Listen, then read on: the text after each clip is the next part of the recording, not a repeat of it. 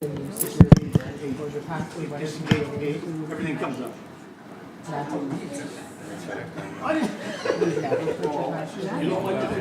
Oui, je sais, mais là, il est 11h01. On peut commencer. Tout le monde est prêt. Bonjour à tous. Je vais convoquer la réunion, donc, Madame la greffière. We have an adoption of the agenda. I believe that Councillor Bourgeois has something to add. Vas-y, conseiller Bourgeois. Merci beaucoup, Madame la Maire. Crime Prevention and Reduction. Would you like that under Councillor? Others, Okay. whatever. Doesn't matter. C'est beau. Merci, conseiller Bourgeois. Merci, Madame la Maire. Do I have a mover and a seconder? Donc,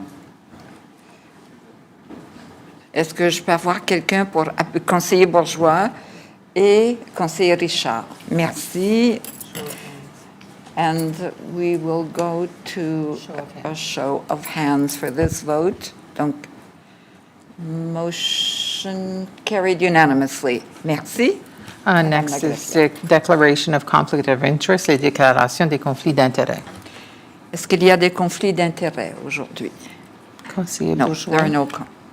Conseiller Bourgeois? Votre lumière. micro. Ah, Okay. c'est beau. Merci. Okay. Il n'y a pas de conflit. Next is minutes of the meeting of August 25th. Sorry, I went ahead of myself. Minutes of the meeting of August 25th, Committee of the Whole. C'est beau. Merci. Could I have a mover and a seconder? Donc, conseiller Steves, conseiller Kingston, and we will go to a show of hands, manual vote. Donc, motion carried. Merci. Next is new business, is affaires nouvelles, and first up this today, not this evening, is climate adaptation plan, and I believe that Tim Moorman is here, and I'm not sure if the consultant is online. Bonjour, Tim. I do not see her. Oh, yes, I do. She is there. Okay.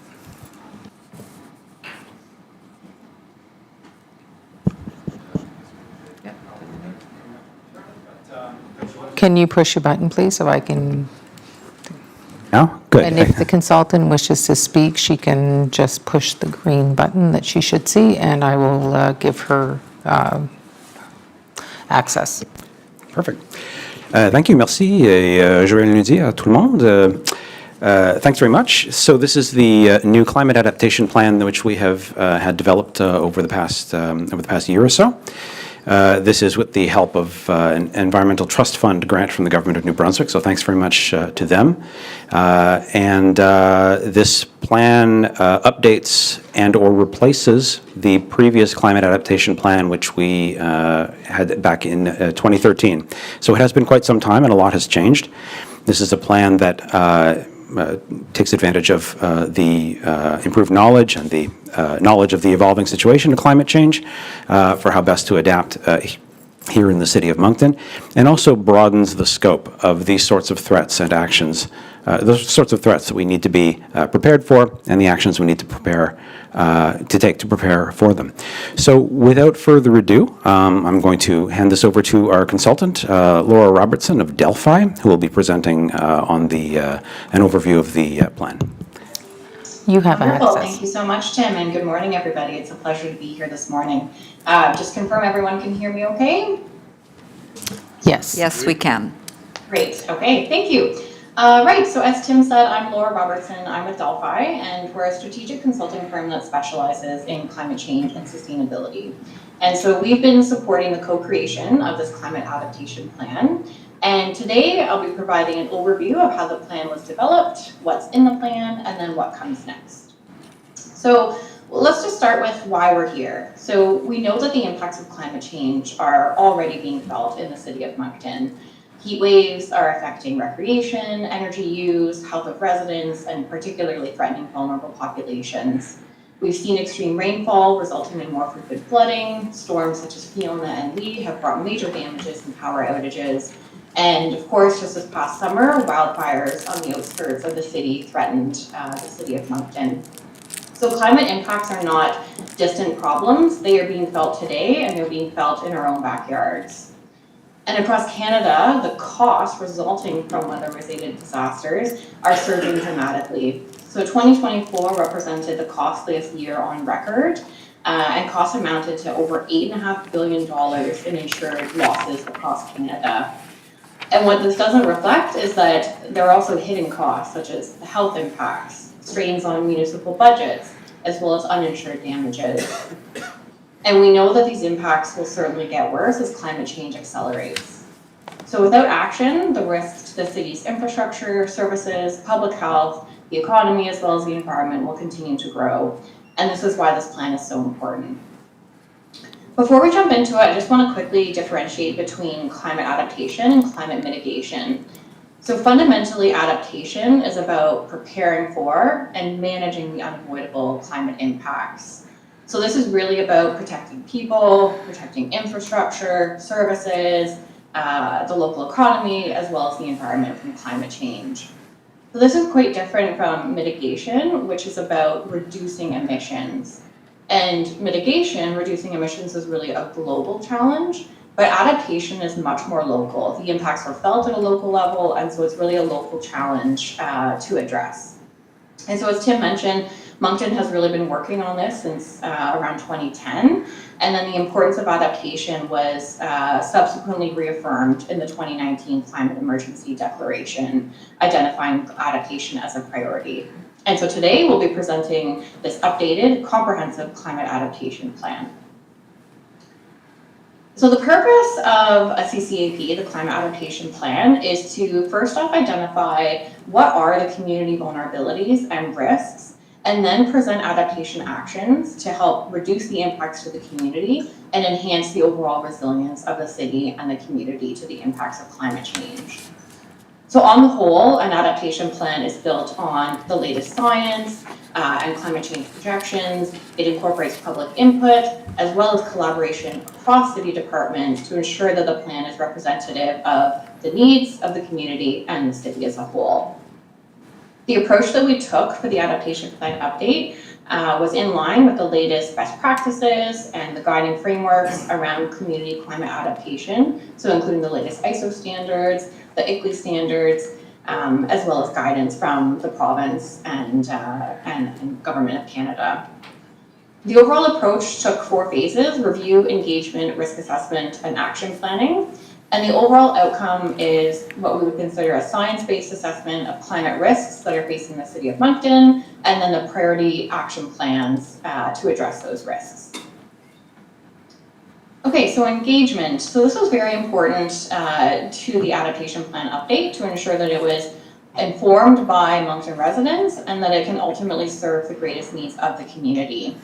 So one of the engagement approaches we took was an online survey through the Let's Chat forum, and almost 100 residents responded to this survey.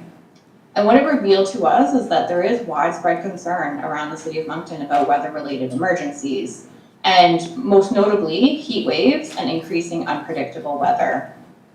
A large majority, so over 85% of residents, said that it is important that the City of Moncton take a leadership role in reducing risk from climate change.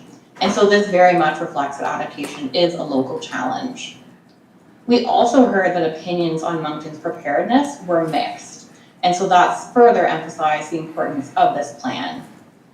And overall, the survey provided a very supportive basis for this work being undertaken to develop the strategy. So the risk assessment. The purpose of the risk assessment was to identify the physical risks posed by climate change, to be able to rank those risks to inform the priority actions. So in total, we looked at 7 different climate drivers. So drivers such as warmer temperatures, increased precipitation, drier conditions. From there, we defined 16 specific climate events and then 77 possible local impact scenarios. And these risks spanned the categories on the screen, so health, infrastructure, the economy, and the environment. And we assessed these risks using local data, climate projections, as well as staff expertise. And ultimately, we identified 6 very high and 20 high risks that emerged from the risk assessment process. And top concerns were primarily related to heat, flooding, extreme weather events, and forest fires. And so this informs the action planning process. So up on the screen is the vision that was established for the updated climate adaptation plan.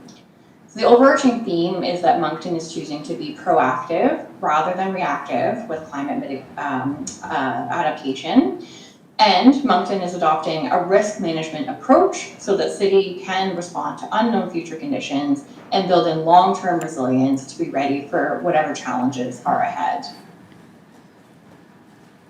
The action plan. So through a virtual workshop, as well as a series of one-on-one consultations with various city departments, a total of 75 adaptation actions were identified within the 5 themes shown on the slide. Next, on the next series of slides, I'm going to share some just illustrative examples from each category. And every action item included has a description, a timeline that's based on the urgency and the difficulty of the item, a cost estimate, and a clearly identified lead. So the first category really focuses on protecting the health and well-being of residents. And so the types of items within this category include public education to help residents be more aware and make informed decisions about climate change. And we also see very tangible steps to protect public health, such as the example of increasing the availability of water fountains across the city. The next category is emergency response and preparedness, and this is about strengthening the city's ability to respond to climate-related emergencies. So examples here include hiring a full-time staff member to ensure that there is really dedicated capacity to address emergency planning and response as these risks increase. It also includes measures to help protect vulnerable residents who are most at risk during extreme weather events, such as expanding the focus on this in the Municipal Emergency Measures Plan. The next category is city policy and programs. So this category is about embedding climate adaptation into city policies and programs. So examples here include incorporating climate change adaptation into the municipal green building policy. Another example is considering regulating the size and the design of parking lots, which we know contribute to urban heat island effects, as well as increased stormwater runoff. The next category is resilient ecosystems and environment. And this is about protecting and enhancing Moncton's natural environment while simultaneously reducing climate-related risks. So examples here include developing a green space and a natural infrastructure master plan, and this is about leveraging nature-based solutions to reduce climate risks. And another example here is establishing partnerships on invasive species to help keep ecosystems healthy and as resilient as possible to the impacts of climate change. The last category is resilient infrastructure and services, and the action items here are focused around strengthening critical infrastructure and safeguarding essential services. So the first example here is to continue exploring localized flood risk mitigation strategy to be able to target resources to the most at-risk areas.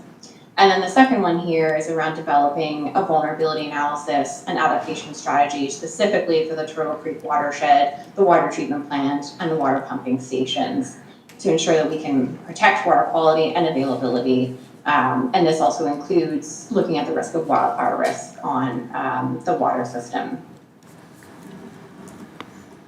So savings and benefits from the climate adaptation plan. So addressing climate risk proactively through adaptation not only mitigates future costs, but it also provides numerous additional co-benefits as well.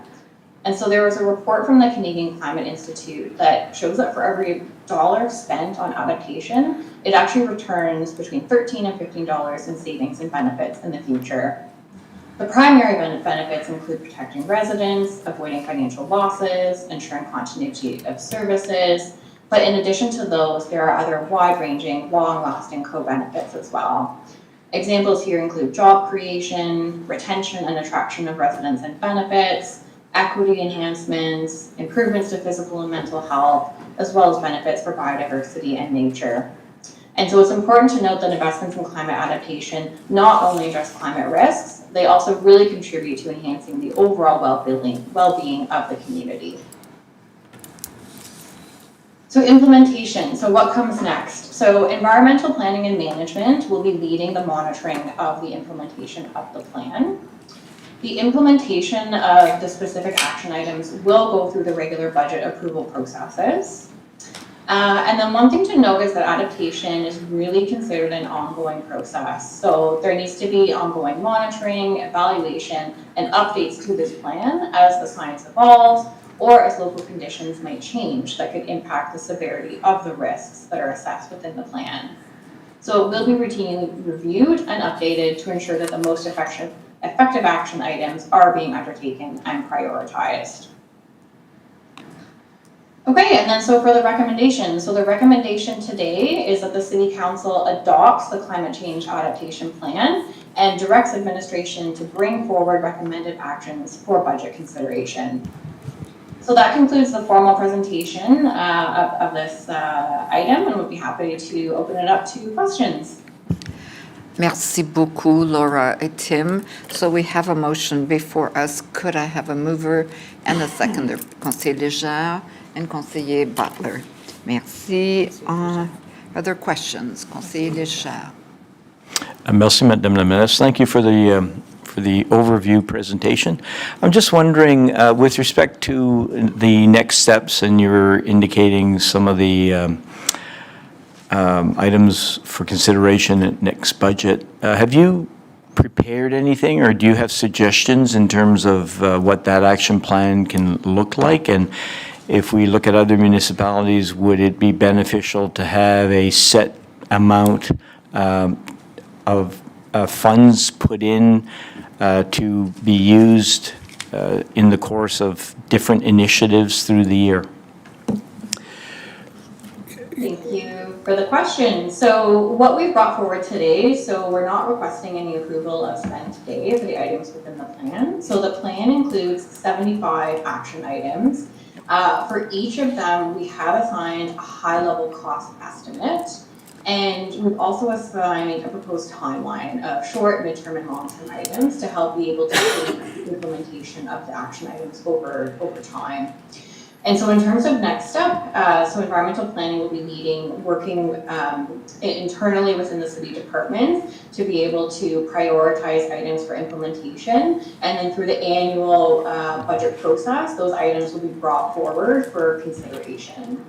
And maybe I'll see if Tim, you want to add anything more specifically on implementation? Yeah, I was just going to add that, year over year, as our actions that become apparent that they should be the priority that coming year, we will be bringing those forward through the budget process. But also, that it's a highly fluid situation, and trying to plan out the budgets, even the detailed budgets early on, when the actual actions may be several years off, is always a challenge. So, what Laura mentioned earlier, that this is an ongoing process, adaptation now being just one of the things we do on the regular.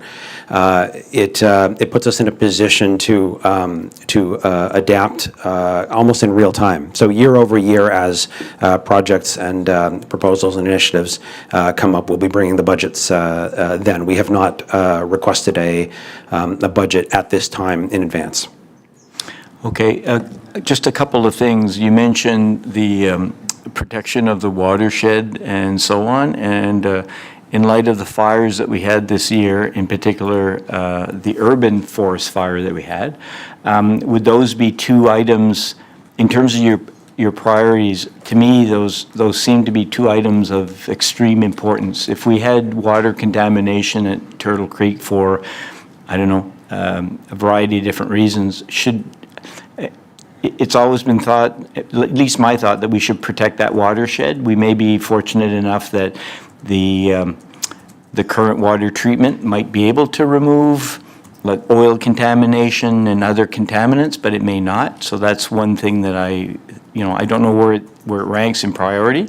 And then the other piece is, during that wildfire, if I want to call it small wildfire, in Irishtown, it came to my attention that we need some planning. We need to have certain steps to protect our urban forests, and that is removal of some trees, planting other species of trees that don't contain as much fire load.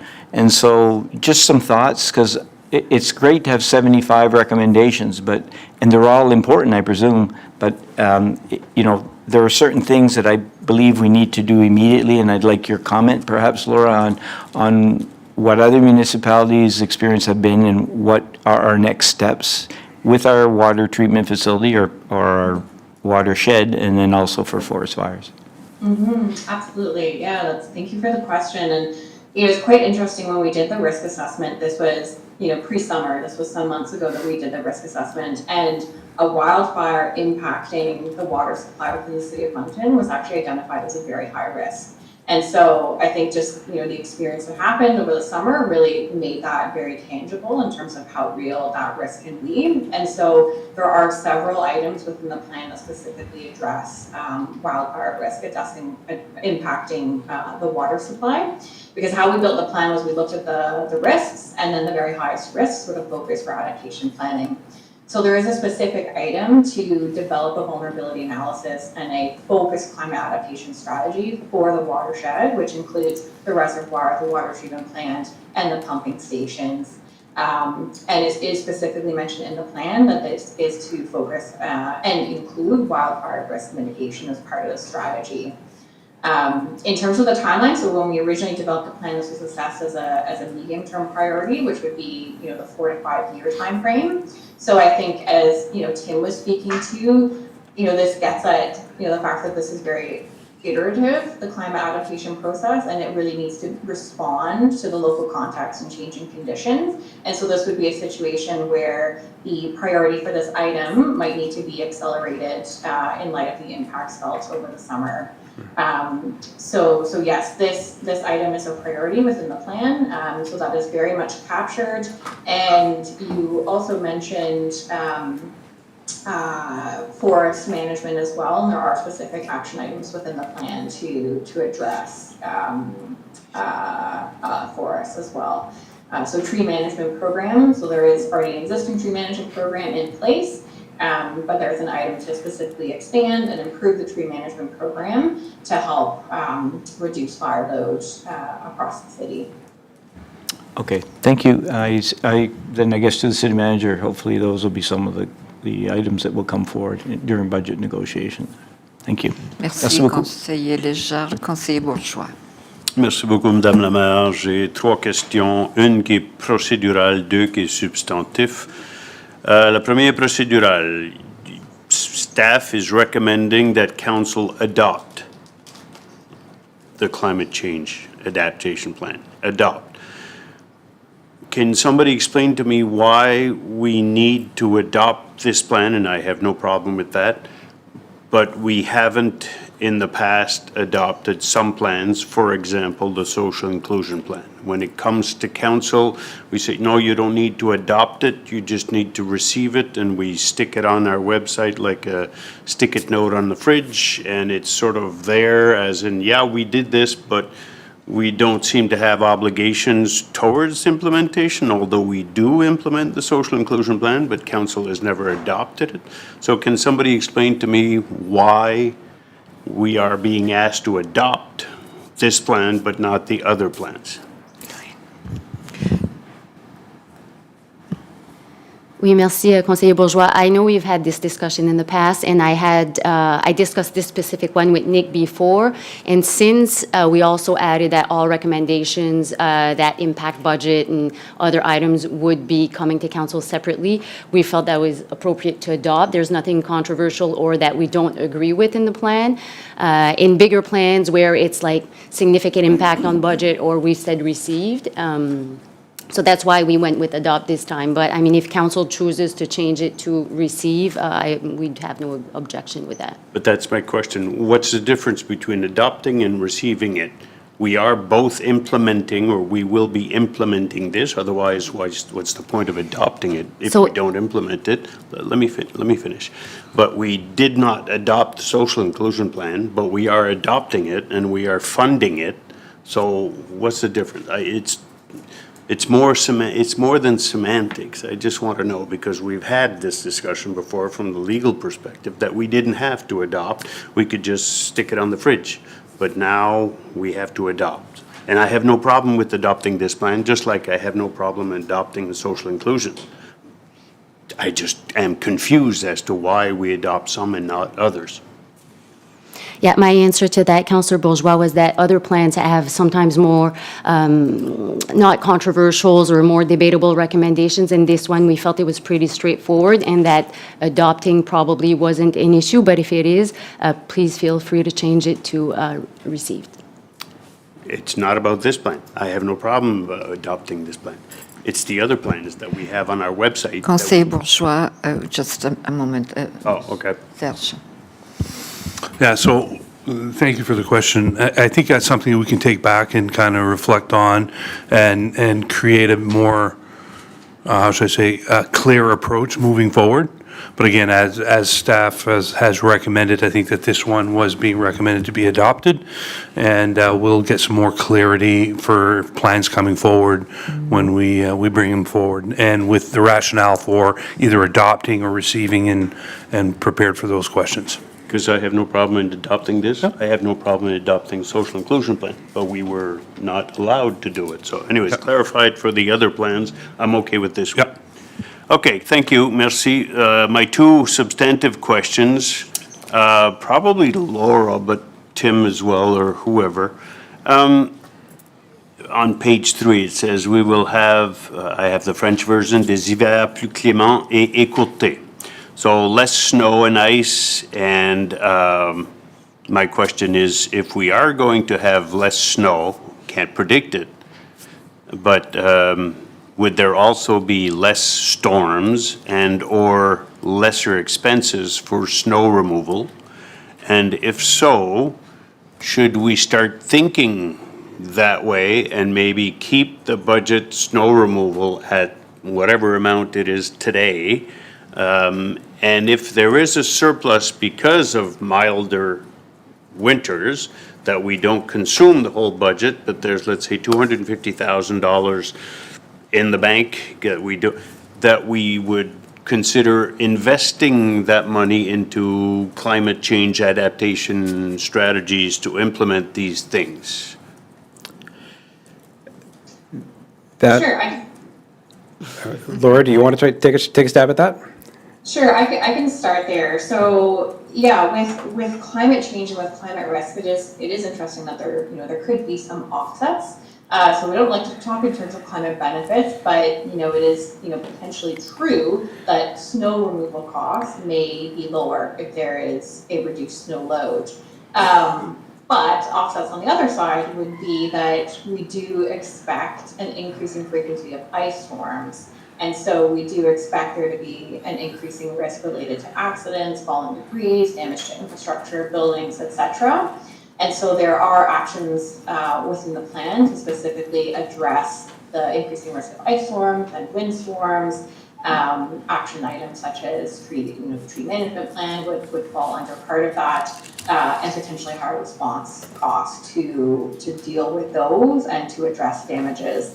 So there's a bit of kind of, plus and minuses. You might see some savings on the snow removal side, but with a higher frequency of ice storms, there may be a greater demand for salting, sanding, and prevention related to ice storms. Tim, you were gonna jump in and add something as well? Oh, I was just going to say, pretty much what Laura said, but also that it would be probably premature, unfortunately, for us to start counting the savings today, as other costs are likely to present themselves. And the other thing is that, we really won't know until we've seen a trend over many years. But it's certainly something that we will remain alert to. If we find that year over year we are underspending, for example, the snow removal budget, that's something that we would start to pay attention to. But year over year, there can be so much variation. It'll be a while before we know enough to start baking that into our financial planning.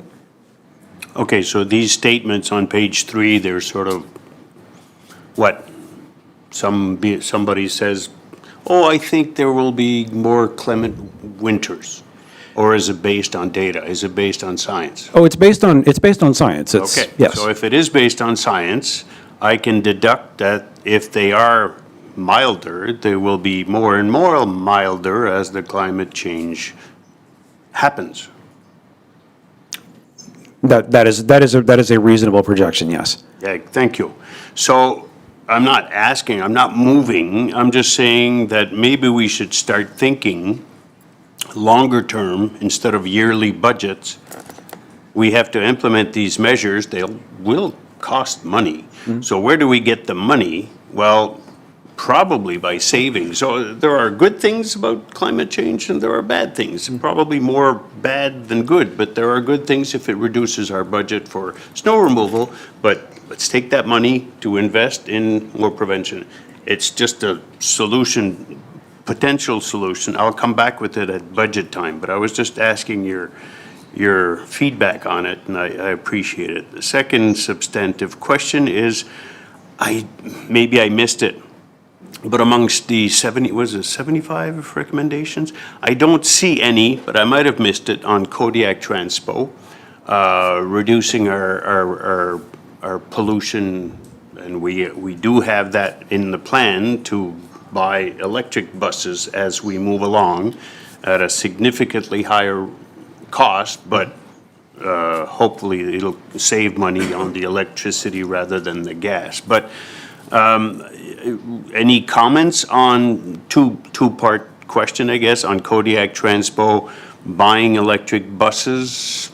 I would assume it's good. Why wouldn't it be in the plan that way? Sure. So the short answer to that, Councillor, is that, the effects of electrifying the transit fleet, along with a lot of other things that we do to reduce the amount of fossil fuels being burned, is really more on the mitigation side. It's about reducing our greenhouse gas emissions, which is a thing that we also have to do and are doing concurrently with all this.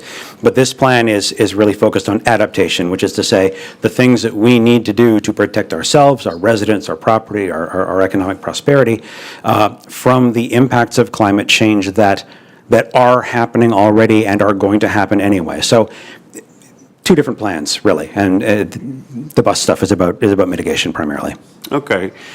Final question it's related to Kodiak Transpo.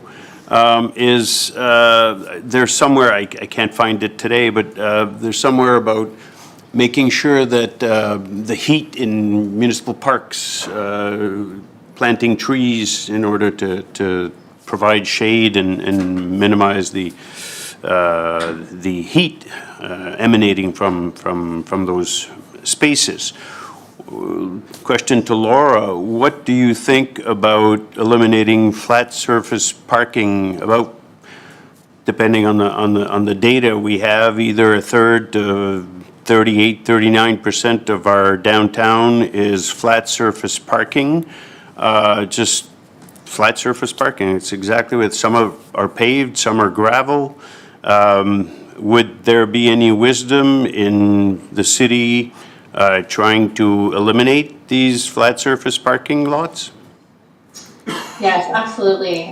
So that does show up in the action plan. So there are at least 2 items related to that because, flat surfaces, parking lots, roads, they all contribute to what's called the heat island effect. And you've probably noticed it. If you stand in a parking lot, it'll feel 5 degrees warmer than if you were to stand on a grassy area or in a park. And so it contributes to heat island effect, particularly in downtown areas.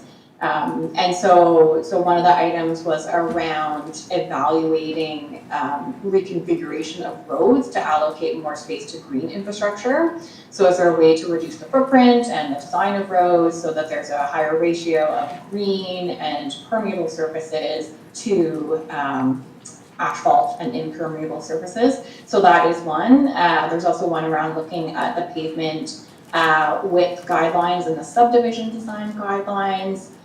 So there's that one, and there was also another round around just general parking lot management and looking at reducing overall parking lots across the city. So very much captured within the action plan and absolutely would deliver benefits in terms of reducing the heat island effect as well as managing stormwater runoff as well. So stormwater, because we are going to see higher precipitation, so increased precipitation as well as increased intensity of precipitation. So the amount that rains in a 24-hour period is going to increase with climate change. And so the more paved, impermeable surfaces you have, the higher risk of localized flooding during those rain events. So addressing paved surfaces will mitigate 2 priority climate risks. Okay, thank you very much. Thank you, Tim. Merci, conseiller Bourgeois. Conseiller Richard. Merci, Matt Esterio. Thank you, Laura and Tim, for being with us this morning. Great presentation. Communications in the plan's been mentioned a few times. I think it's going to be very important to be communicating with them. Might be a little premature, but what kind of plan do we have to get the residents engaged? It is early days in terms of figuring out how to communicate all of this, but certainly recognizing that there are lots of different channels that people pay attention to. Some people are getting their information from, I was about to say Twitter, but X, social media. Some of them come to our website. Some of them you may check out other sources. So one of the really important things about anything we do in terms of adaptation is making sure that that we meet people where they are and not make assumptions about how they're going to get information, which our comms department already does. They are already thinking in these terms. So this is something we very much take to heart as we focus on the core mission of making sure people find out what they need to do and what they need to know when they need to know it, so that they are in the best position to reduce the immediate risks to themselves when something bad happens.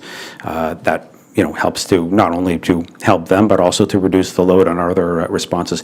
So this will be part of the broader implementation strategy for sure.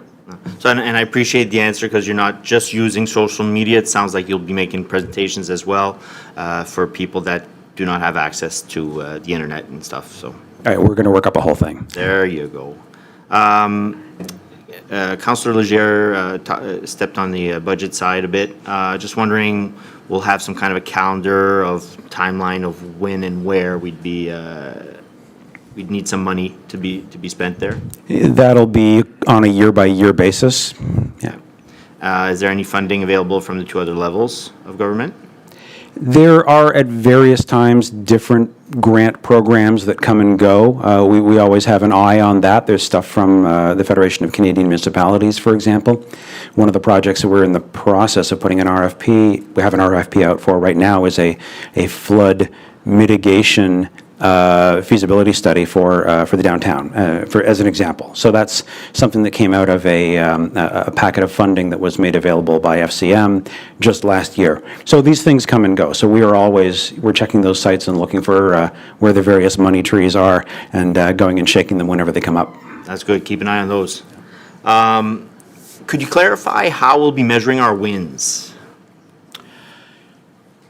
I think the different actions are each of them is going to have a different sign of success. One of them, for example, I believe, was to get more people signed up for Moncton Alerts, so that they're more likely to actually get the messages. That's a pretty clear metric. Other actions would have different measures of success, and I think it'll be really important as we go forward to really concentrate on, all right, what is measurable but also relevant to what we're doing. We want to be careful not to choose metrics for the sake of metrics, because then you start chasing an indicator that may not actually be.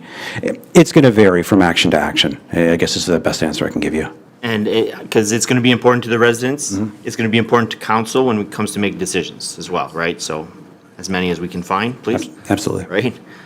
Just a comment, I'm happy to see that emergency response and preparedness was basically at the top of your list. That's probably one of the most important things we should be taking care of right away. Communications, EMO, flood plans, evacuation plans, extreme weather supplies, and all possible emergency centers that can accommodate from, and I love this wording, climate change hazards, instead of using weather. So that takes care of a lot of places. So really appreciate it. Merci beaucoup. Thank you, Councillor. Merci, Conseiller Richard. Before I go to Conseiller Legere, is there anyone who hasn't spoken who wish to ask a question? If not, Conseiller Legere. Merci, Madame la Mairesse.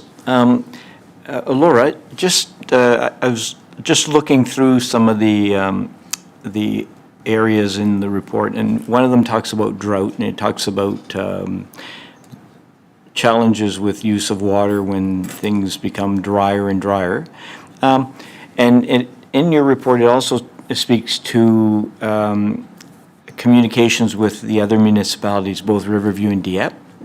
And we share the water supply. We have an agreement between the three municipalities, but only one of the municipalities, which is Moncton, has meters on their water system. In other words, to try to reduce or at least control the amount of water. What would be your thoughts on if we're looking at going down the line with respect to drought-type conditions continuing? Just speak to perhaps the importance of water meters in the long run? Sure, absolutely. Yeah, I mean, I think having the data is absolutely important to be able to assess the effectiveness of various action items and measures that are implemented. And so that speaks to the conversation around KPIs and how do we measure the success. So, certainly as we plan initiatives to reduce water consumption, we need to have ways to be able to validate and measure that on the back end. So there'd absolutely be benefit in having the data to assess where the consumption is happening and ways in which to reduce that. And so I think that would need to be, weighed against maybe the complexity and the cost of implementing that. And yeah, not sure if there's ways to implement like temporary measurement kind of online versus more permanent measurement options. But I think that's something that likely the engineering department could support with, is looking at specific options to be able to do that.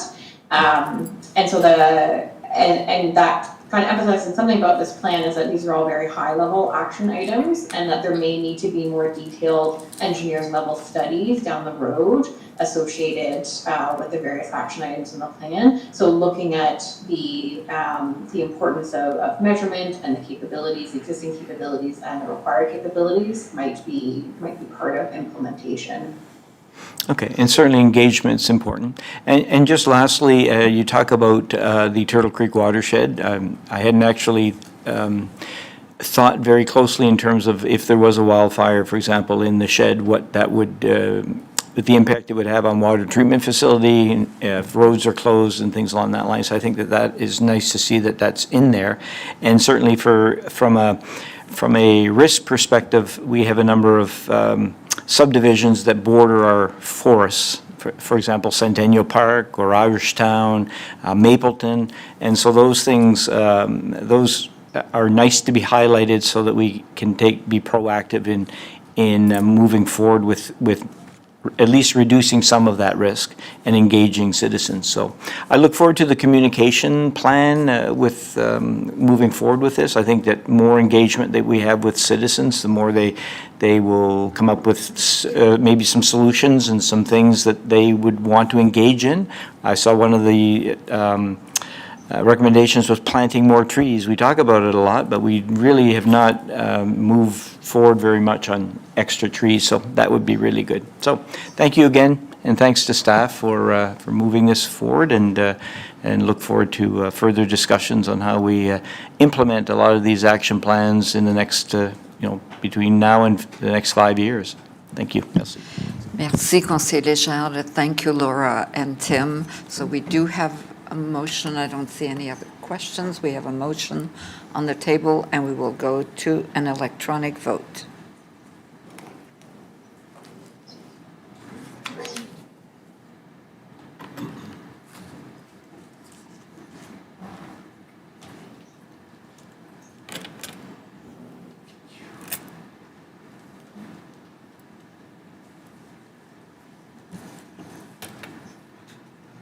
We show the results of the vote.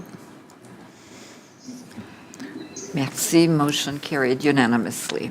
Merci. Thank you. Madame la Greffière. The next item is sidewalk snow removal plan 2025-2026. And Alexandre Bimet is here, and Don Morehouse is going to lead this item, I believe. Bonjour, Don. Bonjour. Good late morning, Your Worship and Council. I'm here to do the annual sidewalk snow removal adoption plan. So this year will be, I guess, less complicated in some ways, but I'll go through with you quickly. So Moncton obviously has close to 500 kilometers of sidewalks, of which we service 322 kilometers. For this season, the plan is basing its focus on aligning the service with transit stops, which we've worked with Kodiak around, because there was feedback from residents that some of the stops didn't seem to align with the sidewalks. So we worked at that, and that affected a total of 3.8 kilometers of our route, more or less switching sides, no additions to the actual route itself. So overall, the new criteria that was adopted by council in 2023, which is a focus of servicing sidewalks within 0.5 kilometers of all K to 8 schools, is still our guiding principles. And based upon that criteria of 2024 and 2025, which was last winter, for each ward, our total amount of sidewalks that are servicing, once again, is 322 kilometers. Over the winter season and during the summer, we received service requests that totaled 15.7 kilometers. And the bus routes changes, which I already mentioned, were 3.8 kilometers. You'll notice on a couple of the ward maps, there is a purple dashed segments, which is feedback from our operators. At this point in time, we're not implementing those recommendations. Most of them were either eliminating service because they felt the area had very, very low traffic, and the other consideration might have been related to a solar issue or storage issue.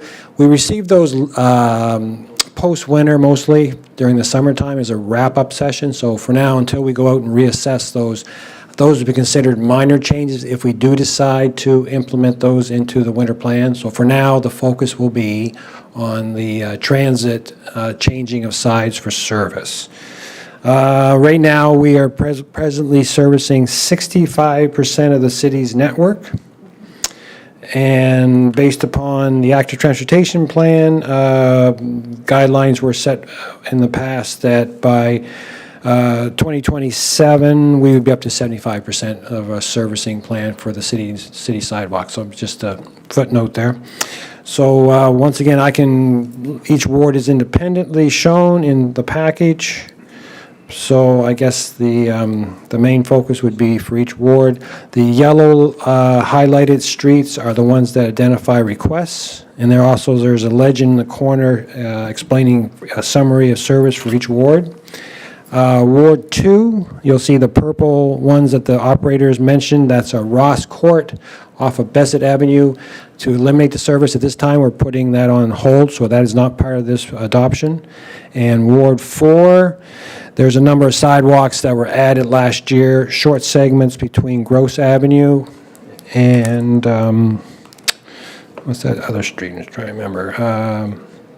Anyways, it picked up a number of side streets off of Gross Avenue that were added last year. We're looking at potentially switching sides, but we have to look at storage, vegetation that's there, could be landscape issues, and also solar efficiency. So we'll review those prior to the winter season, but if we do implement them, they'll be forwarded as a minor change. But for now, once again, the focus is around the transit changes.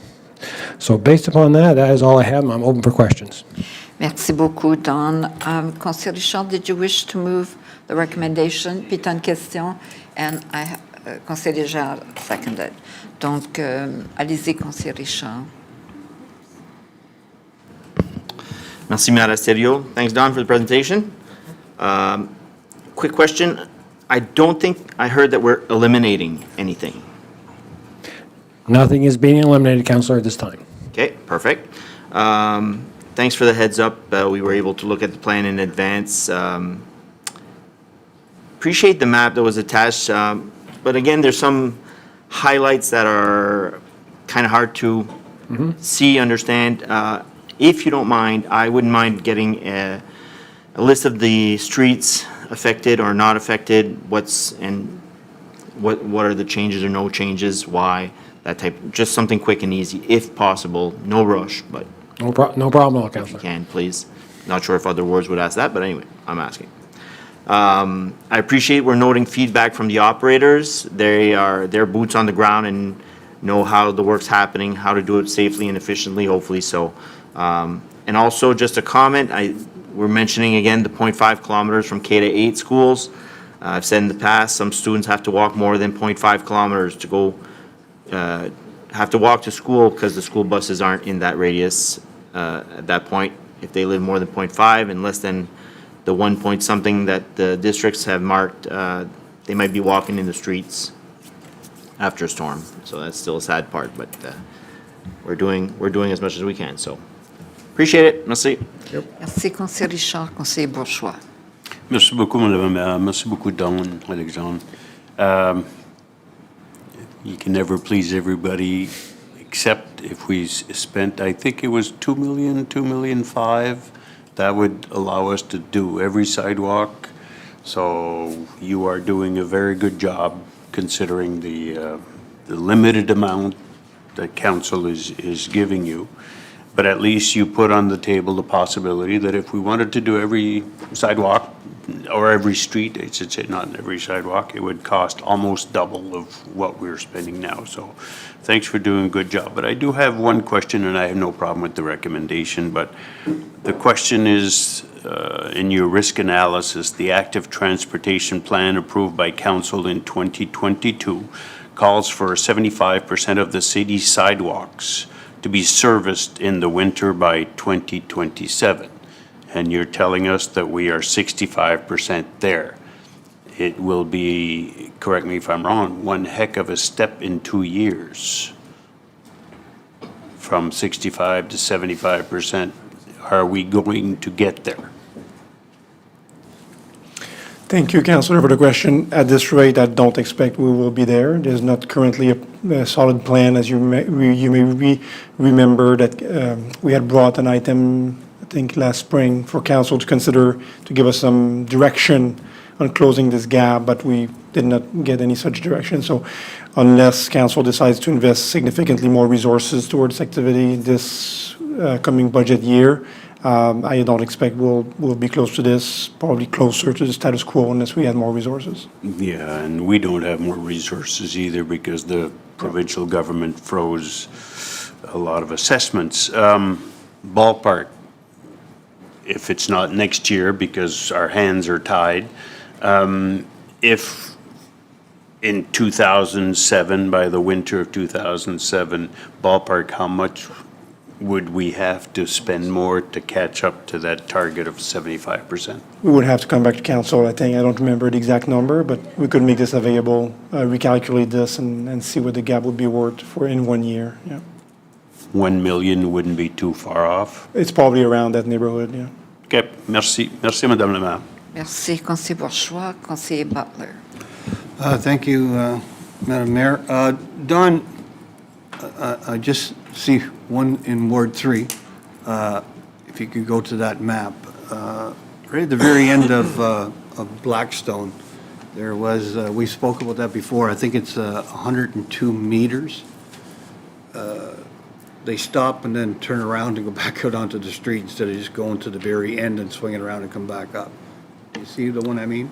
Could we bring up the map, please? Yeah, I see the 102 meters at the end of Blackstone, yeah. I'm sorry? Yeah, I see where you're pointing to, yes. Yeah, I thought that last year we had agreed that this year they would just go to the end and turn and come back up, so they'd fix that a little bit because there's some kids that are coming up to there to get to the school or get to the trail that just, they want to use the sidewalk because there are cars coming down around there. So I was just, is there an issue with that 102 meters? Because the last time I wanted, I think it was 95 meters, and we ended up getting 2 new machines, if you remember. So I don't know if we need that for, they're going that direction. Yeah. Counselor, there's lots of examples of what you're saying, you know, we're there, would it make sense? I think right now, we're just trying to be consistent on how we approach the plan this year, based upon our resources and our funding limitations that we're working with. So we basically worked at either just switching sides, which is related to the transit. But for now, we're just trying to be consistent on how we approach requests this year. So we just more or less put a brakes on all the additions for this year. Okay, fair enough. So the next question for me is that to the CAO, is that, you know, as the city grows, we have seen an awful lot of growth, especially in Ward 3 in the north end. You know, we have many newcomers that don't drive, they walk.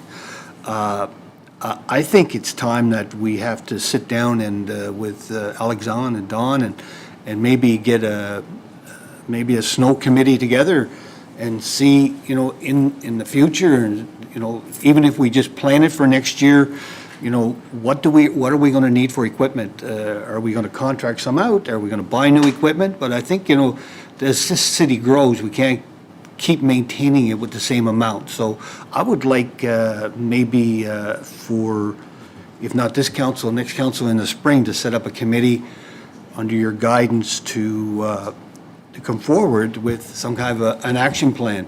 We can't just keep doing this. I mean, we have people around the University of Moncton and Crandall that are trying to get places to get a bus, and the sidewalks are not done. We're looking at maybe probably another school in the north end. These are things that, we can't wait for the last minute. I really believe that we have to work with Alexandre and Don and get a committee together to see what we're going to need, what's the cost going to be, and, at least then we have a plan. So, I think that we had brought that forward last winter or last fall, I believe. So we'll revisit that and bring it back forward to a future council meeting. I don't know if it'll be maybe in the spring or whatnot. But again, looking at the long-term plan about growth and about the requirements if we're going to extend the service and the costing. There's a lot of work that needs to be done to identify the amount of resources required to support those additional kilometers and so on.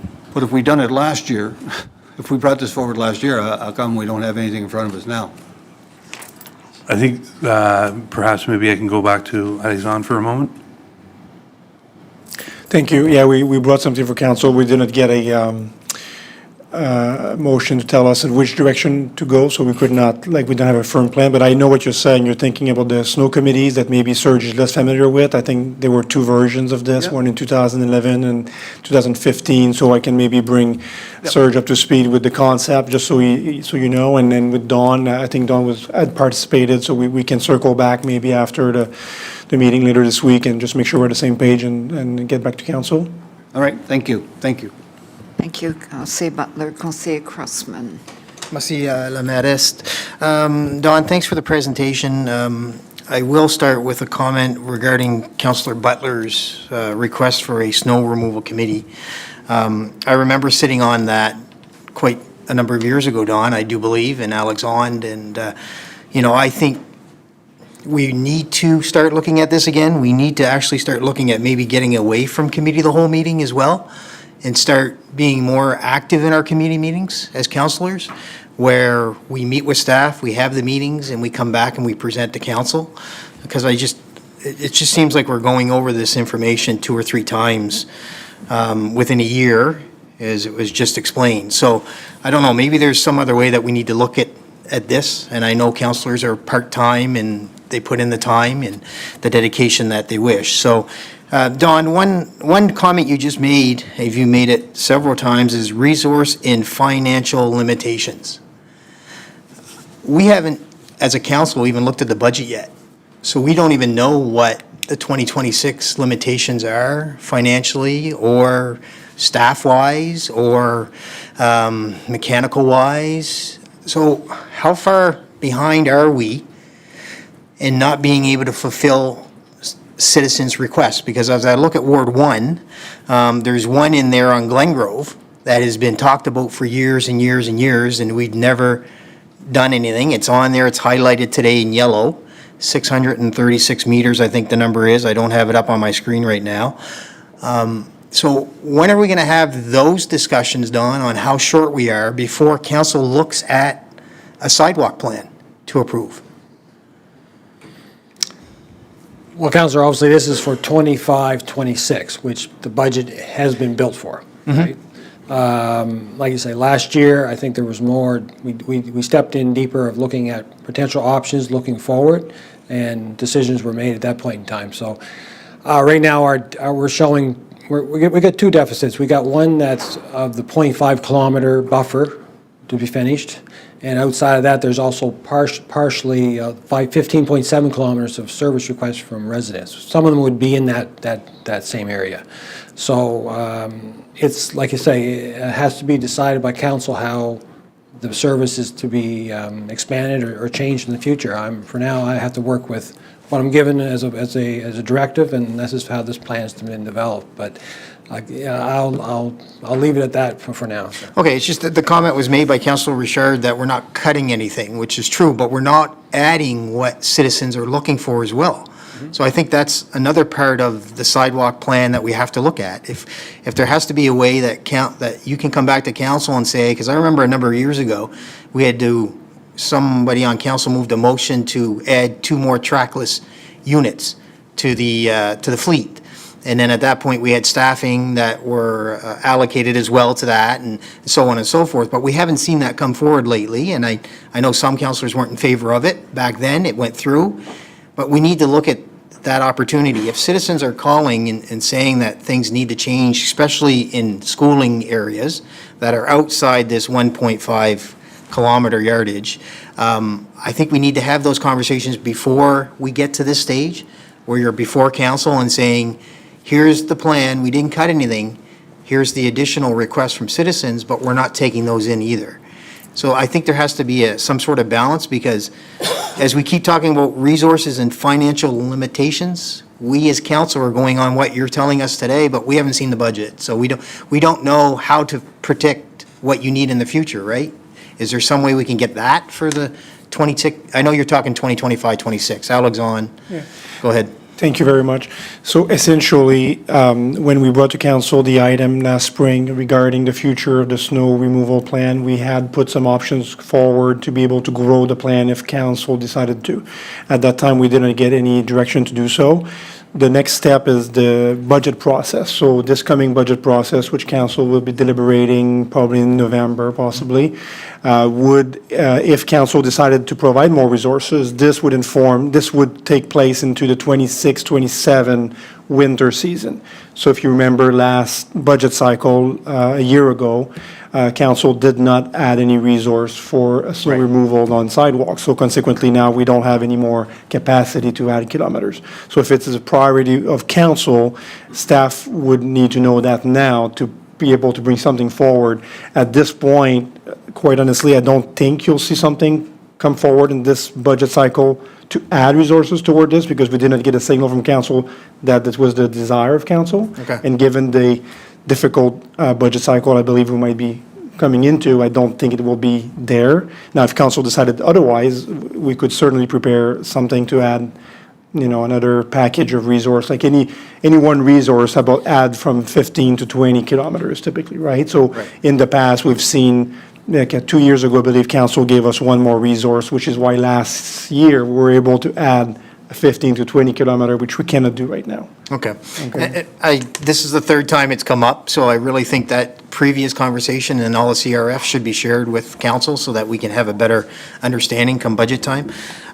Communications, Don, where are we going to be on communications on this? Because I think we all know that come mid-December till end of March, residents will reach out to council members and to staff members saying the sidewalk's not clean, and it will go on social media, and everybody will get thrown under the bus, shall I say, because the sidewalk's not clean, but it was never being cleaned, and it was never looked at being cleaned. And how are we going to get ahead of that? Because we know it's coming. One thing, Councilor, I think the city website provides a good tool of explaining the service. And that's, whenever I've dealt with the residents, they quickly understand, they typically do understand the limitations of what we can provide and how the plan overall has a good connectivity and logic to it. But once again, it becomes a challenge to meet the new requests, which haven't been delivered in the past. I guess just being honest and explain where we're at on the changes we're facing, and obviously, I always make sure they understand council takes pedestrian safety very highly, but there's other things that they have to consider also. So, I think we just continue to message that it's important to us, and as time moves forward, funding will have to be, I guess, maybe reconsidered. I'm at this point, that's all I can really give you. And my last question for you, Don, would be growth. As we've seen the city grow, how involved on all developments are you with regards to looking at a snow plan when a subdivision go in or an apartment building goes in and we're adding sidewalk? Are you involved in that conversation to say, hey, you know what, to the developer, this sidewalk's not going to get cleared during the winter because we have limitations? And are they expressing that to the people that are actually residing in those areas to understand that, yes, when they move in, their sidewalk's not going to be clean? Like, it's an extension, we just talked about this, it's an extension, it's adding on. So are you at the table and having those conversations?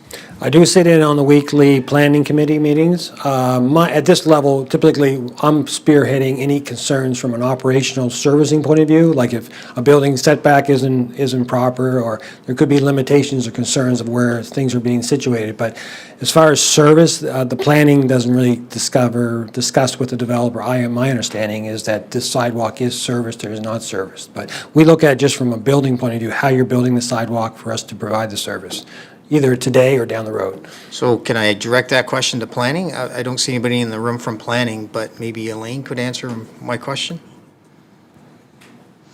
Yes, thank you, Councillor Crossman. As Don mentioned, he participates to, the planning review committee, which is engineering, planning, and we all talk about new projects coming forward. So it is something that's identified at that point, and then Don discusses as needed with Alexandre, I guess, if there's new service requirements within these areas. Okay, good. Thank you, Your Worship. Merci, Conseiller Crossman. Conseiller Kingston. Merci beaucoup, Madame Maris. Thank you, Don. Thank you very much. And the segue, I guess, to Councillor Crossman, the sidewalks are brand-new sections, totally brand-new sections of sidewalk. Are they part of this? And I'm referring specifically to Ward 1, Macaulay to Savannah. Brand-new sidewalk. It's great. I live in a building up at the upper end of Highland View. I'm the only councillor in my building, actually. So the questions do come to me, and they're going to be, it's not indicated on the map this morning that it is being plowed, or am I misreading the map in Ward 1? So it's Macaulay to Savannah, brand-new sidewalk. It's great on the north side because of the second new apartment building adjacent to 369 and now 399. Can you expand on that? Council, if it wasn't plowed last year, unless, the only sidewalks that would actually be added automatically would be on an arterial roadway, like Mountain Road or McLaughlin or something like that. But if it's into basically a collector or a local road, it could be a brand-new sidewalk. It would not be, if it wasn't plowed last year, it won't be plowed this year. Okay, well, right, well, this is brand new, Don. My question is, will it be plowed or be considered to be plowed this year? No. No, okay. Plain answer. Thank you, Don. Merci beaucoup. Thank you, Madame Maris. Merci, Conseiller Kingston. There are no other questions. We will go to the vote then.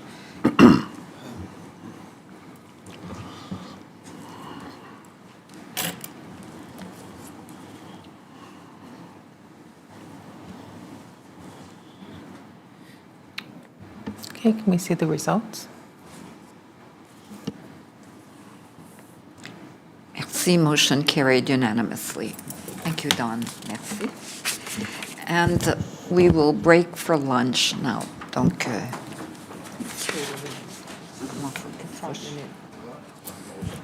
for 30 minutes, a half hour. Merci.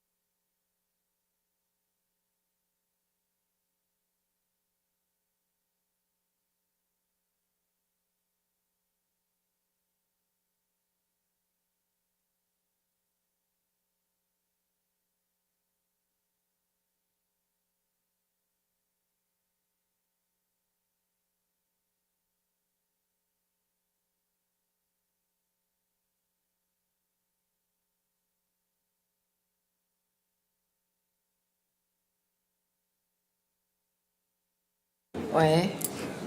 Ben, j'ai besoin du sel. Ça fait monter la pression, je savais. J'en ai pas besoin de grand du sel pour. Ouais, moi non plus. On va la faire.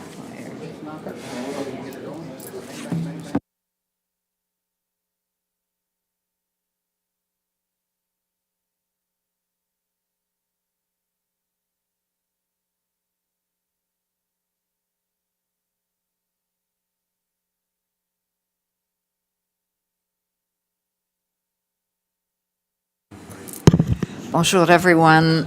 We will resume the meeting. Donc, Conseiller Butler. go Councillor ahead. Butler, yeah. Yeah, I was just, I have an appointment I have to get to at 3:30, so I was just wondering if it's possible that we could move the fire service review up to now, so I won't miss it. Thank you, Councillor. Do we need a motion for that? I'm not sure. I don't- think you just got to need the nods of heads. Just, does everyone agree? So everyone has agreed. I would say they Conseiller have, Butler, yeah, yes. yeah, So yeah.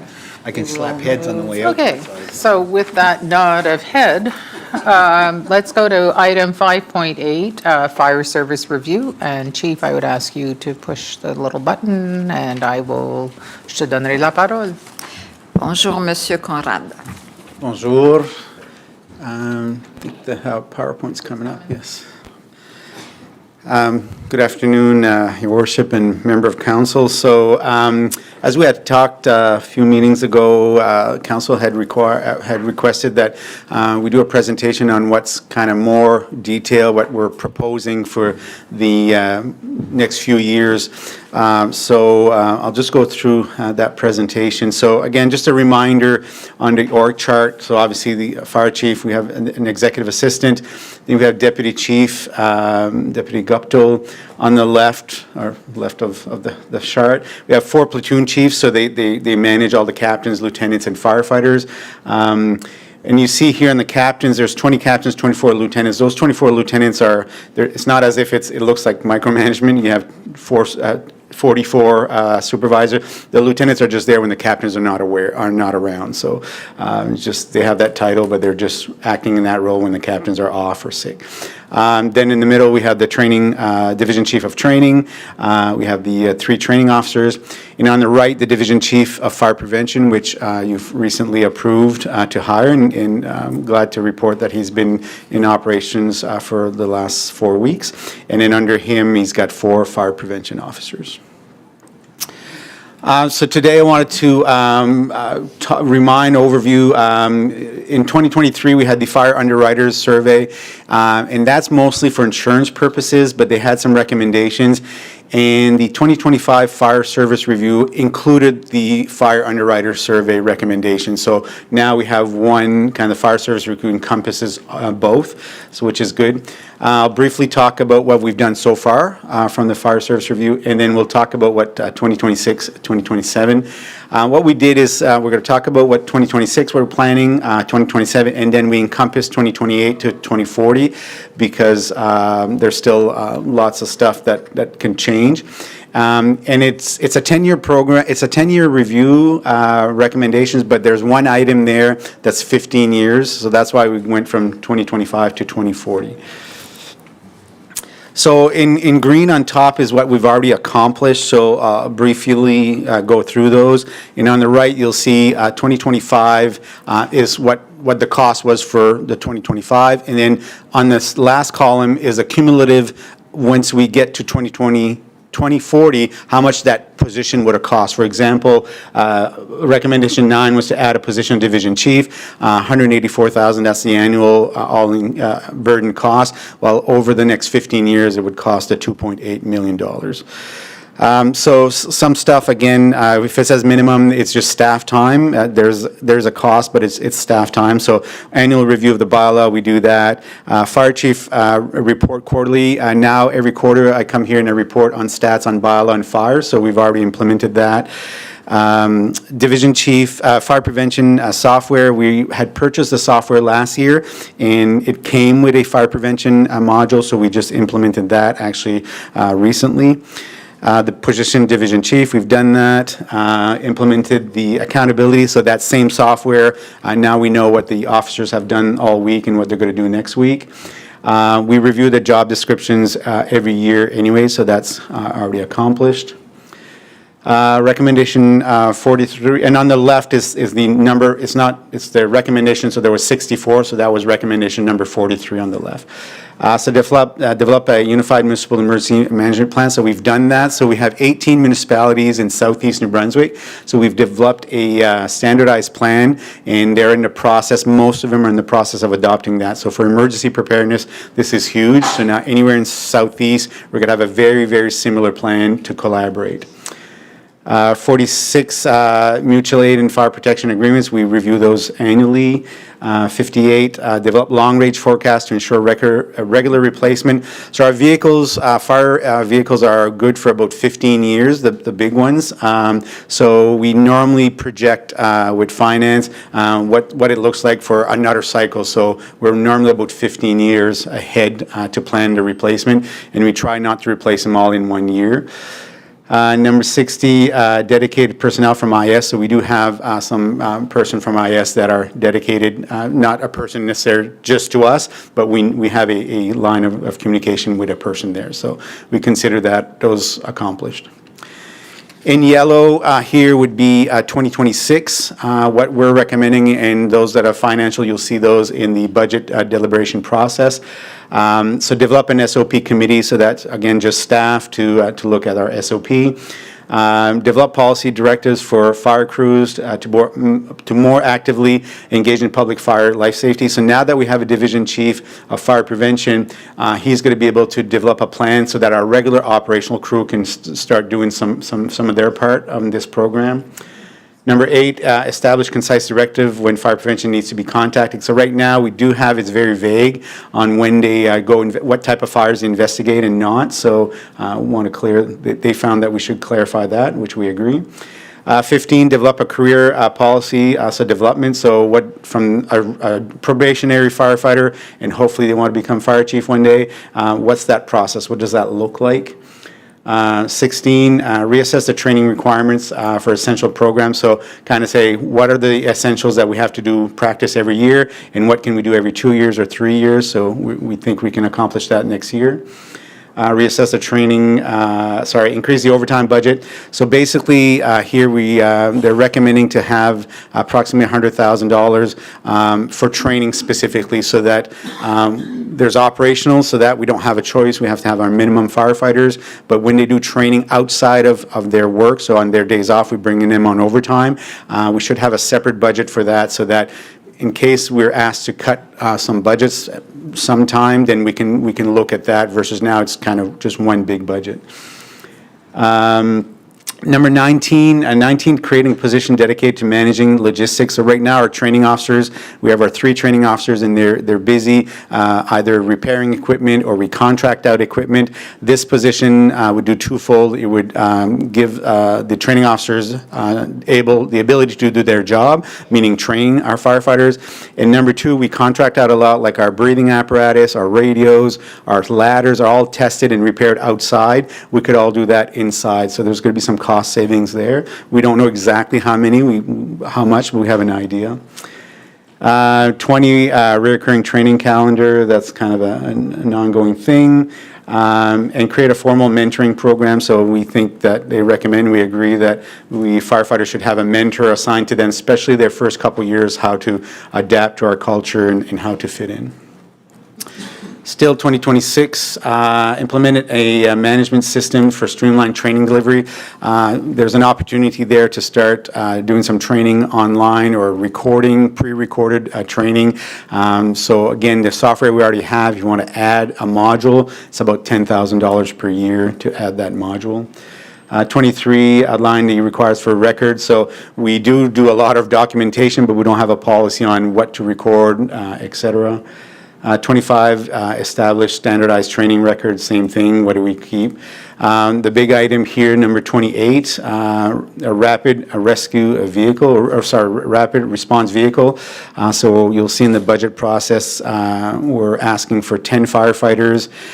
So that's to staff 2 firefighters per shift on a smaller vehicle to go to mostly medical calls, but they obviously during a fire, they can definitely respond and assist. So it would, last year you had approved 1 extra on the rescue, so now we have 2 in the rescue, and we'll have 2 on that smaller vehicle. So now we're gonna have 4 at the same station. So if ever there's a structure fire, we actually have an extra crew now, if they're not at a medical call. 29, establish dispatch working group. We already do that, we just got to formalize a little bit to standardize dispatch and with other fire departments. 30, create a working group. So here, the recommendation is that we would have our own dispatch facility just for fire. We didn't put a price on that. That's almost a study by itself. There's a lot of implication. Would other fire departments jump in? Is there some cost savings, et cetera? So there's nothing we would explore it. So creating the working group, we can do that in 2026. But from 2026 on, we put to be determined just to explore that a little further and what that would consist of. 34, well, that's to purchase the vehicle to meet recommendation 28, so 145,000. 39, review the health and fitness program. So we've been working with the union, the National Fire Protection Association, what they're recommending on annual requirements for firefighters. So we need to review that. So there's no real cost to that. 40, I created a sorry for the spello there, PTSD. So this is huge for firefighters. So we have peer review, we have a system in case they experience some difficulties. But to say that we have a preventive plan, we need to do that. But it's already done out there. We just need to look at it. How does it look for our department? 41, it was interesting to see the adaptation plan, the climate adaptation plan. They were recommending the same thing. So both consultants are recommending to hire an EMO manager or emergency manager position. Similar, Fredericton and St. John have that position also. So both master plans, I guess, are recommending that. 42, the feasibility, still on the EMO level. They think that we should establish kind of a joint with Riverview and Dieppe. There's no cost, but to coordinate more during major response, because the odds are if it's a wildland fire or hurricane that we're all going to be affected. 45 is just to, in our plan, we talk about NGOs, but we don't have specifically a formalized role for all these non-government organizations. 47, they're recommending Moncton Fire Department formalize an agreement with Ambulance New Brunswick for the medical calls, so we're going to explore that. 48, funding formula for fire prevention. So basically, the reason there's no cost there is that we just want to take our budget and say, okay, what's the percentage according to the standards across the country that should go to fire prevention and for training? So a percentage that should be spread among those divisions. So we're going to look at that. There might be some changes. That's why we put to be determined in the futures. 50, fees and charges should fall under fire protection services. So you'll see in the fees and charges that we have a category now. It's just not under bylaw. It's our own category of fire protection services. 51, we should look at a source of revenue for inspections, false alarms, et cetera. And then 52 is more specifically that incremental fees for false alarms. So they're recommending that. The last page for the 2026, explore fees, again, for motor vehicle collision, for invoicing for that and the insurance company. 54, invoicing insurance company for fires. 55, some more redeeming costs. So they really went not just expenses, they're saying here's some opportunities for us to recuperate some of the funds. 56, we don't charge for application for organizations to do some fireworks, so we should consider that. 57, special rescue, like if it's water rescue or if it's heavy duty rescue, we should consider some fees for that. 61, that's not in the fees, but implement plans for a pre-incident plan. So now that we have that division chief of fire prevention, we can now have someone to focus on that. How do we pre-plan a certain building before we arrive there? And the last one in 2026 would be 63, complete a thorough review of the fire prevention, again with the new division chief. He's already started to review that. At the last slide, we're going to say approximately how much it would cost for 2026 and 2027, et cetera. So 27, again, this will change as we get more information, as we look at the situation, the financial situation of the city. But 2027, a community risk reduction plan. So how can we reduce all these risks? I just found out this Friday that we did get the grant for the wildfires, so the Fire Smart. So the federal government just short of $100,000 to study the city's wildland. How can we reduce the mitigation? So really goes well with the climate adaptation plan. So we're going to have a company to do that for us. Number 5, an administrative support. So they're recommending an additional administrative support staff. 2010, hire 2 more fire prevention officer. Recommendation 11, develop clear procedures for each division, fire prevention of their program, so public education, inspection, et cetera. By having those 2 additional fire prevention officers, we'll be able to do that. 13, develop community risk assessment process. So once we have that plan up, how do we maintain it? How do we make sure that we do the assessment on a regular basis and they align with the fire risk? 18, hire 2 more training officers. 26, staff an additional aerial. So they're recommending that in 2027 that we would buy an additional aerial, so a ladder truck, and staff it. So whenever we staff a vehicle, it's 20 firefighters that we need. And here you see, this shows as if we're hiring everybody. We could potentially spread it out over 2 years, hire 10 one year and 10 the next year. That's what I'm saying, all the different challenges that we may face in the future, financial.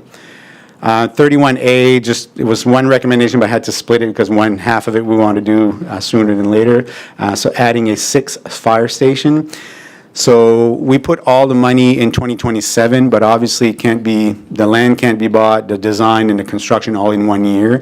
So the odds are that it would take about 3 years. So that 42.3 million would probably spread out over 3 years.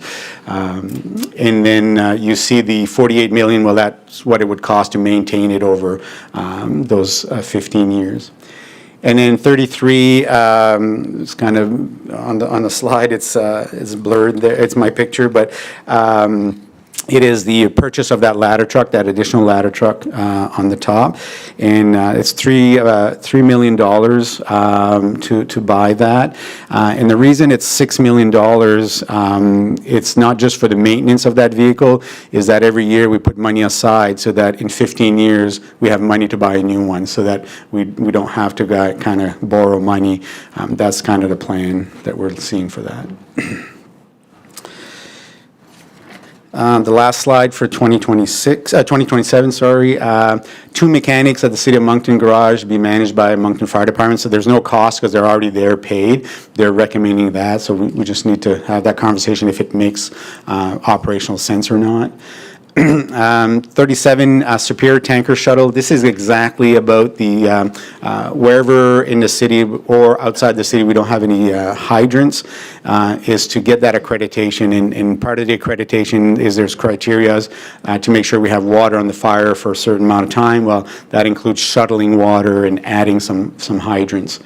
Hence why recommendation 38, they're saying we should consider adding some fire hydrants. They use the terminology dry hydrants. That's just a technical thing that says that it's not connected to the system. It's either connected to a stream or a pond or a well by itself. So you'll see that in smaller municipalities that don't have a water system. It's a standalone hydrant that just kind of goes either to a source of water underground or right beside it. So the 38 is within the city limits that don't have hydrants, and then if you look at 64, it's outside the city boundaries. So that, of course, we'd have to consider also getting some revenue from the province or the municipality we're serving. Coming back to 44, establishing an incident management team. So again, they're recommending that, especially Southeast, because we got the same plan, we have a mutual aid agreement, we should have a team that can respond to emergencies that's well-trained from multiple municipalities, not just one municipality. And 59, creation of fire protection service development charge. So some municipalities, as part of the planning, the building permits, there's a section there they have to pay for fire protection, so there's a potential revenue opportunity there. The last few slides, or this slide in particular, it's kind of all together. That column that says 2028 should probably just say first year, so some of it might be 2028 or some might be 2029, but just gives you an idea what the first year would look like, and then the total until 40. So 27 would be staffed at 6 stations. It just, by the time we build it, we'd be 2028 by the time we staff it. So that's 40 firefighters. That's why that number is so large. Again, we could do that over a few years. It doesn't have to be all in 1 year. 31B, they're recommending we need to replace Brandon Street Fire Station in St. George. One was built in 61, the other one in 62, so we need to consider that. And then Botsford Fire Station, but Botsford's Fire Station, they're only recommending, that's the one in 15 years, so that's the biggest one. That's further out. Every other recommendation is within 10 years, that one's 15. Of course, 32 is that fire station, 6 fire station would need some 2 apparatus, an engine and a ladder. 35 is as we get these ladders, we need replacements, so spares, so when they go out of service that we can replace a ladder with a ladder. And then 62 is the completion of our public safety excellence accreditation, so that's about a $20,000 expense to get that accreditation. And the last slide is kind of a summary. So what we've spent, committed, I guess, 2025 is $184,000, and then over the next 15 years would be 2.8. 2026, what we're going to come up with in the budget deliberation would be 2.09 million, would be 30 million over 15 years.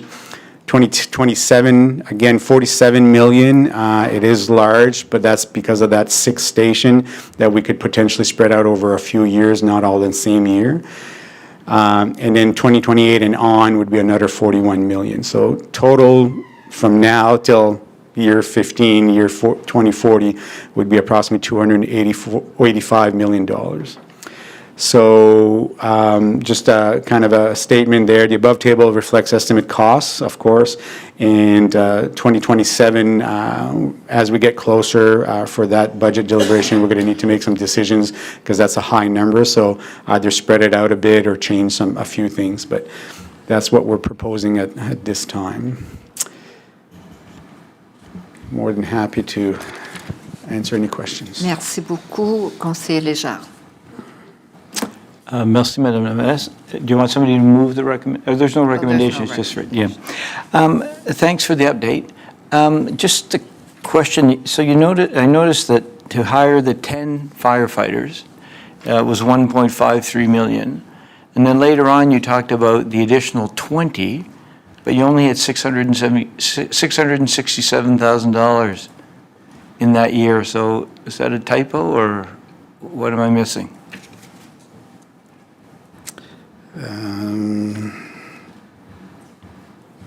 Finance. Oh, I should have given you the number.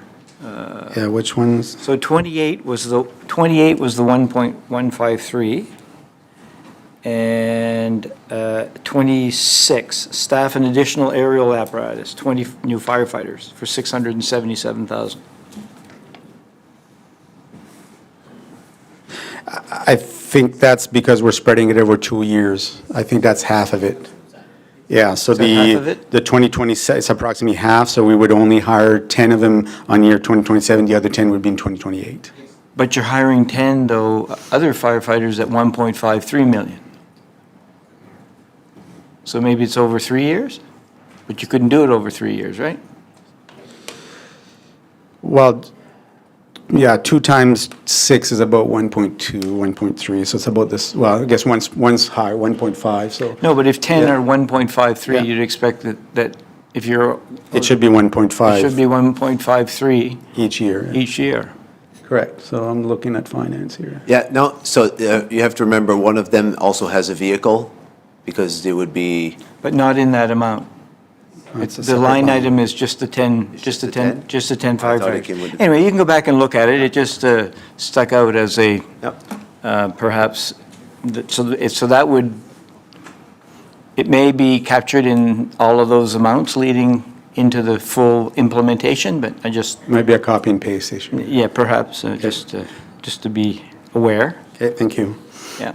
And I'm wondering, in terms of the training perspective that you indicated that you want to have a separate budget for training, my question is it standard practice, and why is it that we pay overtime to provide training, which is part of someone's job as opposed to full-time? I don't think people necessarily come in to volunteer for training, but then on the other hand, in the private sector, people are expected that the training is part of the job. And I'm just wondering, is that part of the collective agreement, the way it reads, and is that standard across? And I mean, I wonder about that in terms of at least not so much overtime as opposed to just regular time.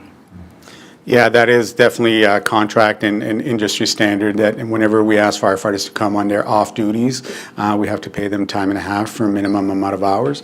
Now, having said that, when we're talking about that, we're talking about training like the water rescue where they can't be on duty because they're in the water and they couldn't respond there. So it's those types of training or training that's 40 hours long that would take forever at 2 hours per day or type of thing. So, I see. So those are those types of training we'd bring. The majority of the training is done on shift, but we bring them off shift. I see, okay, all right, better understanding. You mentioned that you wanted a separate category for fire protection services for fees and so on. And we're going to talk about fees and services coming up, and so I think that's very important, and I think it's something that we should, as council, I certainly would support that, so. Thanks for the breakdown, and I guess we'll see the formal request at budget, so, merci. Merci, Conseiller Légère. Conseiller Butler. Thank you, Madam Mayor, and thanks, Chief. Great report and a great presentation. I guess when we're talking about, you're saying about we have to do something with Brandon and St. George. So would that be like just overall fix them up, or to tear them down and start over? So are we thinking about taking we keep talking about a sixth station. So how's it filled? So we're going to build 2 more stations to look after St. George and Brandon, and then build a 6th one? So thank you for the question. The recommendation is to build a 6th one so we can move prevention, training, and get that one set up. And then while we're doing the construction of the others, that Station 6 could respond so that it can supply those extra handle those extra firefighters. So the idea would be that St. George, they're recommending a different location, so that's not as bad because we can build as the other one. Is Brandon, they're recommending pretty much the same location, so that one would have to be out of service for a year and a half by the time it's being destroyed and rebuilt. Okay. So also too, is we're talking about a number of firefighters being hired. Do we have enough in HR that are applying that, I mean, I know we have, I don't know if it's still there that all firefighters, the new ones have to be bilingual. Is that still? It's an asset, and they get more points on their application, but we're trying to get still kind of reflecting the demographics of the city.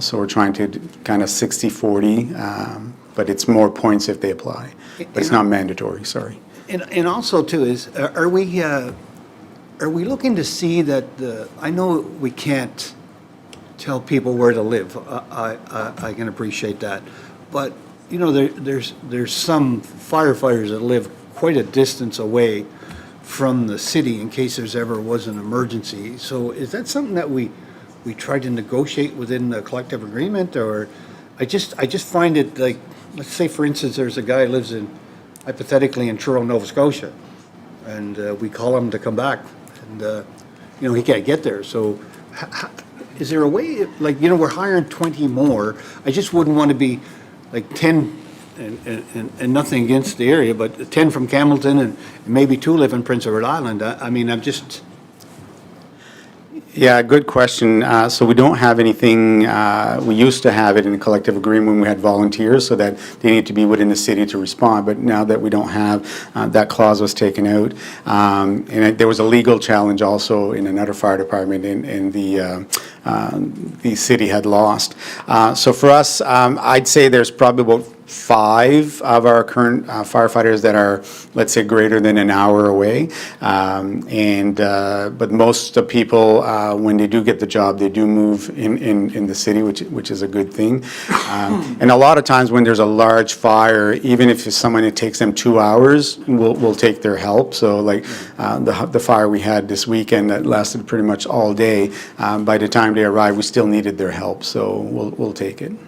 and my last one is that from Ward 3, we still have issues with, I seen the tanker going all weekend out there the other day when we were out at the golf course, back and forth, back and forth, back and forth.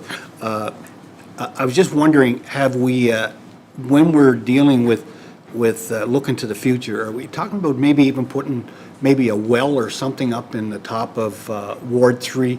So you just don't have to drive so far to get, you know, someone was telling me that the other day that there's places in this country where they don't have fire hydrants, but they have like a rural well where they can go hook onto.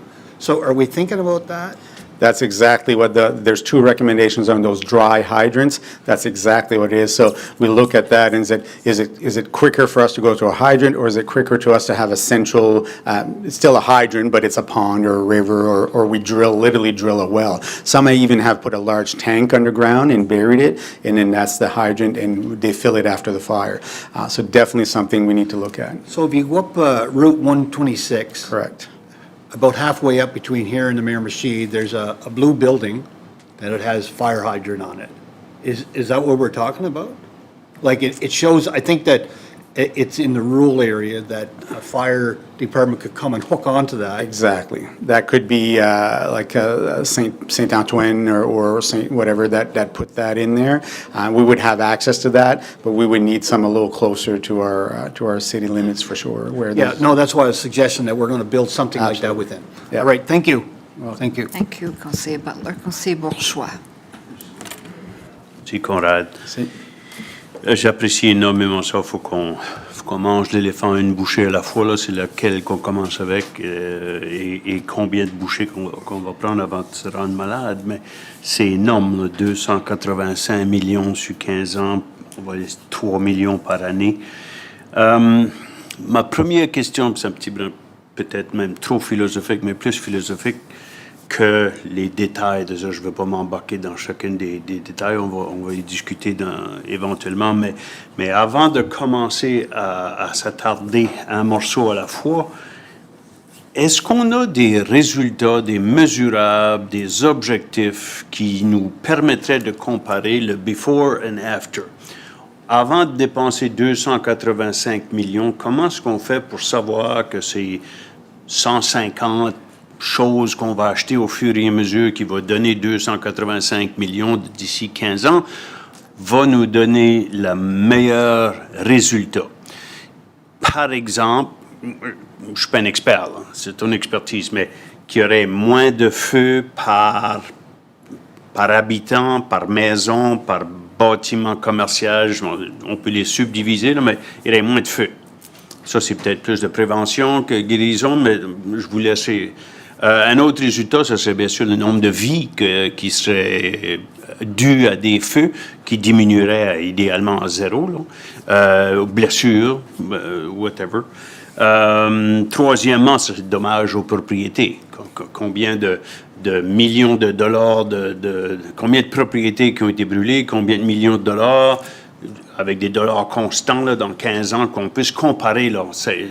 Est-ce qu'il y a une façon de mesurer ça? Est-ce qu'il y a quelqu'un qui fait ça dans le monde, qu'on serait capable d'employer un petit peu ces résultats-là et dire c'est pour ça chers citoyens et citoyennes, là, avant que vous commenciez à nous crucifier parce qu'on va dépenser 3 millions par an sur des services de pompiers, puis des beaux camions, puis des belles bébelles, puis tout ça, puis ça n'aura pas fait de différence, OK?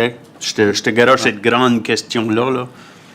Merci pour la question. La bonne nouvelle, c'est que le service d'incendie, on a des statistiques pour presque tout. Du temps que ça nous a pris d'aller du point A à point B, du temps qu'on était à la maison, on tient track de la valeur qu'on pense, c'est estimé, mais la valeur qu'on pense qu'il y a eu du dommage, tous les blessures, tout ça que tu mentionnes là. Mais qu'est-ce qui est encore plus intéressant, c'est qu'à cause que c'est une grande famille, on est réglementé sur le même standard à travers les États-Unis puis le Canada. Donc, on peut comparer qu'est-ce qui est le standard. Donc, le temps de réponse, ça devrait être 4 minutes du temps de la caserne à la maison. C'est pour ça la recommandation de la station 6. C'est vraiment à cause qu'on ne peut pas rencontrer le 4 minutes comme qu'on se parle. Donc, on peut regarder qu'est-ce que les standards qu'il y a à travers le pays. L'association met des standards, mais aussi qu'est-ce que les... Puis, on compare souvent des municipalités de notre envergure aussi, évidemment.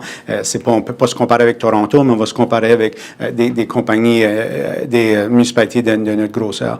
C'est ça qui est beau, puis on peut aller, je peux même aller, si tu me dis, peux-tu me montrer qu'est-ce que cette année, comme Astor versus 10 ans passés, on a toute cette information-là qu'on voit que, c'est sûr, il faut comparer, oui, les numéros, ils n'ont pas vraiment amélioré à cause de la ville a grandi si vite, mais là, c'est des pourcentages, évidemment, là, les statistiques, ça fait absolument... Puis c'est un petit peu ça que le underwriter fait aussi, c'est que l'underwriter, eux, c'est que le mieux qu'on fait, en théorie, le moins de feux qu'ils ont, il y a moins qu'ils ont besoin de dépenser de l'argent les compagnies d'assurance. Fait eux regardent vraiment ça, c'est OK. Puis ils nous donnent un cut. Ça fait nous autres, avec ceci, on espère, on veut se monter de une cut. Donc on est un 3 juste à ça, on aimerait d'aller à un 2.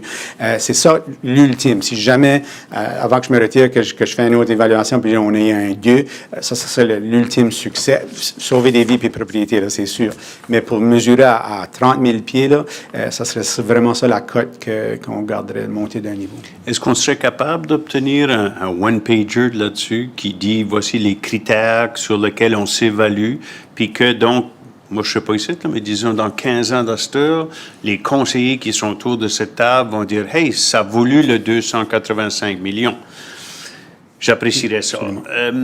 Et ce soit, for the record, là, un conseiller ou une conseillère dans 15 ans pourra retracer ça. Et si vous pouvez le mesurer à chaque année et faire un rapport au conseil de là-dessus, ça serait intéressant. Ma deuxième question est un petit peu, je ne dirais pas niaiseuse. Elle pourrait peut-être être niaiseuse, mais elle n'est pas intentionnellement comme ça. Comment est-ce qu'on fait pour savoir que si on dépensait 140 millions à la place de 280, la moitié, on obtiendrait les mêmes résultats?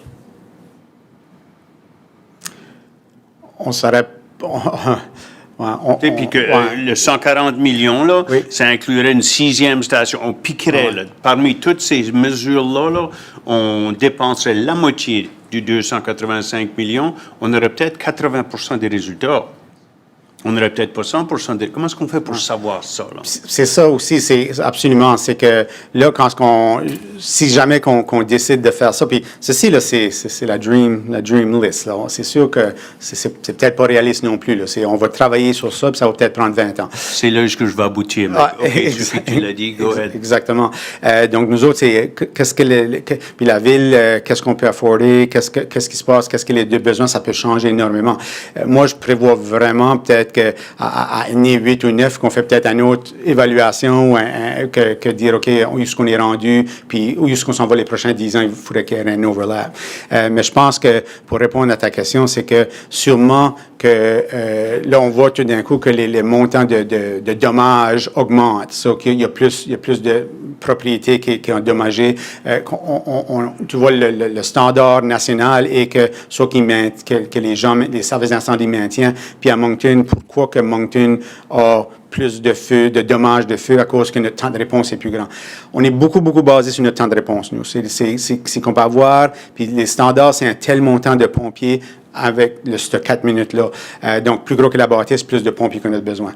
Donc, si on ne rencontre pas ça, c'est OK, ben pourquoi c'est directement relié au montant de personnel, puis la distance des casernes partout dans la ville.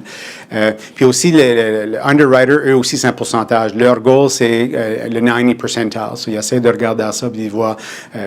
c'est sûr qu'on ne peut pas toujours être là dans 4 minutes, mais ils aimeraient idéalement qu'on serait partout dans la ville en 4 minutes pour 90% du temps. Je pense que ce serait vraiment ça, dire que le prix commence à monter, le temps de réponse, on commence à perdre des vies de la propriété. Mais ça ne veut pas dire que ça prend, comme tu dis, le plein 280 millions. Parce que moi, ma perception personnelle, tout le temps dit, il y aura une sixième station à Vigilant lorsque ça sera développé. Ça peut-être dans 3 ans, ça peut-être dans 10 ans. C'est trop éloigné des autres qu'il faudra avoir une station de pompiers là. OK, est-ce qu'on pourrait juste faire ça? Puis là, choisir à travers... Il y a 3 items. Un, c'est les stations, les 6 stations. Ça, puis l'affaire, je suis fier que tu as dit la réponse au conseiller Butler, que c'est peut-être pas nécessairement de remplacer Brandon, ça serait de la rebâtir. Fait là, moi, je dis OK, parce que moi, je compte l'éliminer Brandon puis Saint-Georges. Si vous allez faire ravigoter ces 2 stations, OK, parce que géographiquement, si la logique était on veut répondre, on nous avait dit il y a une 12aine d'années qu'en bâtissant Botsford là, ça allait répondre, puis en déménageant celle qui était sur la... pas l'Elmwood, la McLaughlin, au parc industriel, là, on est bien. Éventuellement, Visions Land. Puis là, tout d'un coup, on nous dit, oups, ça nous prend d'autres chambardements, mais ça faisait pas de bon sens dans ma tête. Mais là, tu as clarifié ça, c'est une de mes questions. Juste pour clarifier, là, à la fin, si on adopterait tout ça, il y aurait 6 casernes. Là. C'est ça. À remplacer une pour une. Là. Mais c'est à peu près autre que Visions Land, les 5 autres resteraient. À peu près la même. C'est ça, OK, mais ça, c'est différent de ce que j'avais compris l'autre fois ou comme on m'avait expliqué l'autre fois. Mais ça, je suis d'accord avec. Il n'y a absolument pas de problème, 6e station, pour respecter les 4 minutes, pour les principes, etc. Ça, c'est le big ticket item. Il faudra qu'on ait notre tête compris cette affaire-là. Puis je crois que c'est aussi simple que tout simplement ajouter Visions Land. Là, après ça, c'est quel équipement qu'on a besoin. Puis on parle de, OK, il y a des tours qui sont de 30 étages, on a-t-il des camions? Ben non. Il n'y a pas personne au monde. Les 2 tours à New York, 9/11, sont tombés. Les pompiers n'avaient pas d'ascenseur ou pas d'escalateur pour se rendre.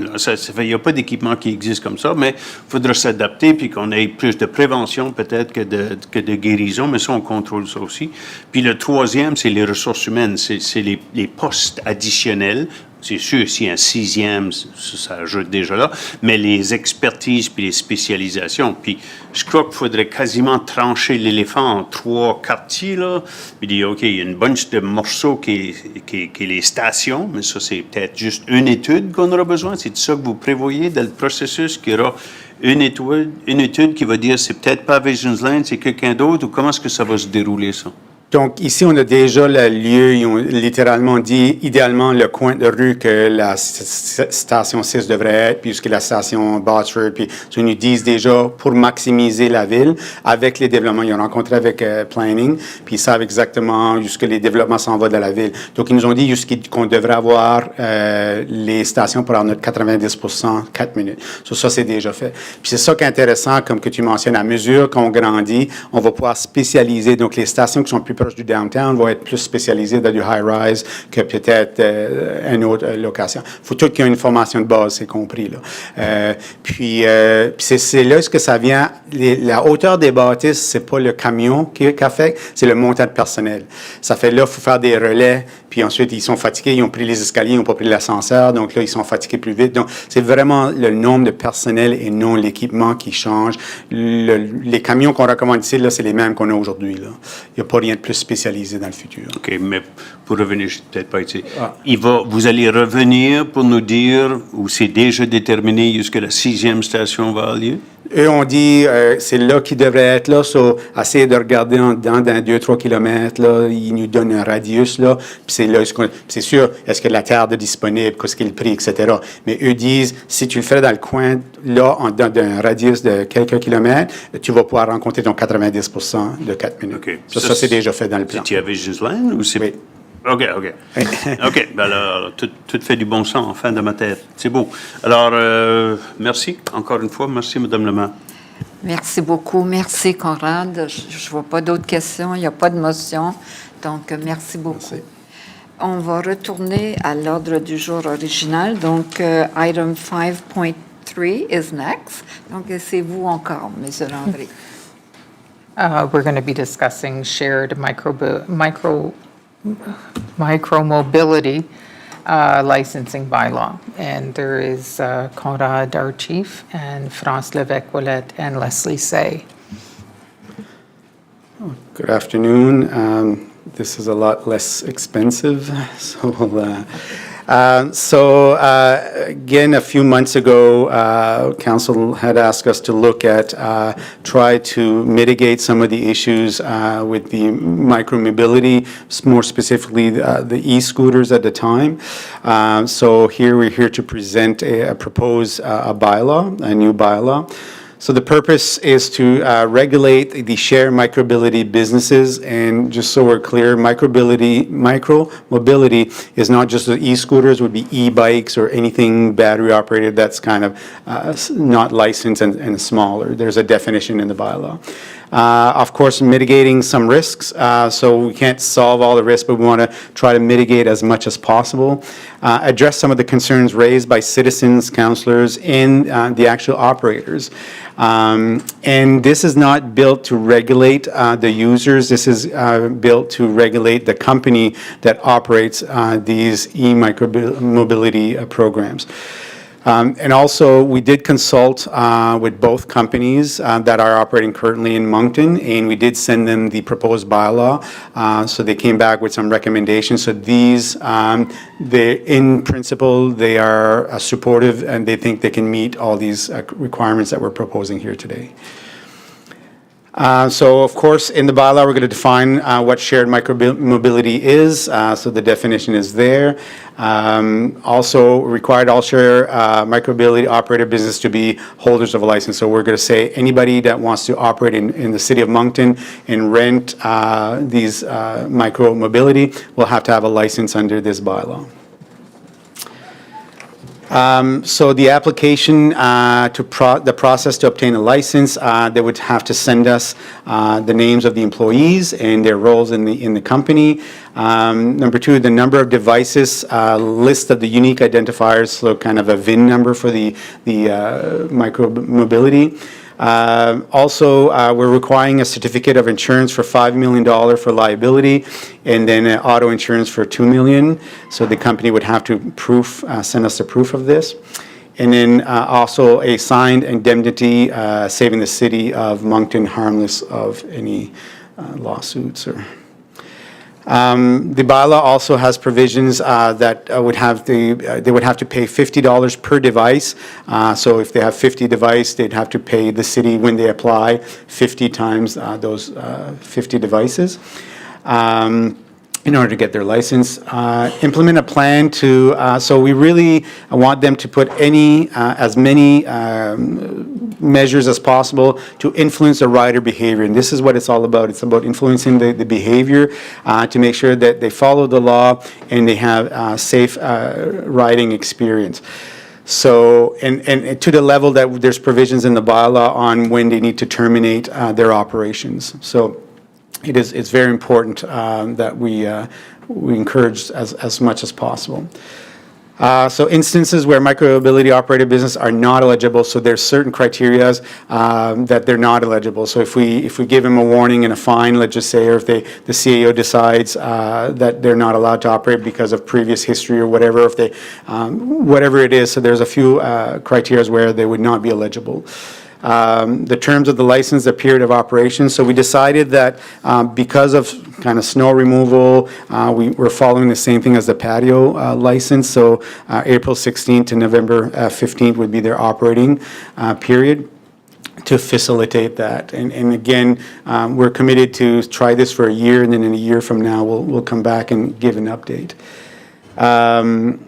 So it says in the bylaw on the instances where we can refuse a license, suspend, or revoke. So those are all in this bylaw. The restriction, what's good about this, it's they're all geofence, if I'm correcting the terminology, but so all these are obviously electronic, and they can set them up that when they drive on a sidewalk that they will stop. So they can't operate on the sidewalk, for example. So they can program all that. So we can really program it even to the speed. So let's say on our trails, we don't want them to go more than 15 kilometers an hour. They can program that the e-scooter will not go more than 15 kilometers an hour on the trail. So it's all all programmable. And then, again, with the bylaw, we can go after the company and say, listen, they were driving faster than that. We need you to check your software. This is your warning type of thing. So we don't want them to block bus stops. We don't want them to be left unattended or parked on the sidewalks, travel a portion of the streets, multi-user trails. So all those areas, we want to make sure they're controlled, not be left in the BIA. So in the BIA, what we're recommending is that they would be pre-approved by us. So there'd be like parking stations for these. So in the BIA, you can't just leave them there. You're going to have to bring it to one of these 5 or 10 parking stations that we pre-approved. Outside the BIA, they still can leave them pretty much everywhere, but can't be on the sidewalk, can't be on the street, can't be because there's geofencing, and they can set it up that if you leave them in those areas, it will charge your credit card because it's all credit card based, right? So there'll be a financial fine if you don't obey by these regulations. So here's the recommendation. So on the streets, no more than 50 kilometers an hour. In the trails, no more than 15 kilometers, and that is the same speed as we ask our bikers. And I know that's hard to regulate. On the streets, 25 kilometers an hour. Sorry, there no travel on streets where speed is more than. So if it's more than 50 kilometers an hour, you're not allowed to travel, period. If it's 50 kilometers or less, then we would max it out at 25 kilometers an hour. And then 15 kilometers on Main Street from Mechanic Street and Canada Street. So we had a lot of discussion on prohibiting them to be downtown on Main specifically because there's a lot of pedestrians and all that, but we decided to reduce the speed because some people might want to, it's a beautiful downtown, so we want people to enjoy it, but at a slower speed so you can really appreciate the environment. Restrictions, so they need to display on the device that you must be 15 years or older to operate it. Of course, they would have a disclaimer on the app that you need to be 16 years old before you purchase. We all know that they can do it without, but at least the warnings will be there. Display on device that they cannot operate without wearing a helmet, so we're requiring every device to have a helmet on it. So it'll be clipped on the actual device, so every device will come with a helmet, and then there'll be a warning stating that you must wear your helmet. And it must be able to remain upright. Let's not forget these e-scooters are one thing, but the bikes also needs to have some kind of a stand or something that they need to be able to, the capacity to stay upright. We want them, of course, have the ability to not enter certain locations of areas. So if we have a festival, we can call the company 2 weeks in advance and say restrict your e-bikes or your e-scooters in this area during this festival. So they have the ability to do that. We confirm their software. They can program that quite easily. As I mentioned, equipped with helmets. Obviously, we want them to have their own unique identifier, but we're going to provide them with a sticker, City of Moncton, so that when someone sees it, that they know at least that the owner has paid its dues and it is registered with the City of Moncton. All devices have to have a GPS or geofencing, so for those reasons, the speed, etc. Employee of the operator shall be available, so 24 hours, 7 days a week, we need to have access to them for obvious reason to pick up or to, if there's one that breaks down or etc. All devices to be maintained, balanced, and kept with a safe condition, so obviously for safety of the rider. Loss or damage caused by device is the responsibility of the business, so it's not our responsibility if there's any damage or stolen, etc. Any damage to city property is the responsibility of the business at their sole expense. Business responsible for device to be properly and safely parked and responsible for their to remove or reparked if violation of bylaw. So again, at any given time, they need to be parked responsibly in a safe place, and if we call them up, they need to come pick up their bikes right away. So bylaw can call them up at any time. There's going to be fees and charges paid, not reimbursed for the application process, or if we suspend it or revoke it for whatever reason, they're not being reimbursed. And we need to have access to city, their software, and this is the same thing we have there with the, not the taxi, the ride sharing.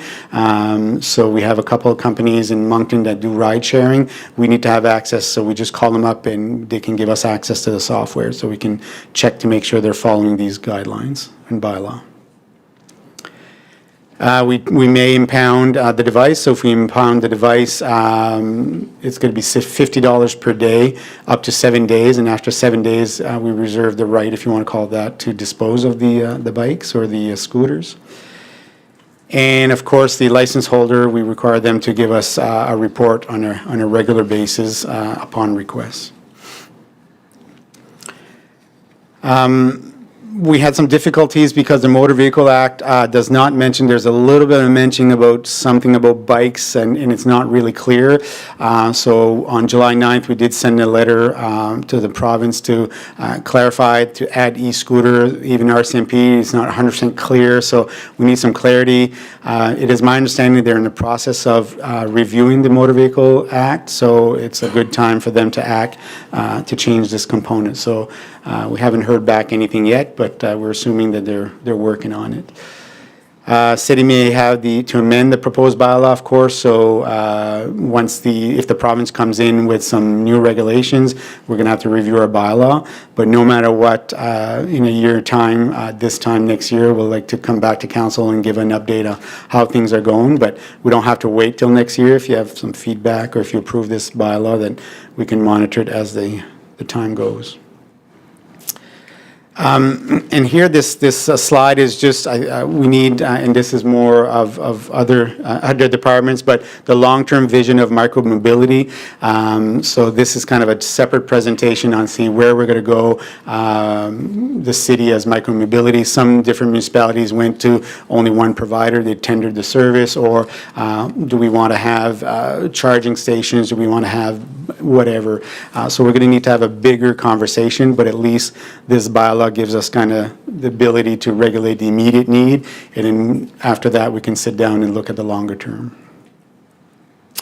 So the recommendation is for council to proceed with the proposed bylaw L925 by giving its first reading, but that would be next public meeting. Merci beaucoup, Conrad. Conseiller Léger, do you wish to move the recommendation? Oui. Yes, I do, and I have a Conseiller question. Richard, you wish to second? C'est bon. Donc, des questions, Conseiller Léger. Merci, Madame la Mairesse. Merci, Conrad. Couple of things. The decal that you're going to place on the e-bikes or e-scooters is a great idea.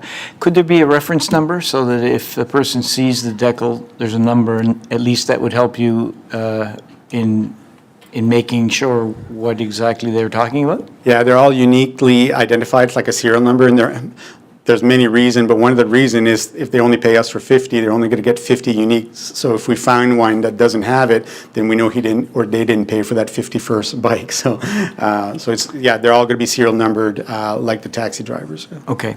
In terms of, and by the way, thank you very much. This is very thorough, and I think it's a real good partnership, I think, with the e-scooter companies that I think are providing quite honestly, a really good service. And it has really changed in the last, I'd say the last couple of months or so. In the beginning, we saw them everywhere. Stuff was, they were left everywhere and so on, and that hasn't been the case. So but we've seen a lot, I've certainly seen a lot of people using them. So that's been really good, and I think it's a nice extra tool in terms of people being able to get from point A to point B. Would there be ability to have designated drop-off areas with some signage, like, for example, to encourage the users? I mean, it's going to be up to the company to enforce, but could they be next to bus stops, for example, that would then condition the general public that if they get off the bus, they know that they could rent a scooter, and from there they could get to their destination, and so on? Yeah, that's exactly the conversation we had. So we have a standing committee that whenever they apply, we're going to sit down together with all the appropriate departments and say where's the best, and of course near bus stops that doesn't affect the bus stop itself would be a perfect idea. So in the BIA, they must have that type of stop or storage area or parking area, but doesn't exclude from the rest of the city for them to do the same thing. So I think it'd be a good business decision on their part to have it close to bus stops. And how are you going to monitor compliance, I guess, in terms of, you put in specifically certain restrictions in terms of speed and locations that they can travel and so on. How does that work? So the good news with these, they're all monitored in their software. So if we suspect, and let's say we don't have radars to select the speed, but if we think someone is speeding, we can go and pick that unique identifier and then contact the company and say, on this day, we're pretty sure this one was going way faster. Is it a glitch in your system or whatever? And then we can work with them to fix that. Okay. And so if we give it the first reading today, then it goes, No, it would just be next Monday. Be next Monday, be first reading. Yes. And then it would be second and third reading the following public meeting of council. So it would be in October, or is it, it'd be the first meeting in October. And your expectation would be that you would start the process of fees, for example, with the e-scooters in the spring, because the season is ending. Is that what would happen? And Right. the remainder of the season would remain the same, but allow you time to gear up? Yeah, so their license is good for 12 months. So let's just say as soon as, and I know it's kind of weird, but they're licensed for 12 months, but they cannot operate during the winter, so during those time. So let's just say that this is approved after the third reading. We would, obviously, there's education with the companies, but definitely they can buy their January 1st, they could technically buy their license, and then it's good till January 1st next year, even if they can't operate during winter. I see. Yeah. Okay, well, thank you very much. It's really thoughtful, well done, and I look forward to the update in a year from now to see how it's worked out. So thank you. Merci à tous. Merci, conseiller Richard. Conseiller Richard, c'est beau. Allez-y. Merci, Marie Stereo. Merci, Chef. I enjoyed what I read, what I listened to. I can't compare it to other cities, and I'm guessing you did. So how does this compare? Yeah, so thank you for the question. We did do a kind of a cross-country, to be honest, we started with the Halifax one. That's what, instead of starting with a white piece of paper, we started with a Halifax bylaw. Halifax went a little different. They went with a tender, so meaning only one company. We debated that quite a bit. There's pros and cons on only having one company.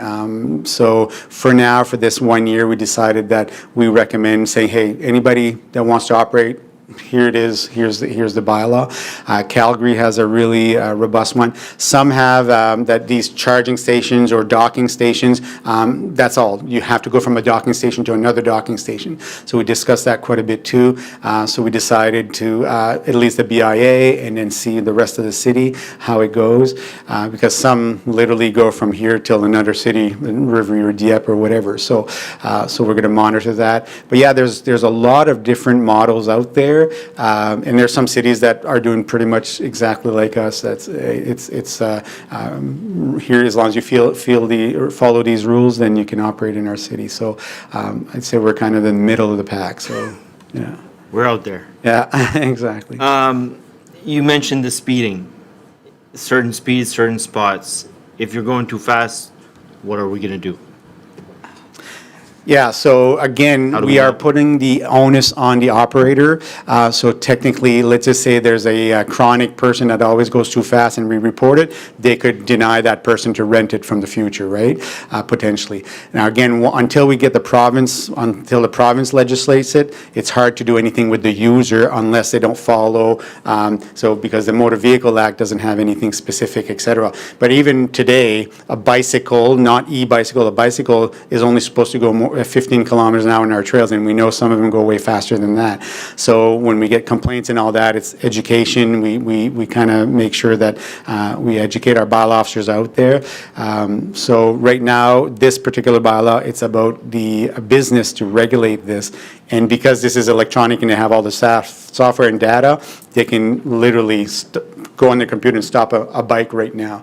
And they had one stolen, actually a side note, but had one stolen. They knew exactly where it was and they were able to find it. And they're heavy, so the person didn't steal it again because, and it doesn't work if you don't pay. France, est-ce que tu veux ajouter quelque chose? Yes, thank you, Deputy Mayor. Councillor Richard, on your question with respect to the different models out there throughout the country for so there is a report, I don't know if you noticed, but there's a report attached to the council report form, and it's from the Transportation Association of Canada, and it's a shared micromobility services in Canadian municipalities. So the association did do a review throughout the country of different models out there and different provinces and what they have and the legislation they have in place. I think it's 54 pages long, so it's really thorough. And if you're interested in seeing what's out there and what different municipalities have in place, you can certainly refer to that document. It's very thorough, so. I appreciate that, and I did see the TAC, because René Paul talks about TAC all the time, so I guess I wanted more of the comparison, how Chief felt of the comparison between them all, but I appreciate that. The only other thing, I appreciate the presentation where you said influencing the rider behavior. But in another spot, we say does not regulate users. So can you clarify how the users are protected? Like who's liable and? That's going to leave it to the lawyer. Okie dokie. So the comment about not regulating users is really with respect to the fact that some of these devices are owned and operated by me or they're owned by myself. So the bylaw is to regulate the operators and the businesses, and they in turn have to regulate their own users with our bylaw. They have to have their users follow the rules that we've put in our bylaw. So that's what we mean by not regulating the users. We're not going to regulate the users. They're going to regulate the users of their devices. That's the idea. So. Okay, so the liability falls on them. Yes. Perfect. Merci beaucoup. Merci, conseiller Richard, conseiller Bourgeois. Merci beaucoup, Madame la maire. Merci à tout le monde pour avoir préparé ce document qu'on attend depuis 6 mois, mais on comprend que ça prend du temps. Avec votre permission, Madame la maire, je vais quand même sortir un petit peu, faire une parenthèse ici, faire un peu de pouce sur ce que le conseiller Crossman, le maire adjoint Crossman a dit ce matin avant le dîner par rapport aux réunions du comité plénier. We are in a committee of the whole, and maybe a better process would be to have specific committees rather than committee of the whole. I agree with that. But I don't know if there's a single item on today's agenda that could not have been discussed in a public meeting. And the difference is we are going through this discussion, and we'll have to come back to a public meeting and go over these same items, especially the ones that need ratification. And in many instances, we'll have to have another presentation from our fire chief on the e-mobility. So somewhere, we're duplicating. My time is precious. I think that everybody else's time is precious as well. So I think we need to think this through, because there's been a bit too much of this lately, where we have a lot of presentations that get repeated at a council. So I'll end my paragraph and come back to the topic at hand. Ma première question, c'est, je suis complètement d'accord avec tout ce que vous proposez. J'ai des questions, des commentaires sur le bylaw, mais probablement que ça sera lors de la première lecture ou lors de la deuxième lecture qu'on abordera les détails. OK, parfait, ça c'était une de mes questions. Mais qu'est-ce qui... Puis je comprends, puis je suis d'accord avec réglementer l'industrie. Le problème, c'est qu'on a des propriétaires de scooters privés puis de e-bikes privés qui vont se comporter, pour revenir à la question du conseiller Richard, qui vont se comporter de façon ridicule, dangereuse. Comment, puis là, on est capable de contrôler la partie des scooters puis des cyclistes électriques avec cet arrêté-là, mais comment est-ce qu'on fait pour contrôler le comportement des personnes qui ont leur propre scooter, puis leur propre bicyclette électrique, puis ils se comportent exactement de la même façon niaiseuse que ceux-ci qu'on veut contrôler, là. Merci pour la question, conseiller Bourgeois. En fait, comme le chef le mentionnait, il y a des éléments qui découlent du gouvernement provincial dans la loi sur les véhicules à moteur qu'il faut qu'ils soient réglementés dans cette loi-là. Il y a des éléments qui manquent peut-être en lien avec ça. Il y a une lettre qui a été envoyée par la Ville pour demander qu'il y ait des changements à la loi sur les véhicules à moteur pour rendre les municipalités capables de faire des choses puis de nous donner le pouvoir de faire des choses. Pour l'instant, la municipalité a un arrêté en place qui réglemente l'usage des rues. Fait que, par exemple, il y a des choses que la municipalité a présentement en place pour l'utilisation des scooters, je pense en anglais, je suis désolée, des e-scooters sur les trottoirs. C'est pas permis tout de suite. C'est quelque chose qui est déjà pas permis, là. C'est écrit dans l'arrêté que les trottoirs doivent être utilisés pour de marcher. C'est pour ça qu'un trottoir existe. La même chose avec les bicyclettes, c'est pas censé être utilisé sur les trottoirs, sauf que c'est utilisé sur les trottoirs de façon courante. C'est pas nécessairement une question c'est une question plus d'enforcement puis de faire ces choses-là. Mais il y a différentes autres choses qui existent aussi que vous avez déjà mentionnées dans le passé par rapport à la sécurité des usagers puis des gens qui utilisent les trottoirs puis les rues qu'on peut pas nécessairement pour l'instant réglementer, qu'il faudra probablement que la province fasse des modifications à la loi sur les véhicules à moteur pour que, ouais. Donc, nous, avec cet arrêté-là, on contrôle les scooters et les bicyclettes électriques qui sont louées. C'est ça. Mais jusqu'à ce que la province nous donne l'autorisation avec une législation améliorée, il n'y a rien qu'on peut faire, ou il y a quelque chose qu'on peut faire, mais on n'a pas les ressources pour mettre en œuvre ou assurer la sécurité des piétons, par exemple, quand quelqu'un va conduire à du 30 km/h sur sa propre scooter privée sur le trottoir. Bien, il serait en viola selon puis là, je ne veux pas donner d'avis juridique en public, là, mais selon mon interprétation, s'ils utilisent sont pas censés utiliser leur e-scooter sur les trottoirs. C'est pas permis par notre arrêté municipal, donc.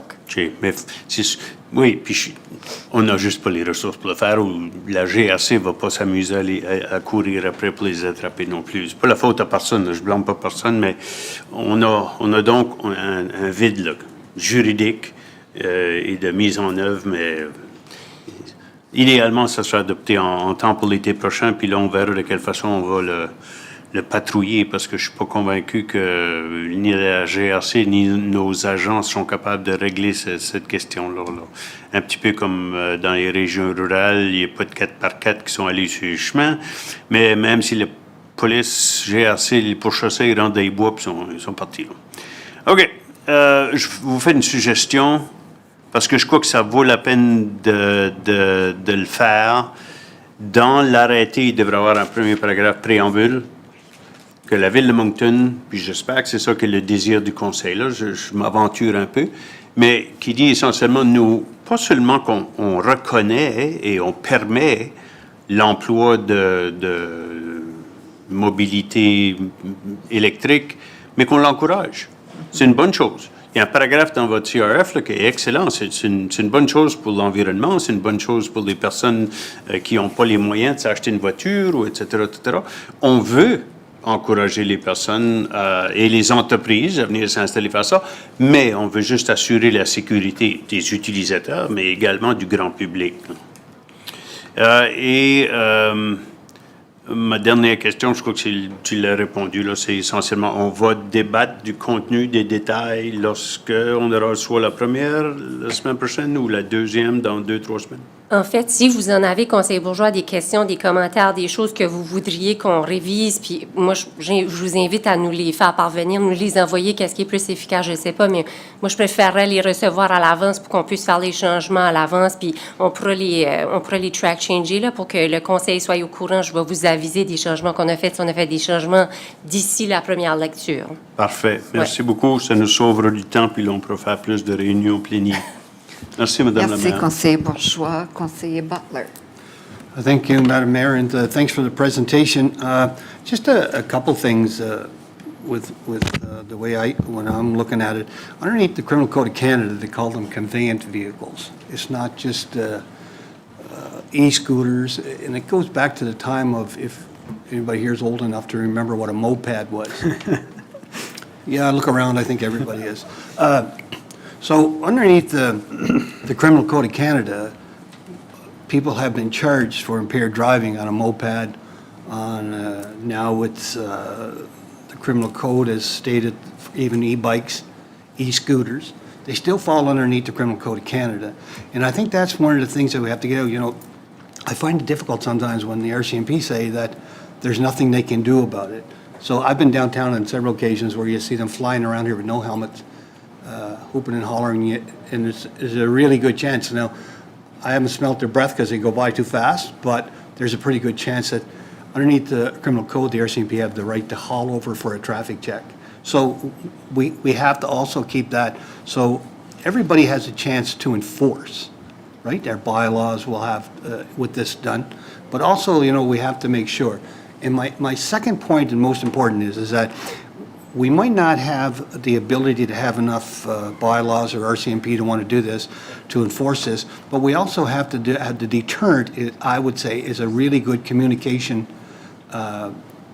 bulletin to be put out, and even on our website, or even so that councillors can place it on social media, because I think it's very important for parents to know that if they're going and they're tapping their credit card to let their kids go on it, and I'm sure that's lots of times that's what's happening, is that there's going to be a consequence. And so that's a deterrent also. So I think that, you know, sometimes we look around and, you know, I've never heard Deldham called micromobility. When I was involved in law enforcement, it was always called a conveyance vehicle. So I think we're kind of putting another, maybe even a buzzword on it. I'm not quite sure where that title came from. Is there something underneath the code, criminal code, that calls that, or? It's a very good question, Councillor Butler, that I'd have to verify. I'm not an expert in criminal law, so I'd have to verify and get back to you on that question. I'm not sure. Well, all I would say is I wouldn't want to pass a bylaw that's calling something that it's already been determined by the courts. So when I look, and it took me 5 minutes to find it, so anybody that's been charged, they call it conveyance vehicle. So I think that if we're going to have the bylaw, we have to make it very particular what the law would be. So anyway, I'll just leave that with you, and maybe you can get back to us before, like Councillor Bourgeois. I will, yes, absolutely. All right, thank you, Your Worship. Merci, conseiller Butler. Conseiller Crossman. Thank you, Your Worship. Chief, thanks for the presentation. I know that this first came up after a Wildcats game, and I think I publicly said there seemed to be a lot of them scooting around the Avenir Center. And I guess my biggest concern at that time was enforcement and making sure that the general public's safe, but they're safe. So, just so I understand completely, if the City of Moncton's holding an event in connection with the Wildcats, it's summertime, it's a parade, let's say. They win another championship. It's a parade, they're scooting around all around Main Street. Are you saying that technically the RCMP wouldn't be able to stop these people from enforcing some sort of reckless law or some driving law, that the province of New Brunswick actually has to change the Motor Vehicle Act? Because I remember working with the province back when we looked at red light cameras and the process that we had to go through to change it on the Motor Vehicle Act. Am I understanding this correctly, that if these are still, the bylaw goes into effect, an event going on downtown, we cannot enforce anything on these people? So in the bylaw, so I'm just going to try to separate the question. So in the bylaw, there's a section that provides that if the proposed bylaw, there's a section that provides that the city has the ability to limit or say to the operators, you can't go within this area because there's going to be an event, there's going to be a festival, there's going to be whatever, so you can't go within this area. So Karad and his team will make sure that they're contacted and they're aware this is a no-go zone for this period of time because there's an event going on, Canada Day, I don't know what event Right. it could be. But there's a 24 hours, I think, period that we gave them. Like, we'll advise them at least 24 hours in advance of an event taking place so they could go within that area. Saying that, it doesn't change the private owners, so we couldn't prevent them from going within that area because we don't have any control over that because we're regulating the businesses with this proposed bylaw. Having said that, I told Councillor Butler that I'm not sure if the criminal code says anything about reckless behaviors or whatever, driving dangerously. I'm not sure. I'd have to verify and get back to council on that question. Okay, so thank you for that, France. I really appreciate that because this, basically in a nutshell, is saying if I own an e-bike and I'm down on the waterfront, this isn't going to actually affect me provided I'm within the boundaries, right? I'm observing the trail speed that's on the trail at the time. Okay, good, perfect. There is a part in the CRF, in the main document, where you said, in course of developing this proposed bylaw, that you had discussions on July the 11th with IROL. And then you say that apparently since then, you've had no other further consultation with them because they've seemed to not communicate anymore. So I'm wondering how we went from having a population of so much to a limited population, having conversations with these groups, drafting a bylaw, and now they've refused to, not refused, now they're not communicating. So where are we at with that? How are we going to enforce the bylaw if they're not communicating now? So on that, so this has been a team effort, and CORAD has accepted to present today, but we've done a lot of legwork on this and meeting with the operators, as you mentioned, did happen, one of the operators. The other operator, so there's two operators in Moncton. I don't know if council. IROL and MOVE. Yes. And so the invitation was extended to them to meet with them in person and trying to present what we intended to present to council as a proposed bylaw and regulation. One of the operators did accept to meet with us. We met with them. We reviewed some of the things, and then we wanted to do subsequent meetings. Summer came along, and so we're here. We haven't had a chance to meet with them. We did extend an invitation. They didn't reply, they didn't respond. So that's what happened. Okay, good, good. Thank you, Your Worship. That's all I have. Merci, Conseiller Grossman. There are no other questions. We have a motion that's been moved and seconded. We will go to the electronic vote.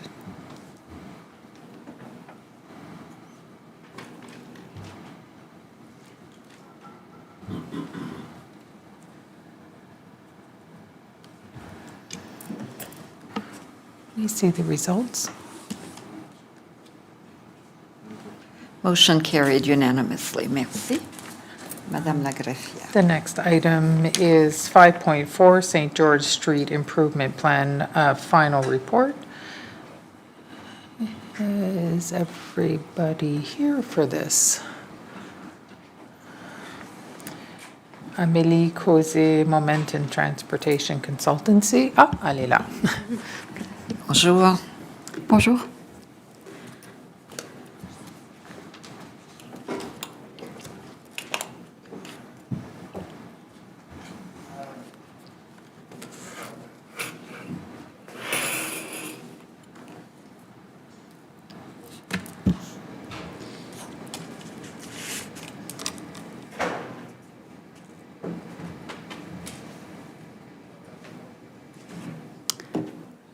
Je peux commencer? Oui, allez-y. Bonjour à tous, chers membres du Conseil, dear elected officials, dear members of the public, chers membres du public. Je me présente, je m'appelle Amélie Causé, directrice et cofondatrice de Momentum Consultant en Transport. Je vais commencer ma présentation en français, puis je passerai en anglais pour la majeure partie de la présentation. Donc je suis présente aujourd'hui pour vous présenter les résultats de notre étude sur le processus d'amélioration de la rue Saint-Georges. C'est une étude qui a débuté donc en juillet 2024, qui se termine ce mois-ci. Et puis donc je vais vous présenter les différentes visions de redéveloppement de la rue que nous avons développées dans notre équipe en collaboration avec le studio de design Upland. L'organisation... Oh, j'ai oublié de... Je suis pas sûre de comment on... Ah, comme ça, ok.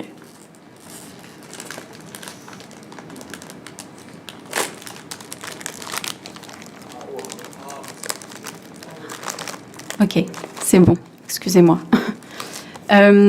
Donc je vais passer sur une rapide introduction du projet. Je vais vous présenter ensuite les 3 visions que nous avons développées. Et puis je vais conclure et vous présenter quelques facteurs de succès du projet que nous avons identifiés. Donc, pour vous remettre un petit peu dans le contexte de cette étude, donc c'est une étude qui s'est réalisée en plusieurs temps et qui visait vraiment à redéfinir la vision future de la rue Saint-Georges pour répondre aux aspirations de la communauté de Moncton. C'est donc une étude pour laquelle nous sommes venus plusieurs fois à Moncton pour rencontrer les gens de la communauté, pour les consulter directement, à la fois par des rencontres en présentiel et avec certains questionnaires en ligne. Et puis, au fur et à mesure de ce processus, donc, nous avons développé 3 visions différentes pour la rue. Je tiens ici à préciser peut-être la particularité de notre approche, c'est qu'on a vraiment voulu vous proposer 3 visions complètement uniques et qui répondent à certaines aspirations de la communauté. On ne parle pas donc de vision, de scénario, on va dire, du plus réaliste au moins réaliste ou du plus idéal au moins idéal. On est vraiment dans l'idée de 3 visions différentes qui peuvent donner un futur différent pour la rue Saint-Georges. I'm going to switch to English now. One key element that I wanted to highlight, and you see here with some of the photos of St. George Street. Currently, the street has some of the utility poles and electrical lines that are overground. This is a key factor of the project because it does create quite a lot of constraints in terms of what we can do at the level of the street. There is an option, and that's been explored in the report as well, to transfer those utility poles underground. In that case, NB Power will need to install some of these pound mount transformers that you see on the picture on the right. And so there will be obviously a process and discussion with the NB Power. I wanted to highlight this constraint because it's something that we have considered as a possibility. Some projects, some visions will necessitate this sort of process more than others. But in any case, I think it's a key constraint of the street and a factor that the city staff as well wanted to bring to council today.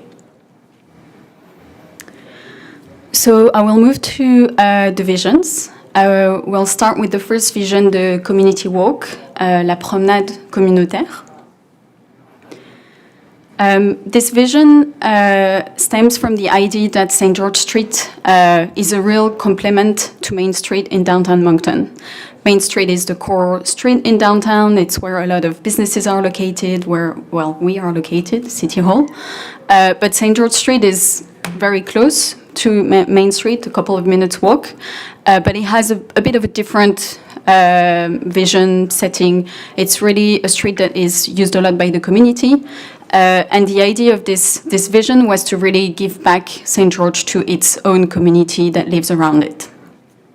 So some of the principles of this vision is to create gathering places where members of the community can come and meet with each other. And also by creating these spaces to encourage the business, so the local business community. That means shops, new shops to set up on St. George, and to create a very inclusive street. As part of the key comments that we had from the community, there was also the plan to prioritize safety on St. George, make it a space where more people feel that they can come and gather and feel safe to do so, and also introduce traffic calming measures. You can see here, for each vision, we've used the street to inspire our vision. For the community walk, we've inspired ourselves with Avenue Laurier in Montreal. That's where we're based with Momentum. Avenue Laurier is has this similarity that it's not the main street of the Plateau neighborhood. It's the sort of second main street. So a little bit like what St. George Street is to Main Street in Moncton. So it is a street that's very vibrant, but it is really a street that serves a lot of the community needs. You will see some sort of local shops, grocery stores, pharmacy that really help serve what the community needs around it. But also some seating, greenery, bike lanes, so that people, sort of gather and like to walk on that street as well. So for each of the vision, you will see some cross sections. That means a kind of a cut through of what the road would look like in the future in that location. For each vision, we're looking at 3 locations. 2 are near Archibald Street and Bonaccord Street, where you have the Dolma Food and Bricks. And 1 is in the narrower section. So you can see here it's the number 3. So it's a narrower section of St. George Street towards the east of the street. So what's the vision? What does the vision looks like in this community walk?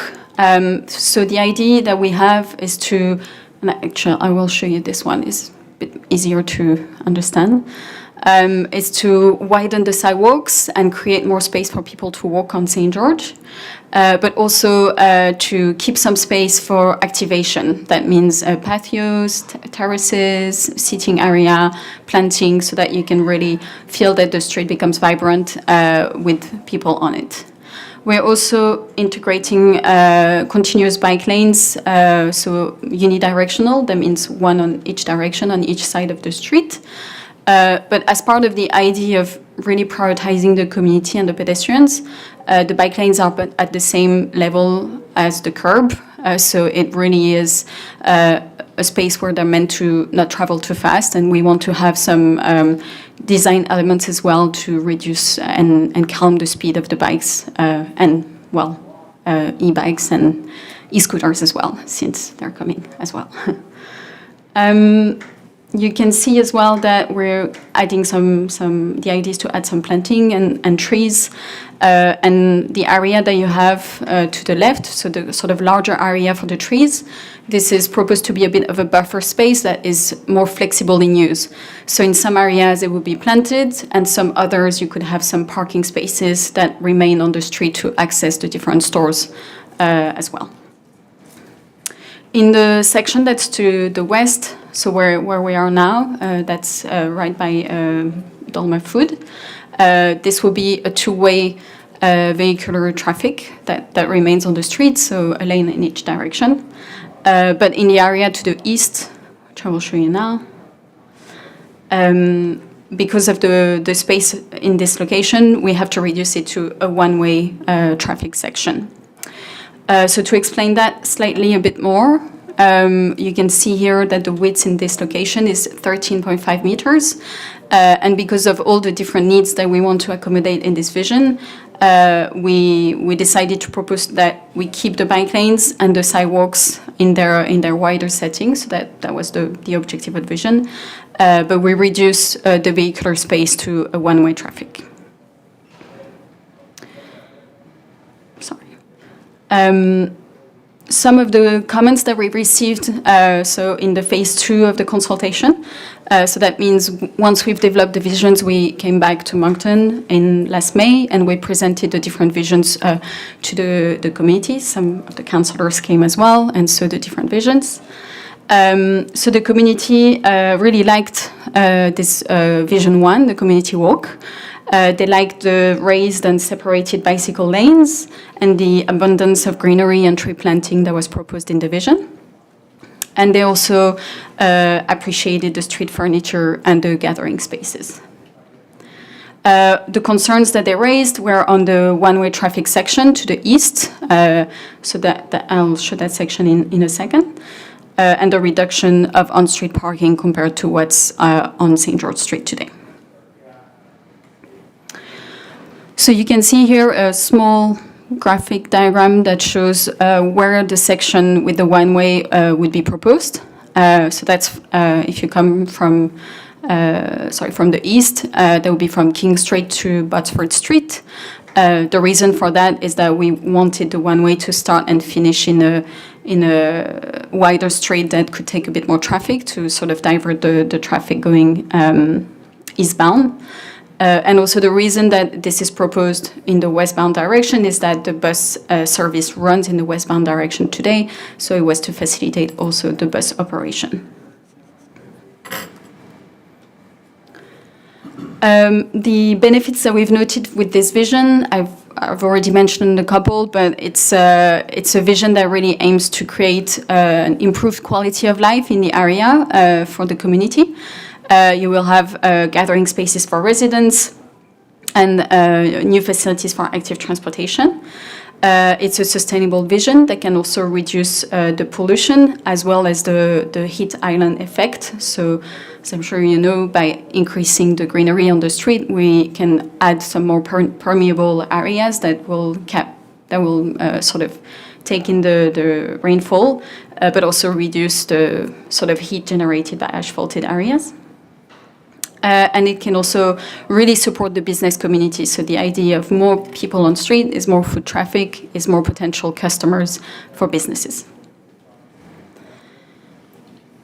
Some of the concerns and drawbacks and items to look at in the implementation of the vision, the reduction of availability of on-street parking.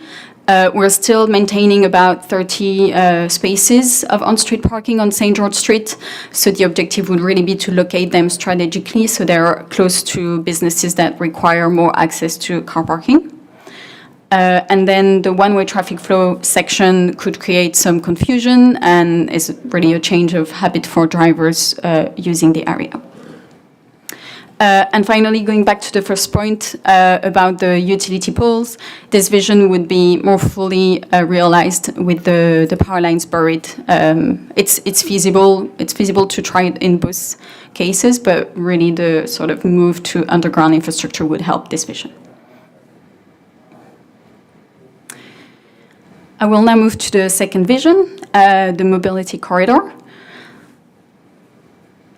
This vision really sort of changes the focus from creating St. George Street as a place to allowing the movement to be fluid and coherent on St. George Street.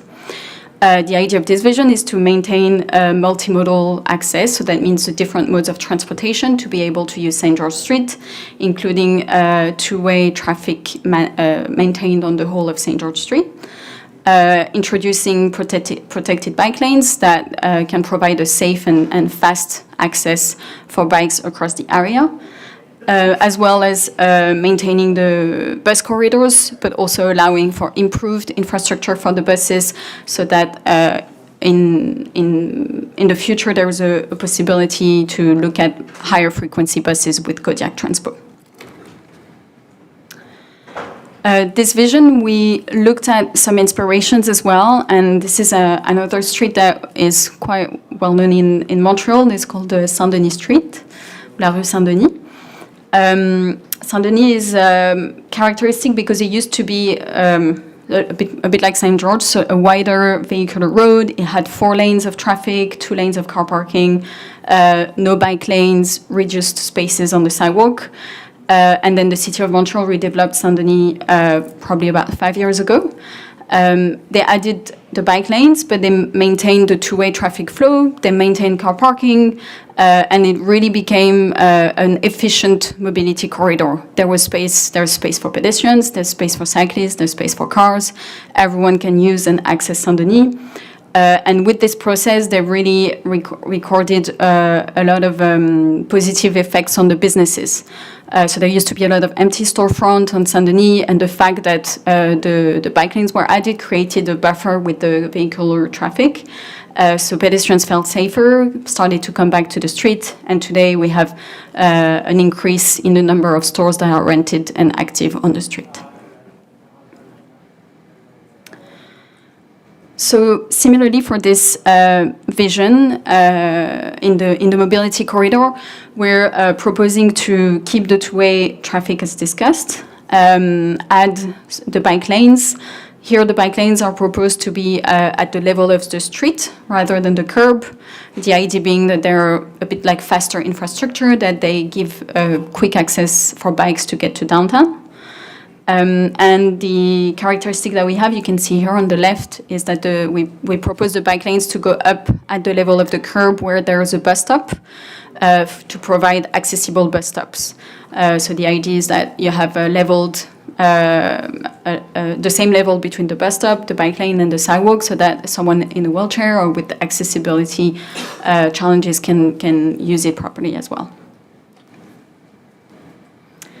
In the section to the east, where we had a one-way system in the first vision, we've maintained the two-way access, which is available today. The constraint, as mentioned, the space on this section is always constrained, so as a result, we had to move the eastbound lane to a shared lane between bikes and vehicles. If I just go back up, sorry. On this page, on the right, you can see a bit more how this would look like. So we keep a continuous separated bike lane in the westbound direction. The idea is that we also have the buses in the westbound direction, so we keep a separation so that bikes feel safer and are not mixed up with the buses. But on the other side, we provide, bikes have to go on the vehicular lane, and we can only provide arrows to indicate that bikes are present in this area.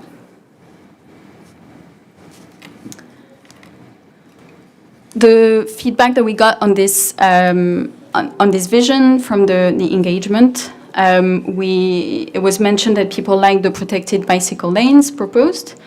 And they also liked the focus on improving public transit, especially the idea of having accessible bus stops on St. George Street. But there were concerns about this vision feeling more utilitarian than the first vision. As I said, the community walk is really targeted towards delivering space for the community, but the mobility corridor is a bit more about the movement and getting to downtown, and so there's a little bit of a fear of people not stopping on St. George Street and not really enjoying the street in this vision. The lack of on-street parking was also mentioned here. The benefits noted in this vision, it provides safer conditions for cyclists and pedestrians, and bus shelter can be improved, which in turn can encourage increased use of public transit. And then the improved traffic flow and the fact that it's maintained throughout can help attract all users, including drivers, to the area. Some of the drawbacks is that, as I said, St. George Street could become a bit more of a thoroughfare than a destination.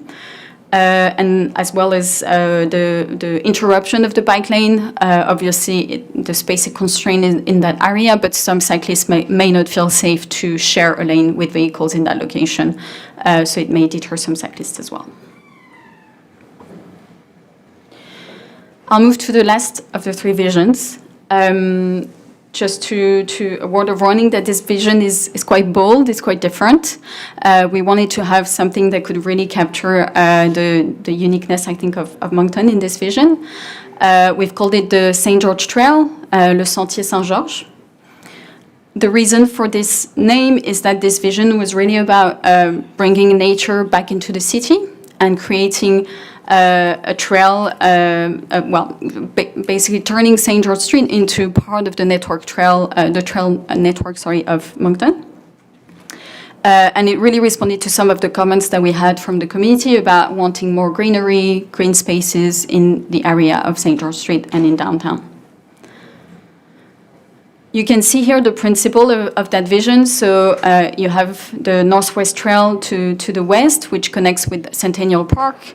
And then the red line to the east is the Panacady Trail, which is currently under study and development by the city. So the idea was really to use St. George as the missing link between those two trails and explore how St. George Street could in turn become a trail that connects the two other trails and really create a loop through downtown Moncton.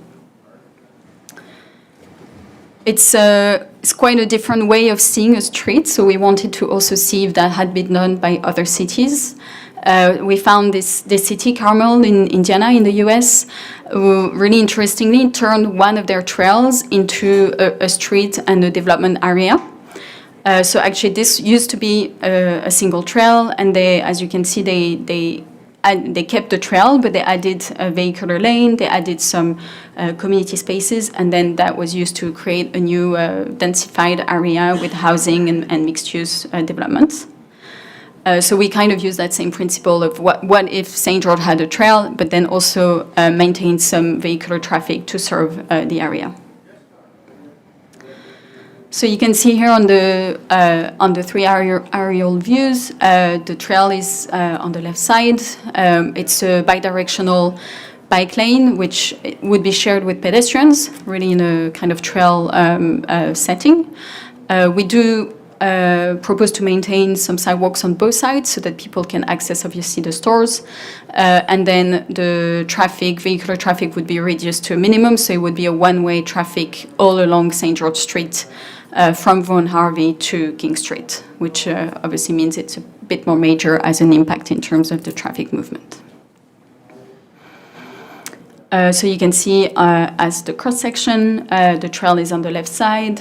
You still have some spaces for buffers where you can have planted areas and trees. The idea of the trail is obviously to make the St. George Street a lot greener. And then the one-way traffic lane, which would be westbound as well, to go with the bus service, and a space that would remain for either a green space or for car parking in some locations.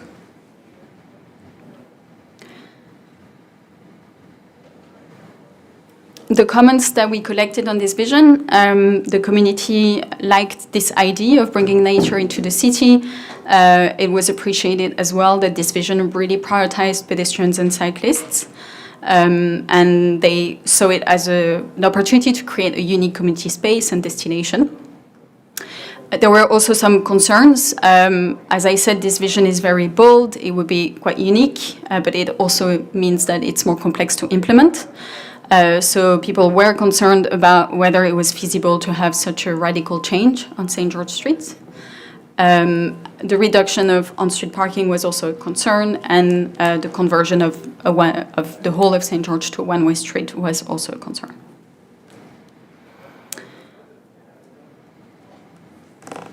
The benefits that we noted in this vision, it really is a bold vision, a unique vision for St. George to focus both on the community but also to add more green space downtown. It can enhance street safety with passive surveillance by bringing more people on the street. And the greenery, the increased green and planted area will promote sustainability in the area. This vision was also thought as a way to really become a bit of a benchmark for Moncton's visibility across Canada. As I said, we didn't find a lot of examples of these types of street elsewhere, so it's a vision that if you embrace it, that can become a reference of what Moncton has done across Canada. But obviously, as I said, as a drawback, it comes with more complexity in terms of implementation and a process that will be more difficult to go through as the street is developed, designed and built. So that's some of the elements that we've mentioned with this vision. It would disrupt transit and traffic flow more than the other visions. So the impact on side street will need to be studied, and we do recommend a more detailed traffic impact study if this is taken forward. It will also represent a change of culture for Moncton. And finally, this vision was presented briefly, I think, to the fire services, who indicated concerns about the fire response. So obviously, the emergency vehicle access will need to be looked at carefully if this vision goes forward. I'll turn to the conclusion now. we have looked at the costings. So these are high-level costings of the three visions. We're still at a high-level concept design stage here.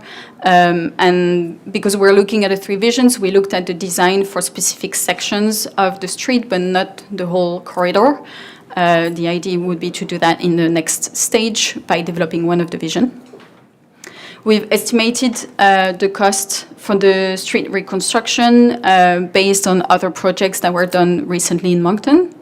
So the cost of the street reconstruction with utility pole removal or without utility pole removal doesn't change from one vision to the next because the street will be reconstructed anyway. But it really is the items like landscaping, street furniture that do make a difference on the different costing. You will see also that the main item that increases the cost of the project is moving the utility poles underground. As we said, this is a process that needs to be done in collaboration with NB Power that has been done already in downtown Moncton, but is a more complex process that costs a lot more in terms of infrastructure. So you can see the costing with a utility pole removal situates itself between 43 million for the mobility corridor to 45 million with the St. George Trail. And then without the utility pole removal, from between 25 and 26 million for Vision 1 or Vision 2. Vision 2 and Vision 1. The St. George Trail vision is not costed for without the utility pole removal because given the scale of the changes, it would not really be possible to implement without moving the utility poles and the overground infrastructure underground.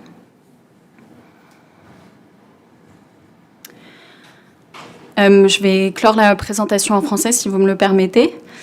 Donc on a fait un tableau aussi récapitulatif des trois visions pour comparer comment chaque vision répond aux besoins et aux attentes de la communauté qui nous ont été communiqués pendant le projet. Vous voyez en vert la promenade, je vais mettre la page française, la promenade communautaire qui répond vraiment à beaucoup d'aspirations, que ce soit avoir des espaces publics activés, de la sécurité, du confort sur la rue, des espaces sécuritaires pour les déplacements à pied et à vélo, mais qui maintient quand même une accessibilité en voiture, en autobus, puisqu'on garde la majeure partie de la rue à double sens.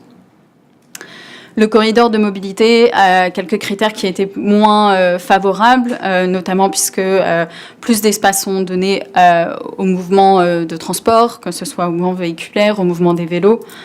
Donc il y avait un petit peu cette peur que la rue soit moins accueillante finalement pour les gens qui vivent dans le quartier et qui se déplacent à pied. Et puis le sentier Saint-Georges, qui a des résultats, ou en tout cas qui apporte une grande durabilité des espaces, beaucoup d'espaces verts, mais qui se démarque par sa complexité d'implémentation et qui réduit plus significativement la place des déplacements véhiculaires, déplacements en voiture sur la rue. Nous avons aussi, puis c'est récapitulé plus en détail dans notre rapport final, noté d'autres facteurs de succès pour Saint-Georges. C'est vraiment une rue, ça pourrait être venu plusieurs fois cette année. Je pense qu'il y a beaucoup de potentiel dans Moncton, qui a vraiment des belles choses à développer dans le futur. Mais il y a aussi des éléments qui vont lui permettre de réaliser ce plein potentiel. Donc la densité et le fait de construire plus autour de cette rue va aussi amener plus de personnes qui vont pouvoir à leur tour utiliser les commerces de la rue Saint-Georges. L'important, c'est aussi de promouvoir l'installation de terrasses, de parklets qui peuvent permettre d'activer les commerces. Donc certains commerces ont déjà quelques terrasses sur la rue, mais ça peut être vraiment quelque chose qui rend d'autant plus la rue active et agréable. Et puis le Saint-Georges et le quartier autour est aussi un quartier où il y a beaucoup d'artistes qui sont présents. Je pense qu'il y a une belle part à donner aussi à cette communauté artistique. On a les murales aussi qui sont là, qui donnent une identité unique à cette rue. Donc comment intégrer l'art et cette culture dans le développement de la rue et du projet. Je pense que c'est un autre facteur de succès important. Et qui peut également mener à envisager des fermetures temporaires de la rue pour des événements artistiques, des événements locaux, également avec des lieux comme le Aberdeen Center qui est aussi présent à cet endroit-là. Donc j'arrive à la fin de cette présentation. Comme je vous l'ai indiqué, donc ces 3 visions qu'on a proposées pour Saint-Georges, ce ne sont pas des visions qui visent à dire qu'une est meilleure que l'autre. Ce sont des visions qui visent à vous offrir vraiment un choix, à offrir aussi à la communauté différentes manières d'envisager le futur de la rue et de leur quartier. On a aussi voulu vous permettre d'adopter une vision ou plusieurs visions. Elles peuvent être combinées aussi en fonction des sections, puisque c'est quand même une rue qui est assez longue quand on la prend de Von Harvey jusqu'à King. Et puis notre objectif a surtout été de donner des visions ambitieuses, des visions qui permettent de répondre aux attentes de la communauté. Je tiens d'ailleurs à remercier toutes les personnes qui se sont mobilisées pendant ce projet, qui sont venues à nos consultations publiques, qui ont répondu en ligne aussi, ainsi qu'une équipe de la ville qui ont été de très beaux partenaires avec qui travailler sur ce projet. Et enfin, mon équipe de Momentum et l'équipe de Upland aussi qui ont permis de faire aboutir cette vision. Je pense que je vais laisser la parole à René qui va vous présenter les recommandations de la ville. Merci beaucoup et je suis disponible pour des questions. Merci beaucoup, Amélie.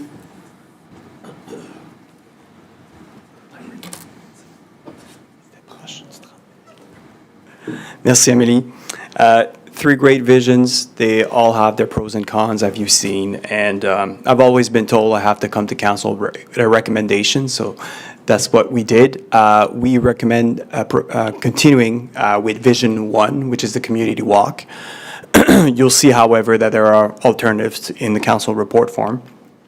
So Vision 1, the community walk. However, we do not recommend proceeding with the one-way street section between Botsford and Botsford and King Street, sorry. In order for a one-way street concept to work, there should be a parallel street that provides one way in the opposite direction, and we can't seem to find that with St. George.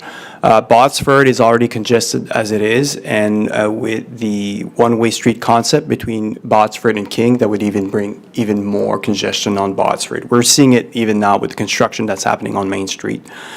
So again, Vision 1 community walk without the one-way street concept is what we're proposing. As well, we are proposing to start the discussions with NB Power and all the communication providers. Because as we've seen with projects like Loot Streets, bringing all that above-ground infrastructure underground, I'm talking about the poles and the wires, that is a lengthy process and a costly one. And even if it's feasibly possible, they still need some land, as Amélie mentioned, for those pad mounts or those transformer boxes. And we haven't been successful yet to have that infrastructure buried or integrated with a certain building or tucked away. So I'm looking at you, Conseiller Richard, more discussions on that. See if there are ways that we can work with NB Power and have those integrated some way, somehow. There will be some land requirements, even if we bring all this infrastructure below ground. And as you've seen on the cost, it's quite expensive to do so. We're here for your questions. Merci. Merci beaucoup, René.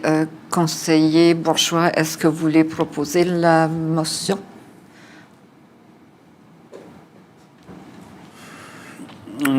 Oui, mais avec quelques modifications, si je peux. Oui. Pas de problème avec le premier paragraphe, pas de problème avec le deuxième paragraphe, parce que c'est des démarches, là, on s'engage à pas plus que des discussions dans le deuxième cas. Mais par rapport au troisième paragraphe, moi, je préférais que le personnel revienne avec des options.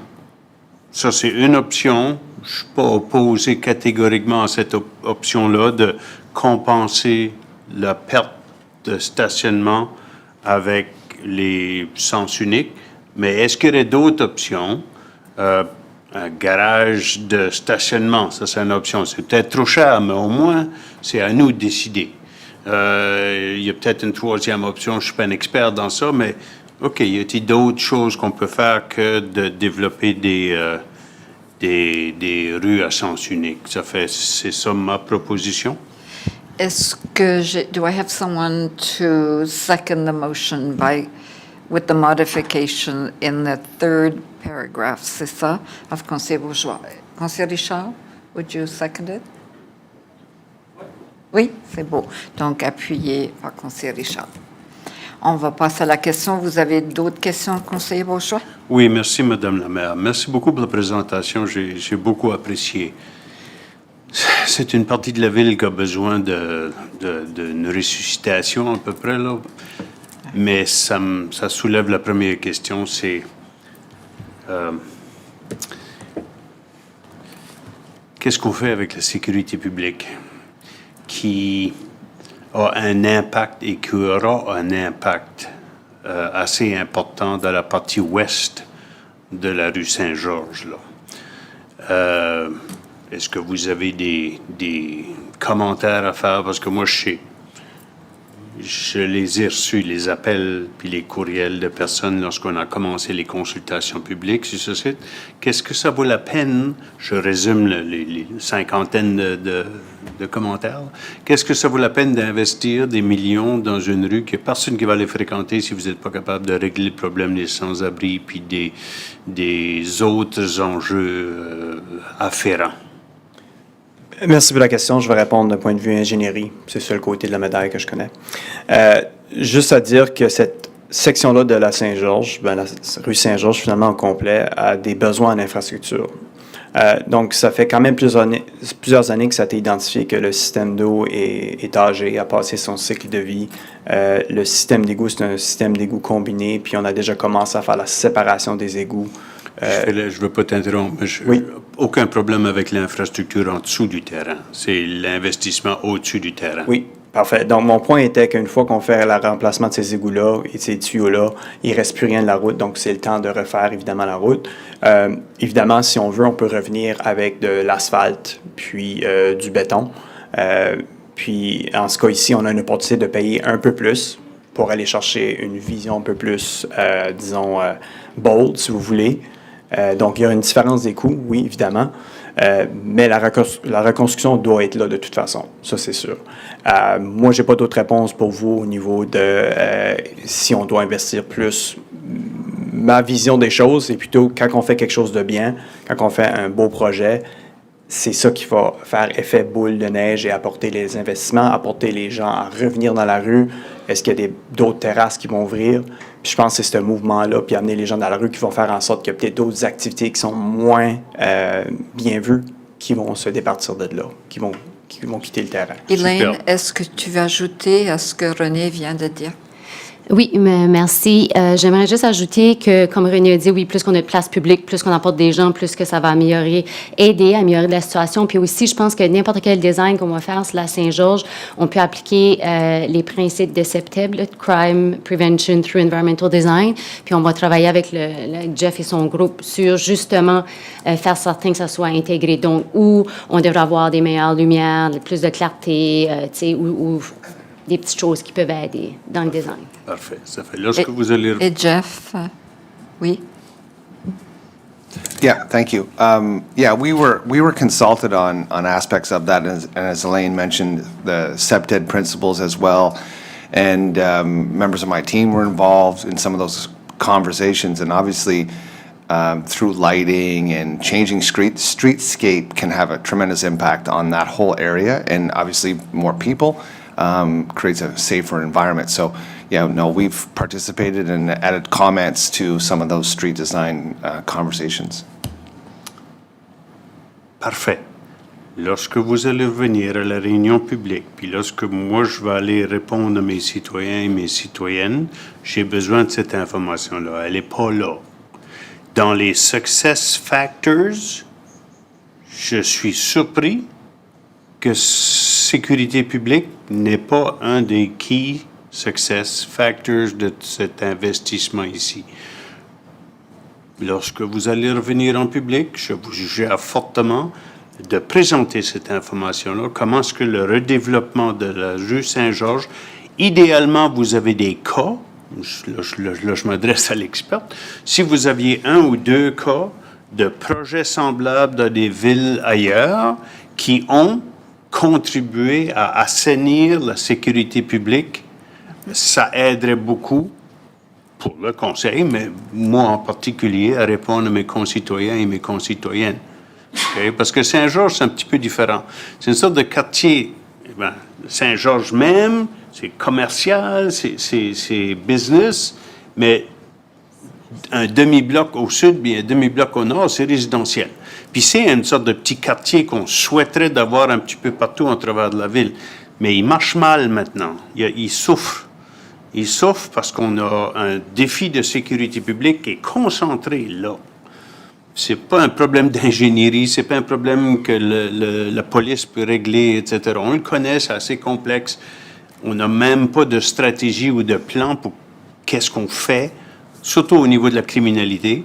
On intervient au niveau des sans-abri, on intervient au niveau de la nourriture, des cuisines communautaires, des choses comme ça. Mais si on n'a pas parmi les facteurs de succès une attention sur l'aspect de sécurité publique, on risque de manquer le bateau complètement.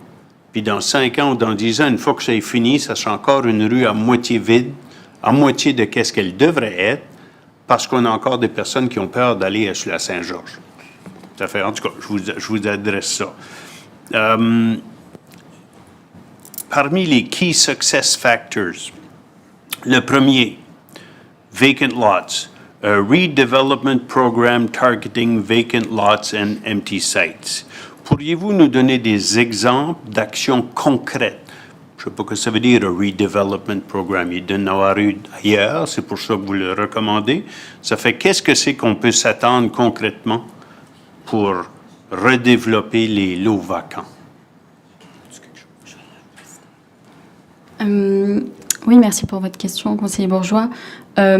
Nous, c'est sûr que nous, on ne s'est pas penché plus sur ce qui est des bylaws de planification de la ville. Donc, c'est vraiment une recommandation qui vise à dire que la logique d'aménager la rue sans penser le redéveloppement autour dans le quartier, c'est juste un côté de la médaille. Donc, c'est de recommander, en effet, de faciliter, par exemple, des façades actives, de mettre par exemple, ça peut être du zonage qui encourage une mixité d'usage sur les lots qui sont sur Saint-Georges. Donc, par exemple, si quelqu'un propose de mettre un commerce, on peut leur permettre d'ajouter un étage de densité qui vise à encourager plus de densité sur la rue.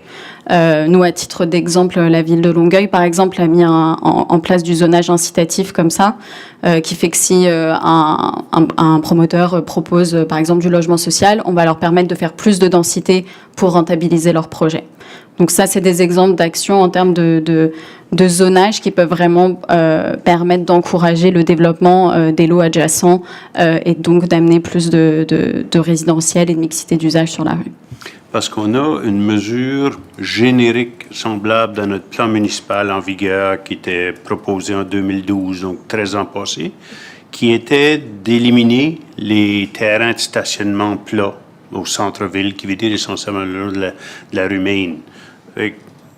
On a eu du progrès, mais dépendamment de ta perspective, c'est bon progrès ou c'est pas grand progrès sur 13 ans.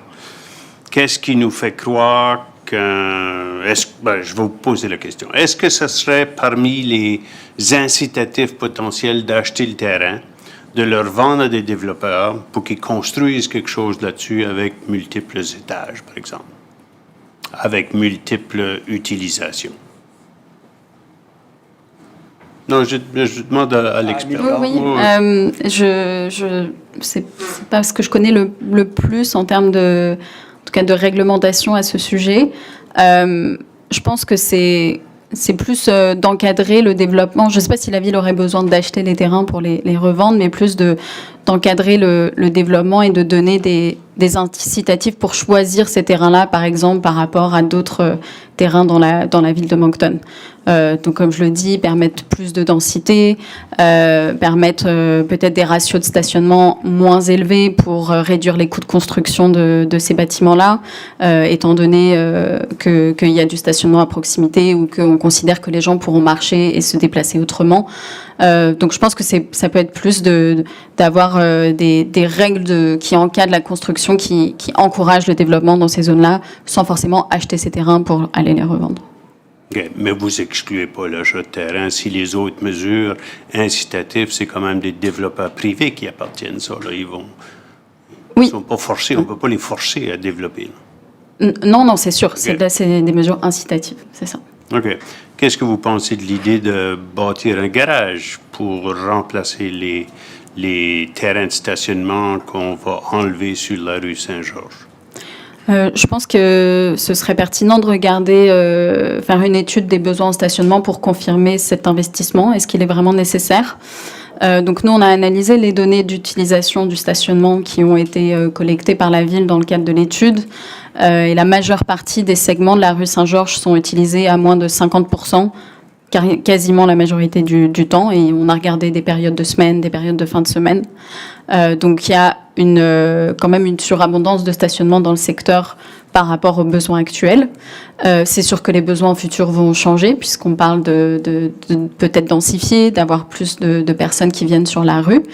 Ceci dit, il y a aussi beaucoup de stationnements hors rue dans le secteur, donc qui sont certes des stationnements privés, mais qui eux aussi peuvent être sous-utilisés. Donc nous, combinant toutes ces informations sur ce type de projet, on identifierait l'offre actuelle, l'offre future, les besoins actuels, les besoins futurs, pour quantifier vraiment le besoin additionnel qu'il pourrait y avoir et justifier ou non cet investissement sur un stationnement étagé. Oui, mais justement, si on investit, dans 10 ans, il y aura plus d'entreprises, il y aura plus de besoins pour du stationnement.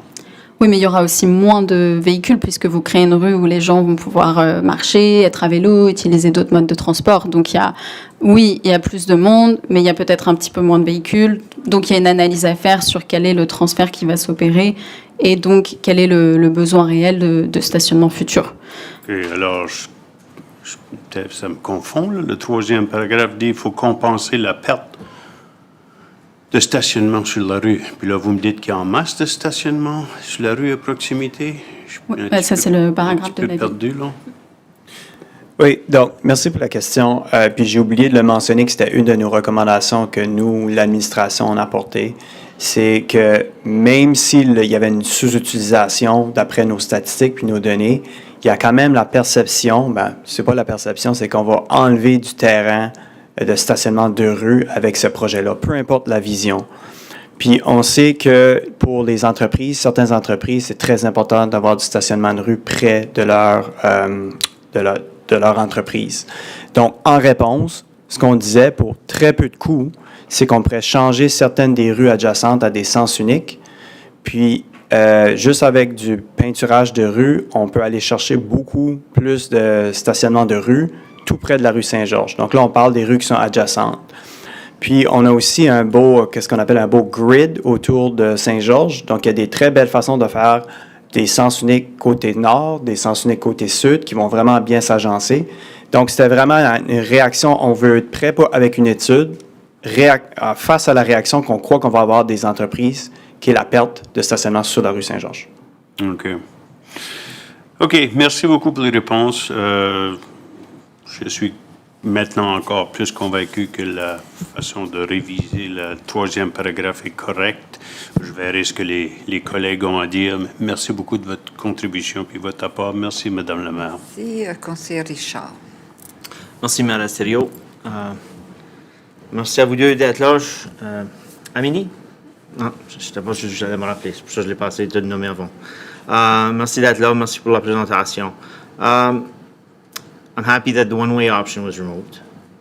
And from the percentages provided, and Amélie just saying that only half of the parking is being used so far, I don't know if you guys looked at having parking only on one side of St. George and end to end, and then the 2 lanes of bike on the opposite side. Just thinking out loud. We did consider it. It's not. So let's say currently it's not really. En français, si tu veux. Ah oui, pardon. Merci pour la question. Excusez-moi. En fait, c'est possible. Ça a été considéré. C'est sûr qu'une piste à double sens, bidirectionnelle, crée quand même plus de complexité, de confusion au point d'intersection avec les différentes routes. Puis il y en a beaucoup sur la rue Saint-Georges. C'est aussi considéré une meilleure pratique, on va dire, dans les standards de planification des pistes cyclables, de mettre des pistes à sens unique. L'idée étant que le stationnement, au lieu d'être toujours d'un côté, peut être d'un côté ou de l'autre en fonction des besoins, en fonction des commerces qui sont localisés sur la rue. Donc ce serait à détailler dans la suite du projet. Mais ça permettrait d'avoir une meilleure flexibilité en fait sur où est-ce qu'on peut localiser ces places de stationnement. Donc c'était vraiment plus cette approche-là qu'on a proposée. C'est bien, merci. Just a suggestion, we're talking about wires overhead. Some subdivisions have, and I can't remember the word, but criteria where they have to be, the services have to be underground. Everything else is overhead.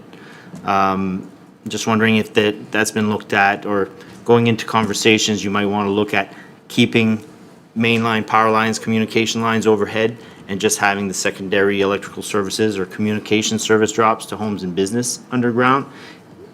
Still in the way, but maybe not as much of a hindrance. Much less cost, much less in cost, and it's still clean up a bit. When breaks happen underground, it's harder to find, it's harder to replace or to repair. So just to keep those things in mind. Thank you. We'll consider that with the discussions with NB Power and Company. Thank you. Eh bien, merci. Merci, conseiller Richard, conseiller Crossman. Thank you, Your Worship. Thanks for the presentation. I've got a couple quick questions. One would be, I understand the overhead power line constraint that you talk about. It's extremely expensive, obviously, to put these underground, so there has to be some solution. I guess what I'm coming down to is the parking, Renee, on St. George Street. As I look at Service New Brunswick, and I look at all those properties that front onto St. George Street that have parking spaces, they're paying over $25,000 a year in property taxes to have customers come to their front door to cross a fairly wide sidewalk that's there now. And I'm just trying to figure out, who did we talk to that, business-wise, that said, yeah, you can reduce the numbers of parking on the street. I have no issue, go with a one-way street behind me, forcing everybody down a sidewalk that may or may not be plowed in time for a customer to get to their front door, or safely for somebody to walk or run. So who did we talk to?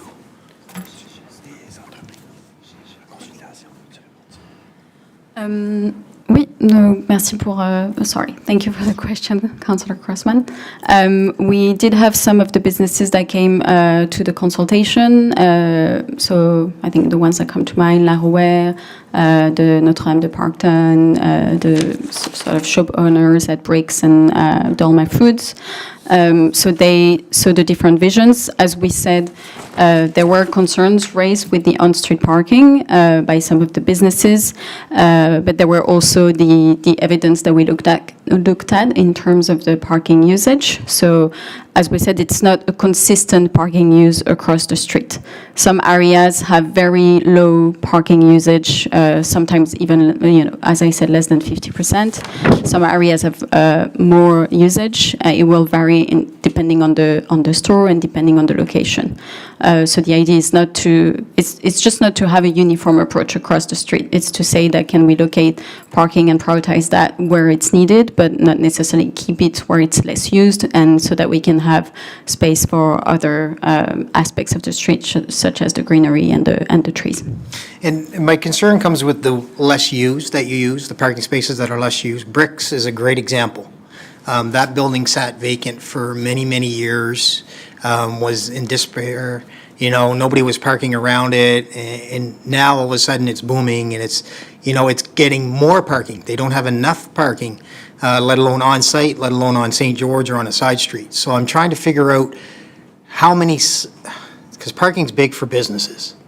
And as much as we want everybody to live downtown, not everybody's able to live downtown. Some people have to drive in, some people have mobility issues, that they need to park on the street to get to the business. So I'm wondering, how many spots are we going from? How many do we have now, if we were to move forward with this recommendation?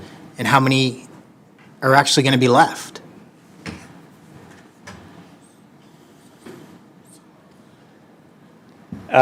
Sorry, we don't have those exact numbers. I know they are in the report. I think we were keeping around 40?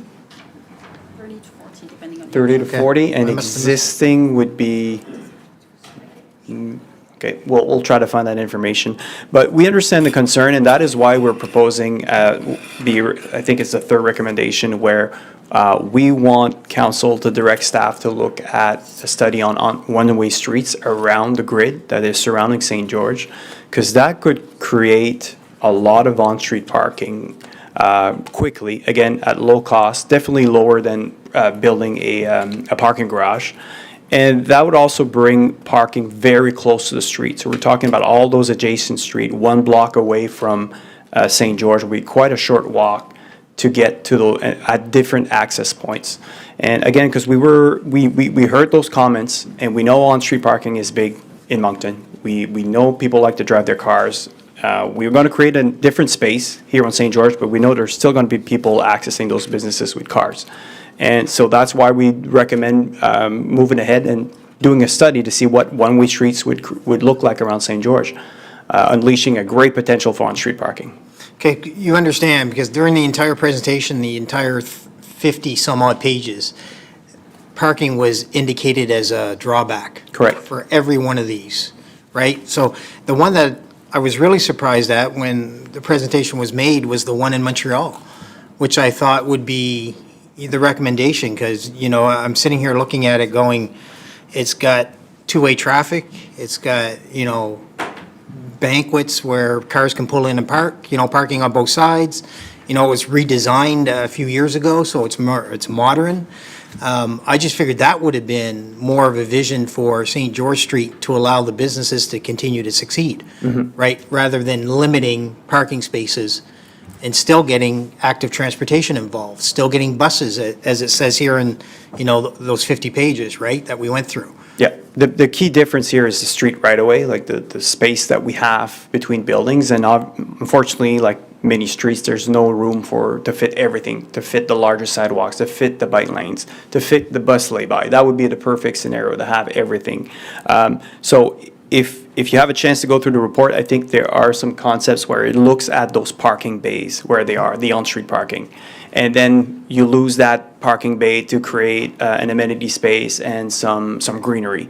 Then you have it again maybe on the other side. So it's kind of like that, switching from one side to the next depending on, where the businesses are. But to your point, Councillor Crossman, they change, right? Right. You could have one development that really comes along and changes the whole concept on you. But we want to still want to provide on-street parking, but it's going to take a lesser space than it is now. We have to be honest with that, because we want to bring some of the other elements, such as active transportation and greenery. Okay, my concern would be the amount of businesses that were involved, because I'd hate to see this go through the process that it's going to go through, be approved by council, and then all of a sudden we have all the businesses coming out saying, they didn't partake in it, they're losing their parking, and this is the reason why they moved to St. George Street, and this is the reasons why they put their frontage on St. George Street, right? And that's why they're paying their high taxes, and to support public transportation and active transportation, because it comes back and into the city. So that's one of my biggest concerns. And when I look through the PDFs, I'll call them, or the presentation, it's hard to see those banks that you talk about when we're looking at them from the side view of a bus and a car and two bike lanes. You don't see the bank. You don't see any of those parking spots that are available. For sure. And again, back to I think the report would have maybe more of those 2D plans. I think she's got an answer on parking.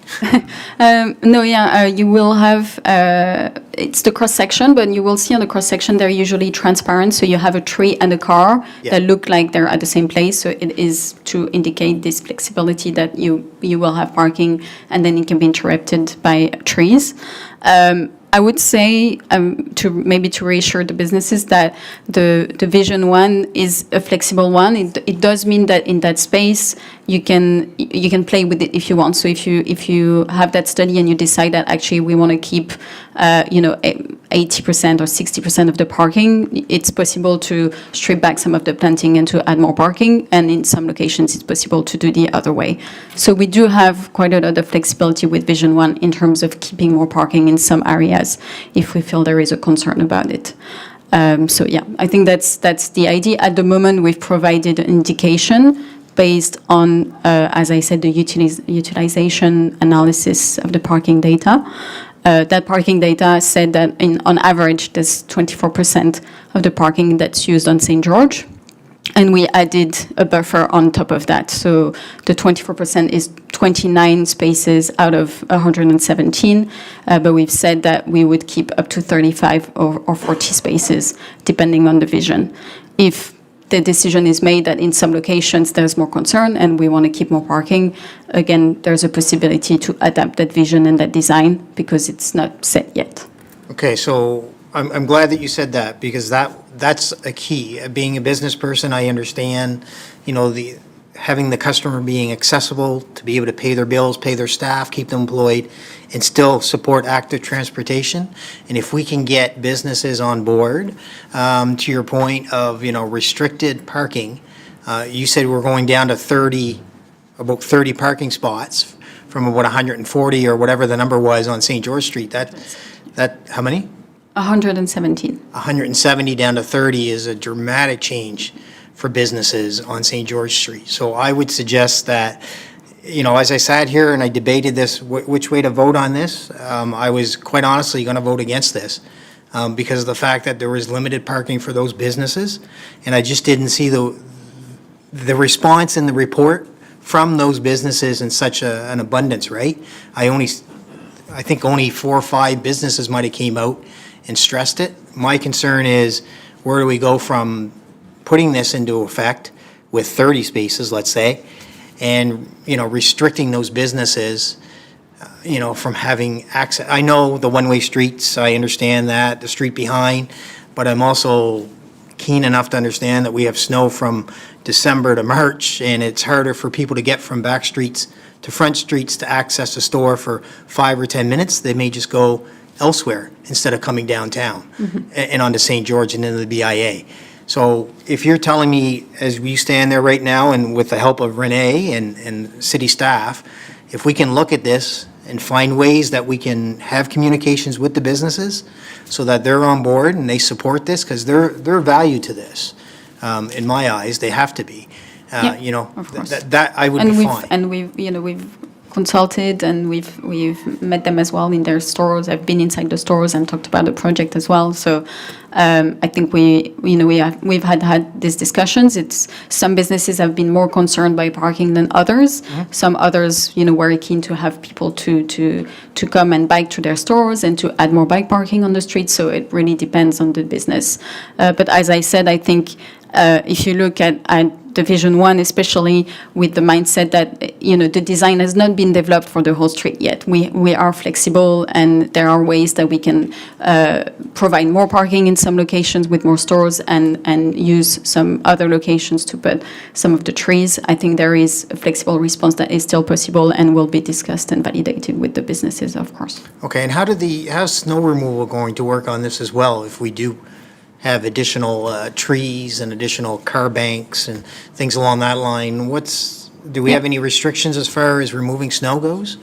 Yes, thank you for the question. So we have used the sort of best practices that we have from Montreal as well, where we have a similar level of snow.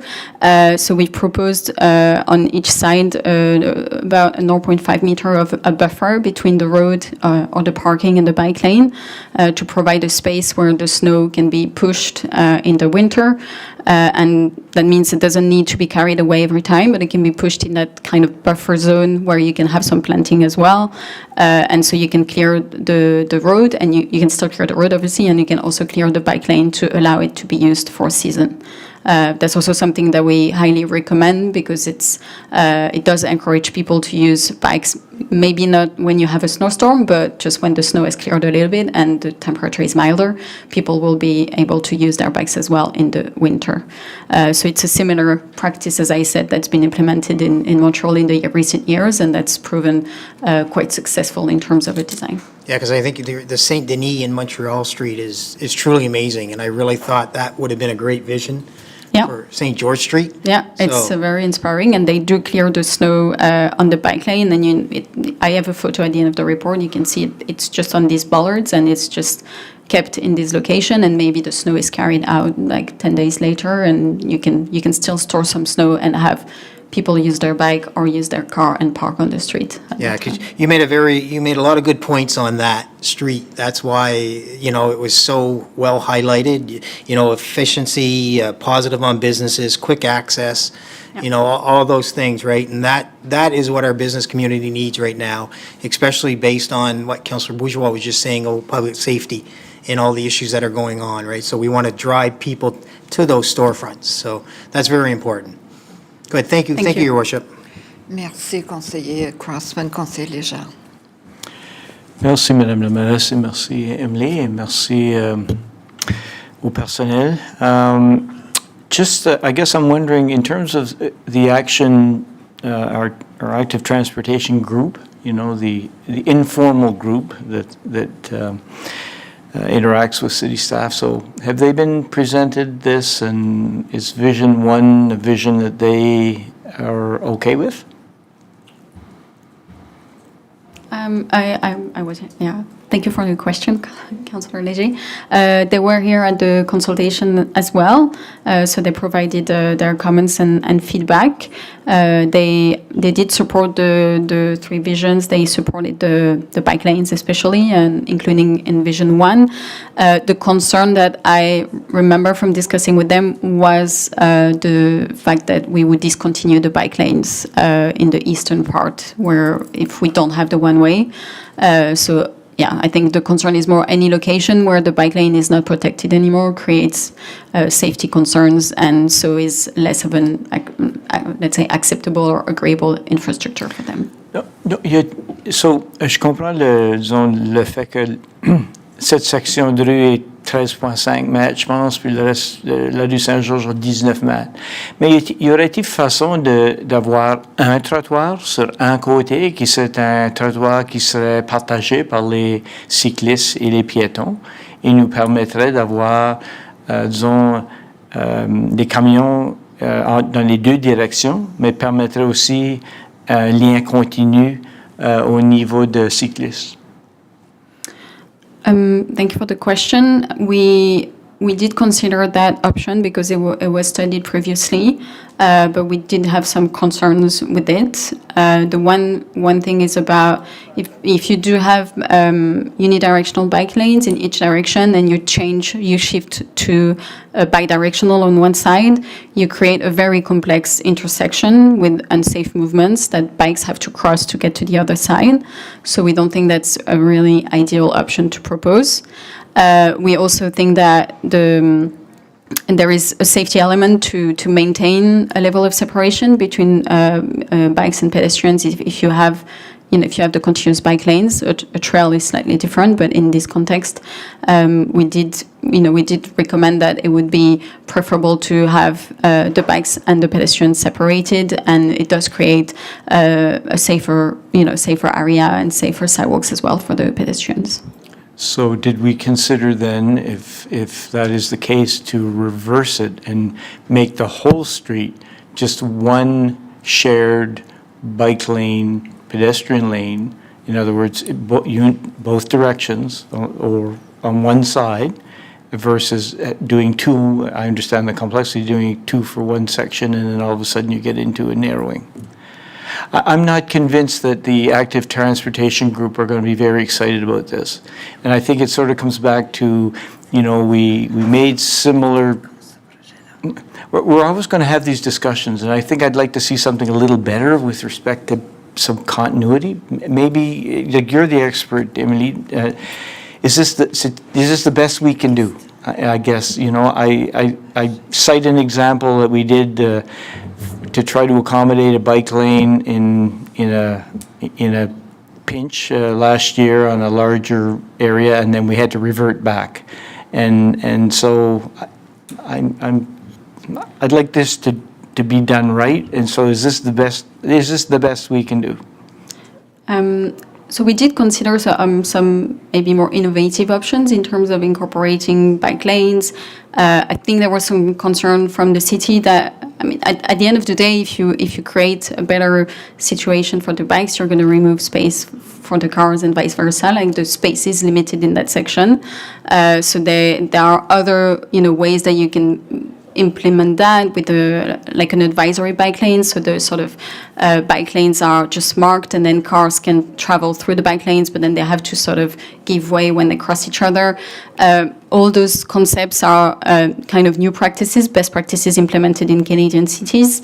But the concern was that this was too much of a change of culture here in Moncton, and that it was better to start with implementing, good, simple infrastructure for bikes through the neighborhood to create, more cycling, and then you can look into those options in the future as they've developed. Going back to the two-way bike lanes, as we said, it is something for such a long corridor that is quite complex to manage at the intersections. Cars don't necessarily know where to look when they have a bidirectional bike lanes. So it's been something that's, for example, in Montreal, we used to do the bidirectional bike lanes, and now the city doesn't want to implement them anymore because of those safety risks. So that's the reason that we recommended that you could, with the space that you have, you could have separated bidirectional bike lanes, unidirectional on each direction. And so the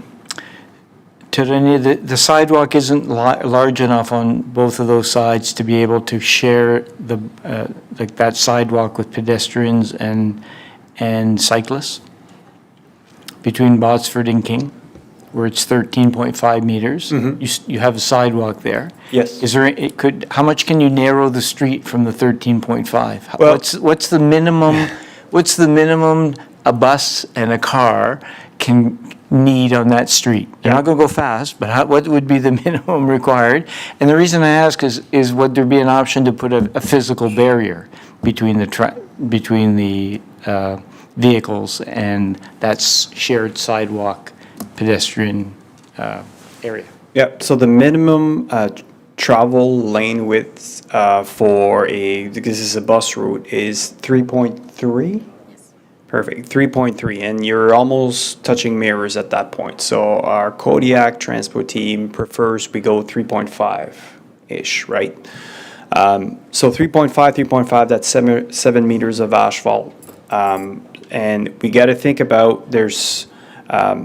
you got to walk it to see it, right there, and I'm sure you can picture it. There's walkways coming out there. The houses are close to the street, very limited in space. If we provide a multi-purpose trail on one side, we have to provide a sidewalk on the other, right? Because there's got to be pedestrians on both sides. But that was a cross-section that was proposed back with the EXP report 2-3 years ago before we started this journey. So it is a cross-section that is that could fit there. However, as Amélie mentioned, it's not the preferred design, especially for an urban area like St. George, where you have a lot of driveways, a lot of intersections. The multi-purpose trail, the bi-directional, works great when you don't have a lot of the driveways, when it's a long stretch. In an urban area, you want cyclists to be on the right side, right, on each side of the street. That's the tendency we're starting to see. And just to add a note to ATCM, because you did mention ATCM, let's not forget they are the ones who basically kind of started the ball for this entire process, which we're thankful for, but they were definitely involved in all of the process, the engagement piece. However, they did not take position on one of the visions. They did not officially take a position on one of the visions, which one they preferred. And let's be mindful that even within ATCM, there are different styles of cyclists. There are different opinions as well. So we heard all their comments, but it was part of the engagement session without having an official position on it. So I don't think they will be disappointed with this. I think we've received some great comments from ATCM that we're doing the study. They like what they've seen at the engagement session, and we haven't received any negative feedback from them. Okay, I guess we would encourage them to come to our next public session of council, I think, in terms of giving us some feedback. I'm confused, though. I'm trying to understand. So you would have cyclists leaving, let's say, at Vaughan Harvey, and I would presume they're on the right side of the road. They're going with traffic. They're going heading with traffic. So they're on the right side, and they're going all the way to to King Street, right? And so, and the same, they're on the left-hand side when they're on the right-hand side going, anyway, they're going with traffic, that's fine. So where's if we narrowed the street to 9 meters rather than, like, let's say you need 3.5 meters, so you need 7 meters. So let's say we narrowed it to 9 meters, gave them each a meter extra. Could you not have an area where that bike that's coming down would continue on the right-hand side? There would be a line painted in the shared area, and the people would be walking on the left-hand side. Could that not, like, I'm confused. Maybe we can send you the cross sections, but when you're doing a unidirectional bike lane and then the sidewalk would be 1.5 to 2 meters wide, plus the bike lane, which is a 1.5 plus separation, you're adding about like 4 meters on each side. So your 4 meters plus your travel lane, you're already beyond the 13 meters, so. Okay, all right. I will look at it a little closer, but I would ask, though, that the group be contacted and give their opinion. The ATCM, sure. Okay, and be officially asked for their opinion, because Sure. I think what happens is we think everybody knows because everybody gave their input, and then we get a surprise when people are not necessarily on the same wavelength. Yes. So, again, and this is the recommendation, there were 3 visions, so I think just to be fair, I would just be more inclined to approve it if everyone at least is on the same page. Thank you, and we'll ask for an official, position from ATCM. Please, and I mean, understanding that it's not perfect, but the road's not perfect, and so this is probably the closest we can get to perfection, and then everybody lives with it. So then it protects all of you, so you don't have to change things, and we can make the right decision. Okay? Merci beaucoup. Merci, conseiller Légère, et merci aux collègues pour les questions. Mais moi, j'ai une couple de questions pour vous. Donc, est-ce que ce projet, c'est quoi le timeline, si vous voulez, pour réaliser ce projet? Est-ce que c'est l'année prochaine? C'est pour quand? Merci pour la question. Il faut préciser qu'on fait des projets de renouvellement d'infrastructures. Donc, on a encore 2, peut-être même 3 projets avant de rendre l'infrastructure, qui est le système d'égout pluvial, à la Saint-Georges. Donc, il y a le côté S qu'on a commencé cette année avec la rue Maine. Il faudra monter ce tuyau-là de la rue King jusqu'à la rue Saint-Georges. Puis il y a le côté ouest qu'on a commencé l'année passée aussi, qu'on devra se rendre là. Donc, environ de 2 à 3 projets avant qu'on puisse commencer la reconstruction de Saint-Georges. Et ça veut dire combien d'années? Ça peut dire 2 ans, ça peut dire 4 ans, ça peut dire 5 ans, dépendant du niveau d'investissement. Dépendant aussi comment agressif qu'on veut y aller. Faut pas se le cacher, les projets qu'on a eus récemment, évidemment, sur la rue Maine, a causé beaucoup de congestion. Est-ce qu'on veut faire un projet de cette envergure-là à tous les années ou est-ce qu'on veut prendre des pauses? Ça va être des discussions qu'on va avoir dans les budgets capitaux. Est-ce que vous allez revenir au Conseil avec les différentes phases de ce projet? Parce que j'assume que vous n'allez pas faire ça dans un projet. Là. Effectivement, oui. Donc, on a déjà comme une planification, disons, de haut niveau. On a déjà partagé dans le passé, on peut la repartager aussi. Puis aussi, comme je l'ai dit, au niveau des budgets, ça s'en vient, les discussions budgétaires 2026. Vous allez voir une phase du projet Saint-Georges. Par contre, c'est pas sur la rue Saint-Georges même. Comme que je dis, ça va être des rues adjacentes pour amener l'infrastructure jusqu'à Saint-Georges. Est-ce que lorsque vous allez présenter ces différentes phases, le Conseil aurait la chance de justement partager leurs préoccupations par rapport à le projet? Oui, bien sûr. Ça peut être pendant la phase, le projet, chaque phase ou plus par rapport à la planification entière.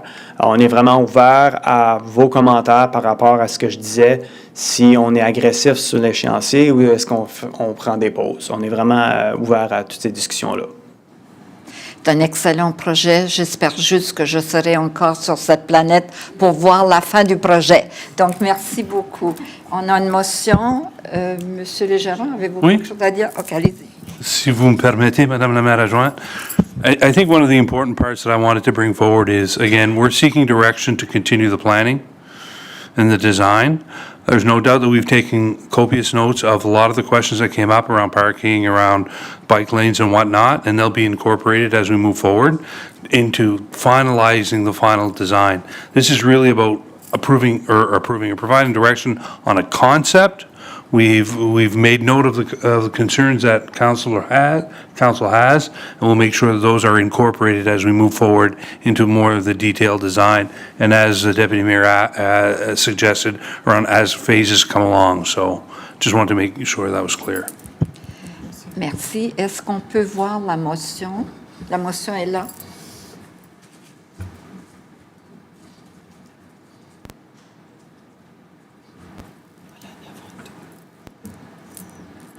Conseiller Bourgeois, vous êtes sûr, vous voulez juste ajouter le parking? Non, moi je pense que ça reflète très bien le deuxième, mais je ne dirais pas with other options, with options. Oui. OK. C'est beau. Merci. C'est beau. Donc, on va passer au vote. Et c'est électronique, c'est bien.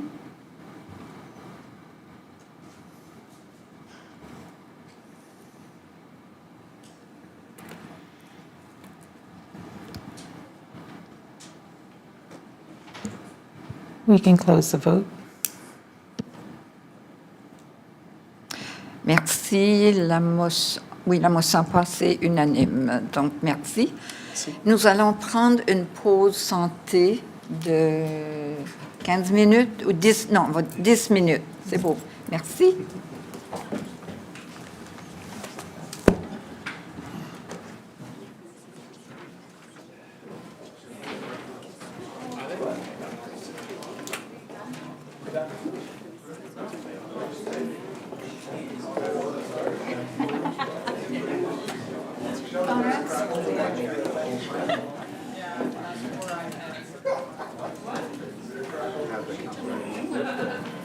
Somebody else.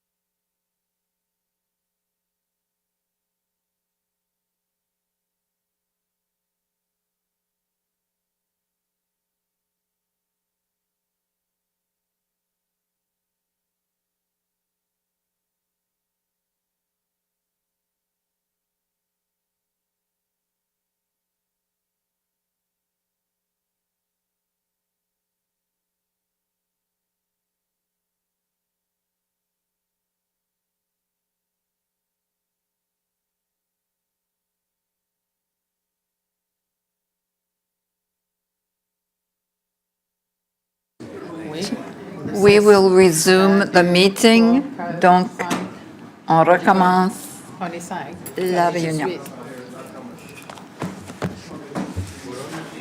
Madame la greffière. 1, 2, 3, 4, 5.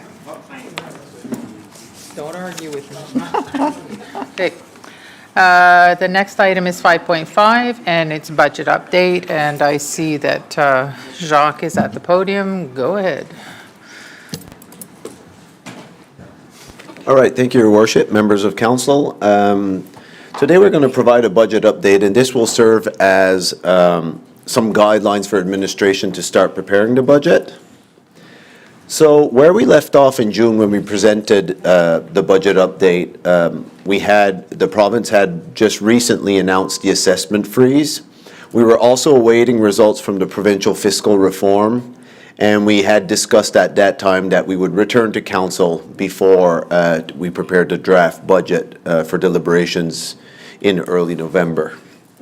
So at that time, we had presented three options. We had presented one to maintain the tax rate, one to increase the tax rate by 2.5%, and the last one to increase the tax rate by 4.5%. So where do we stand today? So again, the assessment freeze, nothing has changed there. All assessment will be frozen, excluding new constructions, major improvements, sales, transfers of properties. And for us, the city, if we look at the numbers we received last year, if we have the same numbers this year, that would mean a loss of revenues of 12 million at the current tax rate. Now, one good thing that came out is the fiscal reform. 2 Fridays ago, we got our numbers. And for the 2026 budget year, we are going to receive $9.1 million, the city of Moncton, for the fiscal reform. 1.3 in the fiscal capacity and 7.78 million in the capital renewal fund. The good thing about this funding is it's not just a one-time thing and then it goes away. So the capital renewal funding, that will provide us in future years approximately $8 million more that we can invest on our asset management, so our existing assets. So what does it really look like? So we ran the numbers for the three options at the current tax rate, one at the tax rate to increase by 2.5%, and one to increase by 4.5%. So our level 1 affordability, so this is before any new requests at the current tax rate, would mean that we are in a deficit of $1 million. If we increase the tax rate by 2.5, we'd be in a surplus of $5 million, and option 3 at 4.5%, we'd be in a surplus of $8 million.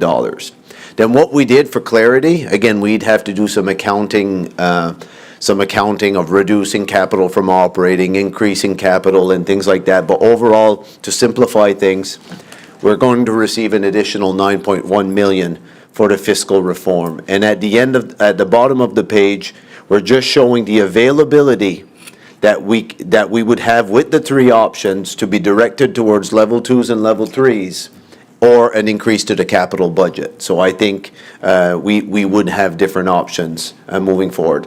The other thing too I want to say with this slide, these are the preliminary numbers. We haven't gone into each department, looked at every options.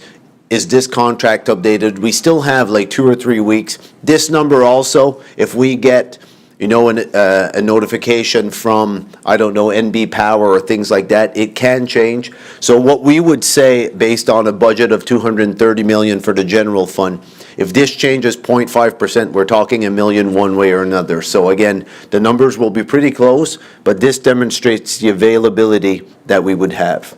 One important thing to highlight, because again, without having all the budget projects and things like that in front of council that you will have during budget deliberations, last year for level 2s and 3s, council had approved $2.3 million in level 2s and 3s. So the funding we're showing here for the three options is way more than that. So the other thing too in our numbers, because it's been clearly communicated that especially for year one of the fire service review, that we are going to recommend to put that in our budget. We want to show, and that's approximately 2 million for 2026, which was presented a while ago. We're showing the availability with that 2 million already included. So as you can see, again, there, 6 million for if we maintain the current tax rate, 12 million if we increase the tax rate by 2.5%. And the other number I can't see because my face is in front, but last year we had 2.3 million of level 2s and 3s. So even with the fire approval of the 10 firefighters, the vehicle and other things, we still would have more money to spend than we did last year. So again, this is just a graph demonstrating this, and again, this one already has the fire service review year one as funded as well. So again, it would have much more. So the reason we prepared this is it provides options to council on what we want to do, but in the three options we're looking at, we have more funding for level 2s and 3s than we did last year. So important considerations, we're just going to go through those, and the one thing, and we'll go through there. So again, there are many city priorities that are unfunded in the five-year capital plan. So just today, for example, fire service review year one is funded, but the rest of the recommendations, you're talking 19 million per year if it was implemented in 15 years. I don't think that'll be feasible. Doesn't matter what options we choose unless we go to a very aggressive taxation strategy. Cost remains high. Interest rates are still higher than what they were previously. Really important that we're seeing everywhere, and even the importance of investing in our existing assets. I mean, we have examples, the city of Calgary, the water pipe burst and things like that, where when people don't have access to water. We even had an issue, I believe, on Salisbury Road. So those are the things that continue to be important, but it's also important that we continue growing our city as well. Other things as well that we've just been discussing, Riverfront Master Plan, Rec Master Plans. A couple of weeks ago, there was library satellite locations. In our capital budget last year, we had something for a new aquatic facility, the operations center. We talked about a market convention center. So all kinds of projects that when council's going to today to guide us in the right direction, those are things that need to be considered as well. We talk about Kodiak Transpo. Vision Lands is probably a game changer for our city. It was mentioned even in the fire service study. Social issues, there's policing, active transportation, environmental, or so on.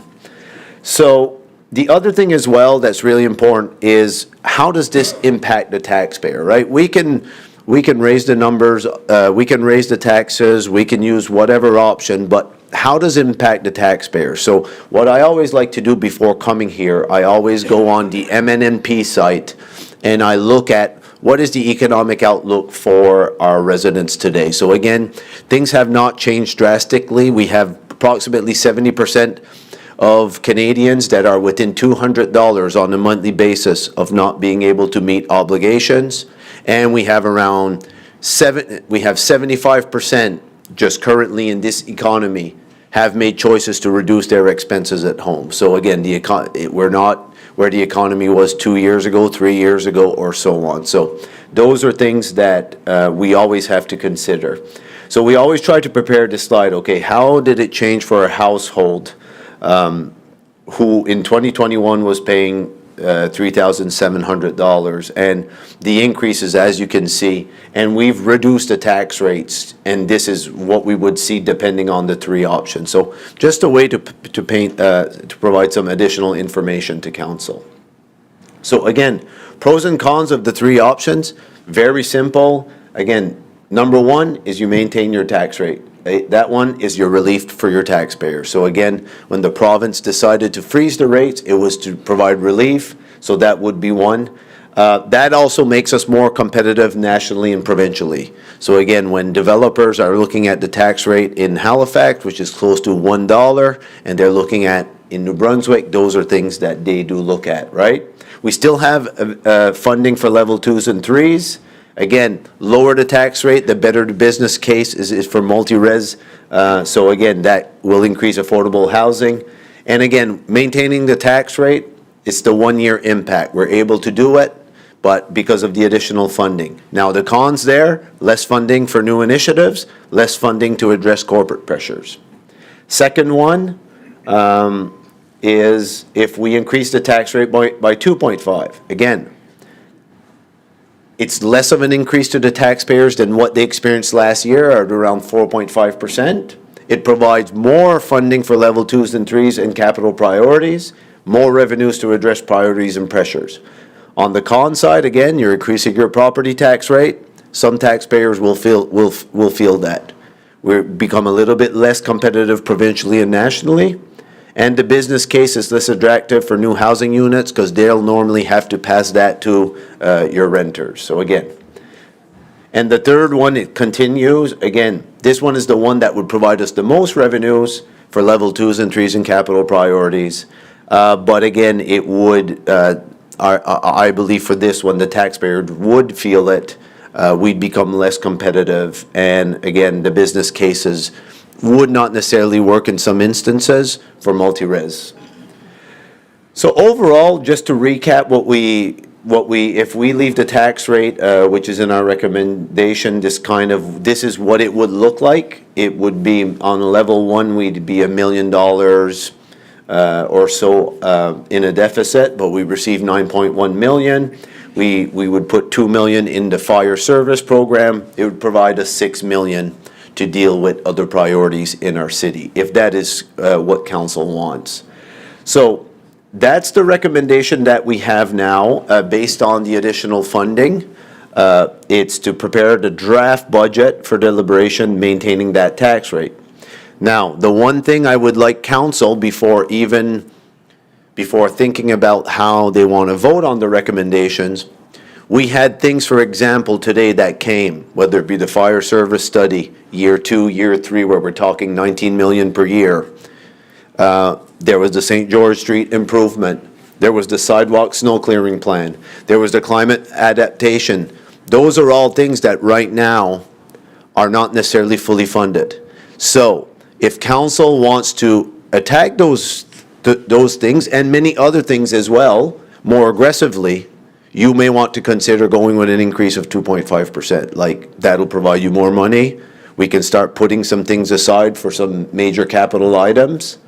If ever we go that route, though, we're going to need to use our reserves to be able to fund it, because if we fill it with just level 2s, then we're back at the same position next year with no major funds to address the 6th fire station or buy some additional buses or fire equipment or investments in St. George or so on. So again, this is a council direction.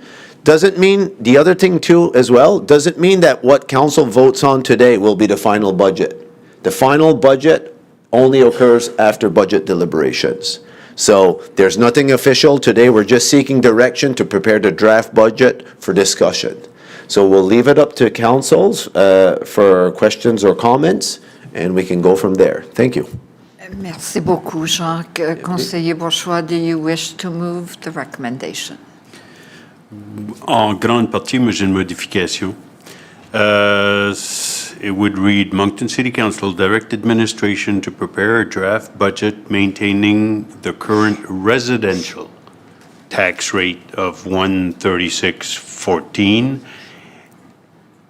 and to consider increasing the commercial industrial tax rate by 1%, 2%, I don't know, for the budget deliberations, and to direct the additional funding as it's said that. I so move, and I have questions. Can I respond to that? Oui, allez-y. Unfortunately for the city of Moncton, and that's something that we're trying to change with the new provincial assessment reform committee that I'm a member of. Currently, we are mandated to be within, the commercial tax rate needs to be within 1.4 to 1.7. We are at the limit already of what we could do for the commercial tax rate. Oh, okay. I thought we had some margin left. No, we went to 1.7 last year. Okay, then I'll move the recommendation as is. C'est beau. Merci. Conseiller Légendre, do you wish, voulez-vous appuyer? Yeah, but I have a question. Oh, you do, OK, c'est bon. Merci. Conseiller Bourgeois. Merci beaucoup. Merci, Jacques. J'ai beaucoup apprécié. Quelques questions. Il y en a qui sont vraiment pertinentes à la résolution et d'autres, c'est un petit peu plus large. Is the government of New Brunswick fiscal reform over, or are there still other pieces to come? So there's two things going on with the province right now. There is the fiscal, and it gets a little bit complicated. So there's the fiscal reform portion, okay? That one, it's pretty much complete, but there's a little bit of mechanics. So that one is more confirmed. That is the money that you saw in the budget today, the $9 million that we're going to receive. And that's the additional funding that municipalities are going to receive. And that one is fairly secure that we will be receiving, for example, that additional 7-point-some million on our capital for the next 5 years. There are also some pots, for example, the fiscal capacity one, the first one, that one's actually going to grow, but it's unknown from Moncton's perspective now because it's a sort of equalization. I don't think ours will grow that much. I think other municipalities, they will grow, but I think the more successful municipalities won't grow. So that is one piece. That one is coming to its conclusion. It has been approved already by the province. That is one piece. The second piece, it's the new committee that was formed. This one, it's called, we're more dealing with provincial assessment. That's where we're talking about, for example, to your question above, the 1.4 to 1.7. Why can't it be 2? Why can't we create more categories or classes, provide more flexibility? That one has just begun. It just started. I've been part of 2 meetings. It started in July. Yeah, thank you. So there will be other things, and because one of the keys to your presentation was this is a one-off, this is a special circumstance for next year, but there's nothing that stops the province, and we're sort of, one of the options would be, well, okay, if we have money, we'll do, and the rest will sort of park for the future. But if they repeat this next year and have other fiscal reforms, we're just going to keep scrambling every year trying to figure out how do you plan the long term if you don't know if year after year the province is going to change the rules again. So I think we need, I don't know, if you're sitting on that committee, don't they understand the how ridiculous freezing? I know why they do it. It's both for political reasons, but also to give a break to our taxpayers. But they sort of haven't done much of a great job doing their provincial finances. They try to freeze the municipal taxes. They don't seem to understand the impact it has on our residents who sooner, probably rather than later, will have to pay for it. But second question, let's say that this year, next item on the agenda, we might end up with $1 million surplus. Puis je crois que je sais la réponse parce que c'est dans les règlements de la loi, mais on doit attendre la deuxième année pour appliquer les surplus ou compenser les déficits. On n'est pas loué de faire des déficits, ça règle cette question-là, mais si jamais on en faisait un, parce que les rapports annuels vérifiés viennent juste dans le milieu de l'année avant qu'ils soient adoptés, mais est-ce qu'il n'y a pas une façon de contourner ça avec prendre le million, disons qu'on avait $1 million, puis l'appliquer pour compenser le déficit qu'on prévoit? Oui, c'est exactement ce qu'on fait. Donc, nous, à la fin de l'année, on va venir au conseil. D'habitude, c'est à la dernière réunion au mois de décembre.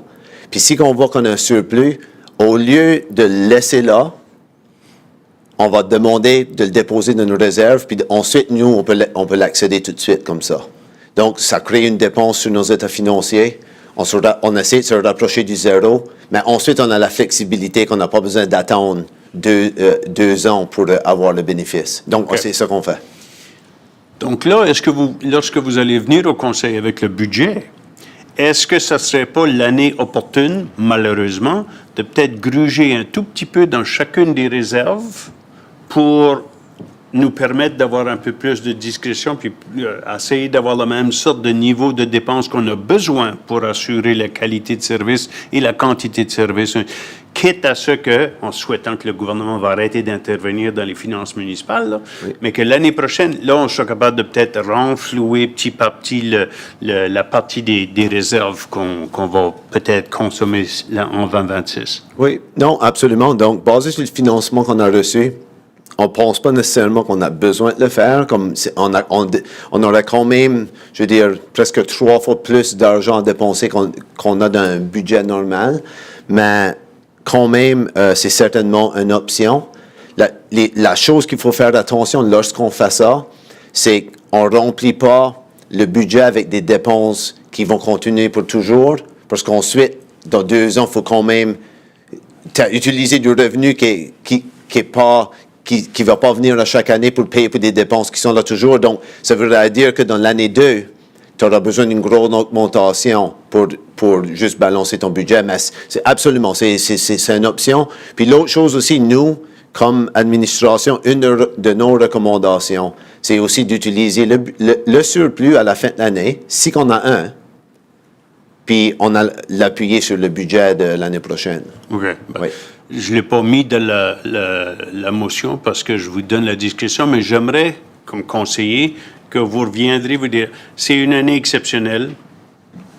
On a les menottes imposées par la province. On ne veut pas faire ce qu'on pourrait faire et que les citoyens et les citoyennes veulent qu'on fasse parce qu'on n'a pas l'argent, parce que la province a gelé les évaluations. Donc, est-ce qu'on pourrait exceptionnellement, en 2026, un petit 2% de chacun des réserves, ou dans les réserves qu'on est capable de le faire, là, de le sortir pour pouvoir faire ce qu'on veut faire. Puis là, comme je dis, par après, dans 2 ou 3 ans, on récupérerait en souhaitant que la province arrête de nous embarrasser comme ça. Non? Oui, absolument, c'est une option. Parfait. Merci beaucoup. Merci, Madame le maire. Merci, conseiller Bourgeois, conseiller Légère. Merci, Madame la Ministre. Thanks, Jacques.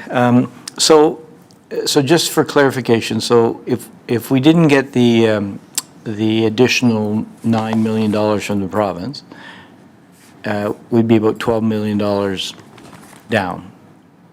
Well, on a level 1 affordability, we'd be 1 million deficit that we 1 would have million down, needed yeah. to found. Yeah. So what the $9 million is going to do is we can maintain the tax rate, but we still have monies that we can invest in infrastructure in the city.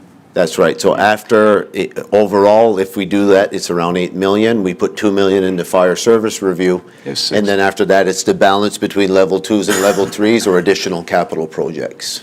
Yeah, okay. All right. I'm still perplexed, though, as to why, I know that's your recommendation, but as soon as you make a recommendation, and if we were to say, you know what, we would prefer to do more than just $6.1 million, so it's our right to do that, but it's already been vocalized that this is the option, the preferred option, and I always find it takes away our ability as council to have that discussion. I think what I was hoping we would have is present the facts, that is the reality, and then maybe present, these are all the things that you have ahead of you, okay? So if council wants to accept only spending 6.1 million or less than 6.1 million and give some back, that's fine. Or if council says, no, you know what, we're faced with $10 million that we really must deal with today because we know what's happening in the future, then, you know, we have that ability to make that decision. I find that it makes me very uncomfortable. It's sort of taken away. And I don't know, I guess maybe I'm not explaining myself enough, but I just feel that maybe it's you need a recommendation because you have to go back and you have to plan and so on, but it takes away, as soon as it becomes public that, you know what, $6.1 million and we can balance budget and the tax rate is not going up, that is exactly what's going to happen. And so my ability to say, you know what, we really should think about all of these projects, and by the way, maybe an additional $2 million could go to Kodiak Transpo that really needs it, but no, we're not going to do that because we're going to hold the line to 6.1 million. So in any event, I'm disappointed again because I feel that again, I voiced that a number of years, the same thing, and it's just a repeat. So I don't know what my other colleagues feel, but I just feel like, okay, well, then just, it's almost like saying, show me where I sign, and I'll just sign it. I'm not being difficult, but I'm just trying to understand, my role here. No, but I would like to answer. So when we do this recommendation, and again, it's, if we hadn't received the funding from the province, that gives us a lot more money than we had spent in previous budget years, we would have probably came in today and requested an increase, right? Based on our facts. And again, when we do this, it's not easy. We look at, okay, how are the taxpayers doing? What is the economy like? Our people? So I think for us, I mean, in the future, we're okay with coming in either or, like we're open to suggestions, but we have to prepare a budget. I understand that. And it's just a draft budget. Maybe we can do better with our communication. I just wonder why it is that there needs to be a recommendation. Give me the facts, show me what it is that we're looking at, and let's have a discussion on what this looks like. As soon as you recommend it, I mean, you take that out of my hands. So without the money, you'd have come back to us and said you wanted an increase. But then, remember in your previous presentation, you said, well, you don't need an increase. We can toe the line at holding the tax rate. You've already kind of indicated that.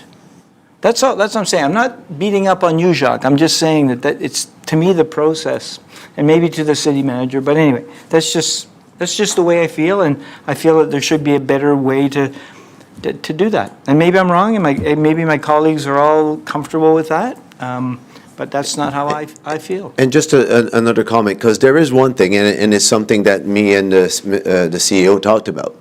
Every other levels of government, when they discuss budget at first, they discuss it in private, whether it be provincial or federal, right? They have caucus meetings, they have cabinet meetings, and that's how it works.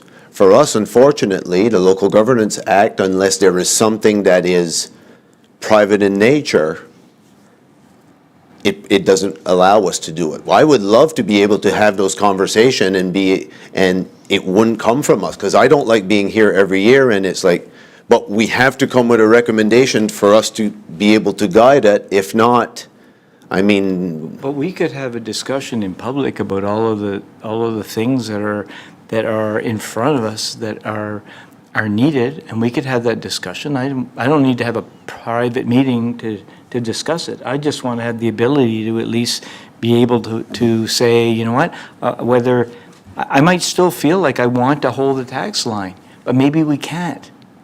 But now we've already said we're going to, so it doesn't matter. We're going to. That's my point. But that's not the recommendation. The recommendation is to prepare the draft budget. The recommendation is not to, we're not approving the budget today. It's our starting point to have the deliberations, which take 2 or 3 days, right? So. I think maybe if I could. If I may, the recommendation says prepare a draft budget maintaining tax rate at 1.3614. Mm-hmm. It's not a recommendation to prepare a budget. You've already set the tax rate. You're maintaining it. That's what you're asking us to do. That's your recommendation. It's to prepare the draft budget. Because we have to start at one, unfortunately, we can't, unless we would want to go to an area where we start with just level 1, and there are some communities that do this and can do it 2-3 weeks, and we go each item, and then the tax rate just keeps on, it's something, unfortunately, I get, but we prepare a 500-page document, we have to set the guidelines, even the affordability of what gets recommended. I feel like, but I do not, it's been 2 or 3 years, I do not have the solution. I think that's something that we continue to have conversations about. I know that it puts council in a situation. I also understand the fact that administration requires that direction to be able to prepare a draft budget. Without that direction, then it's difficult for each department to turn around and determine, where some of those priorities lie, because it could go anywhere from, if a decision or a direction from council, without this last fiscal reform, it might have meant that some departments would have had to cut certain aspects within their budget as well. So that's why I think that this direction is really valuable to staff and the different departments to be able to kind of have a sense of how to prepare and I guess bring a draft budget to council for consideration. So I know it's not the perfect solution. I know that it puts everyone into a bit of an awkward situation, but at this point in time, it's the best that we've been able to come up with, and we'll continue to try to find better ways to have those conversations. I think communication has a lot to do with it as well, as Jacques and I have had a number of conversations on what messaging goes out based on the direction provided, because it is not a decision, it is direction, not unlike the direction provided on the last item, which is St. George Street redevelopment. It's not, it's about providing us a direction so that we can provide the best advice that we can to administration when it comes to budget presentations. Oui, oui. So perhaps, if I may, and I don't know how much work this is, but you had 3 scenarios. So could you not lay out expectations of those 3 scenarios? This is what we told the line looks like, and this is what we're going to be able to offer. B, this is what the 2.5% looks like, and take a look at the things that are not part of that original. And this is C, if that was the case, which, even if you did A and B. It's some way to have, because otherwise, really, it's, and maybe I need to, you guys are trying to come up with a solution. Maybe it's council's involvement in trying to better understand sort of how we can work together.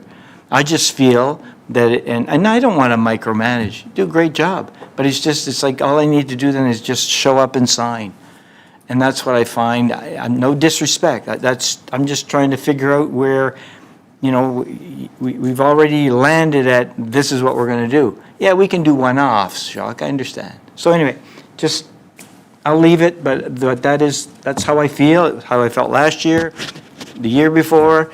It's the same thing. It is always like, and maybe this is the willingness of internal that this is what we're going to do. It's great, but is it the right thing to do? And one would say that, we cut taxes every single year. Was that the greatest thing to do? I don't think so. Because now we're going to have to try to play catch-up at some point. And you know what? Maybe we will reduce some of the reserves, and then we'll try to chip away, and we'll hope that years are better. So anyway, that's kind of where I feel, and it really hasn't. No, and I appreciate that, Councillor Giron. And I think we will continue looking at options. I mean, I follow a lot of how other municipalities do it as well, it is the process, right? You bring a recommendation to council and they provide you guidance. And again, the last final budget is only approved when it is approved. And last year, if we look at all the changes that was done in the 3 days where we deliberated, we added funding for seniors. We reduced the tax rate and the LSD. We added funding for many different items. We added a staff member that was at the Coliseum. So I don't think, and I think we've got to increase the way our communication. Maybe it's to explain to the public how the budget gets set, because the budget is only set once it's approved at that last council motion. So again, we'll look at options. We'll continue, because trust us, we don't like this either. I mean, we recognize it frustrates a couple of councillors. We've looked at different options. We haven't found one yet, because it seems to be the way that the local governance tells us that we have to deliberate these things. But again, we'll absolutely continue looking into options. Conseiller Crossman. Merci, la mairesse. Jacques, thanks for the presentation. I guess there's nobody from the media here, but I'm sure that they'll watch it on YouTube or whatever. What we've seen is the assessment go up from the province over the number of years, and our tax rate has come down. So we have this gap, right? And they set the gap themselves, because we don't do the assessments, right? So all you do is your staff, they work Monday to probably Saturday, trying to work on the budget to get it prepared for council for that 4 or 5 days in November, right? And I don't think the province understands what goes into this and the time, the dedication that you and your group put behind it. As far as the gap goes, I don't think the province has looked at that either, because they do have some issues with Service New Brunswick on assessments. They've admitted it. Now this is the point that we're at. And every time I'm out in the public, I say that because I'm a citizen of Ward 1. I pay my house tax, and when I'm somewhere, people always look at me and say, well, the province froze it, yay, thumbs up, right? And I'm like, wait, hold on. You had this go up during COVID, and you had us lower it. And we still gave you the services that the finance department, through approval of council, was able to approve. So it seems like it's a balancing act, quite honestly. When I looked at your presentation, this 8.1 from fiscal, that's going to be left at 9.1 from fiscal, 8.1 is the leftover. We as a municipality, we can't run a deficit at any point, correct? That's right. Okay, so the province and the feds, they can get away with a deficit, but we, back to the taxpayer, cannot run a deficit. No, we cannot run a surplus, nor can we run a deficit. We have to be in a balanced position. Okay, and this 9.1 million from fiscal. Yes. You had just made a statement where it was, I'm going to say it's a bonus. I'll say it. It is a major bonus. It's a major bonus, but are we talking for 1 year, or are we talking for, because I know you mentioned up to 5 years, but. Yeah, no, it's like with any other legislation, it can always change. But right now, the way it was approved, this will be ongoing funding to the municipalities. And it was a commitment of the province to increase their funding from, I believe it went from around 65 million to 70 million to 135 million. Because when they did the analysis, they saw, okay, municipalities are not sustainable right now. There's not enough money going into asset management. Some can't even balance budgets. Like right now, there's 4 or 5 municipalities in this province. They can't even balance the budget. Some receive more revenues from the equalization grant than they actually generate in their own communities. And they were amalgamated, sometimes not to their choice, but they just can't keep up, so. And in this, you have a budget availability for level 2 and 3s. Yes. And you talk about it, 8.1 million. Yes. That's being drafted already, part of the budget that you have, right? So staff have already put together levels 2s and 3s. So we've received requests from the user departments. We have not worked on that exercise yet because we need to know the direction of council. Because again, if council would decide to go with an increase of 2.5%, the tax rate, you're well within inflation, like you're close to inflation, you get more funds, like we're not opposed to that either, right? So we'll have those level 2s, level 3 discussions in capital budgets once the direction is set, because again, it's very different if you have 6 million available than if you have 10, right? Because you can do a lot more, but you also have to better plan for the future, right? Okay, and where does public safety come into this additional money? So as we know, we've heard a lot of talk about the RCMP lately. Yep.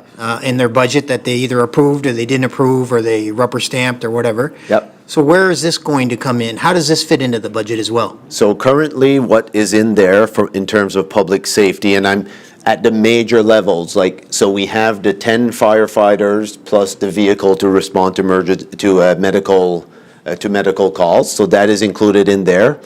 As of now, because council has not approved the CRPA budget, we have it at the 0 officers with the KPI, like the recommendation from council that the KPIs. So no increase. So no increase in bodies now. Now, we're also cognizant, though, that it's around $1.6 million of variance if we would go with what was in the news a couple of weeks ago. And again, that 1.6, I haven't looked at the detailed budget. I think it would be similar to this year, where even if you approve 15, you're not going to get the full 15 complement at that time. So right now, that's what we have. And again, this budget can swing can swing a million here and there too. So it's an approximation, but it normally, once we do our projections in September, we're quite close to where we should be. Okay, and I think maybe something looking forward, and I mentioned it earlier in the meeting, and I'm pretty sure you're in the room, I think we've got to look at maybe getting a finance committee together where, council members, maybe it's the next mandate, because obviously we're a little too late now, but maybe there's an opportunity there, right, for a better communication and a better way to communicate with council members. Yep. I mean, to me, I know it was here my first term. I remember that. I was on the snow committee, things like that. And I found it was a lot easier to get through these meetings when those committees were put together. Staff came in, you had the conversations.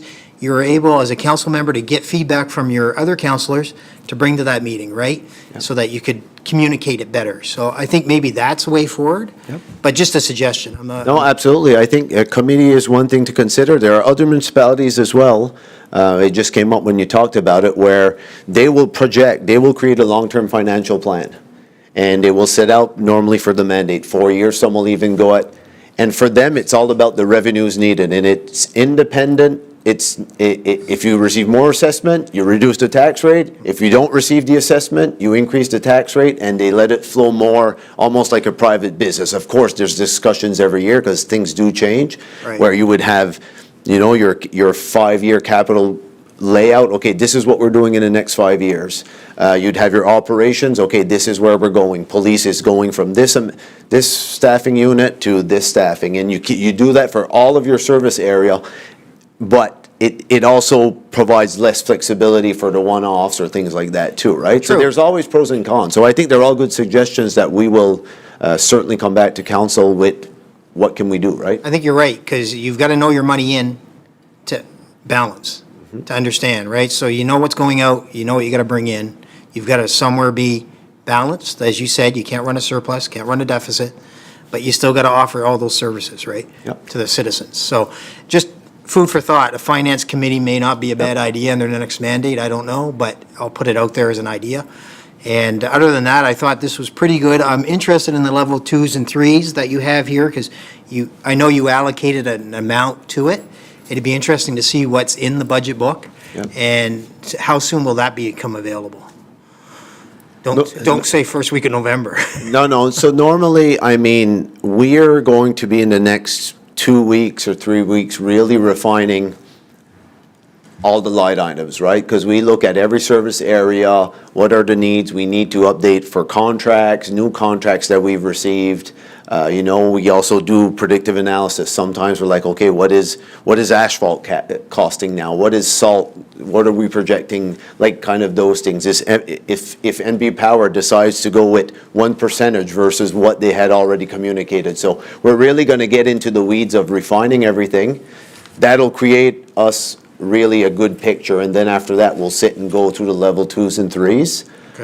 And that process, again, it's also not just everything's, in fact, we have a lot of questions. Often it's like, okay, we want a level 2 for this, and we're going to ask, yeah, but did you consider that we have, capacity here, or you know what I mean? Or this is already funded in your level 1 budget. So there's a lot of things that goes through it. It takes us about 1 full day in the summer just to go over it, and then 1 full day, even sometimes more, to finalize. Capital, we're also working on different scenarios where we were contemplating even for capital.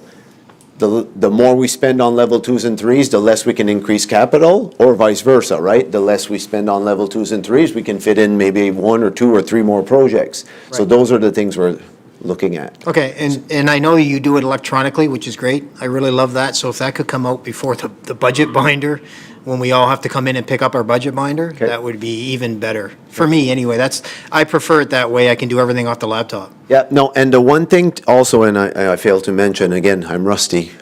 The other thing too, there's still one important number that is coming that is not at our actual assessment. Yeah. Which can come from October 7th to October 15th. So even before that number is Because we could receive 5 million in new construction rather than the 3 that we received last year, or we could receive 2, right? Like, so again, those are the components that, again, we try to set it up, and at the end, depending on the revenue, it's just, okay, this is our affordability level, and then after that, what we do and we bring to council, this is the B list, you know what I mean? We couldn't fund or.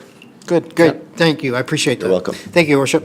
Merci, Conseiller Crossman. Is there anyone who hasn't asked a question? Go ahead, Conseiller Kingston. Thank you, Madame Ennis. Thank you, Jacques. And it's, as Councillor Giroux pointed out, it's an exercise every year, and you do a lot of great work with your team.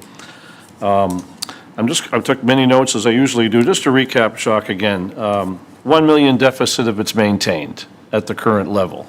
That's before receiving the fiscal reform funding. So that's just where we were at if we hadn't received the fiscal. Right. Right? And the one thing too, we benefited from 2 years ago, a prior year surplus of around $3 million.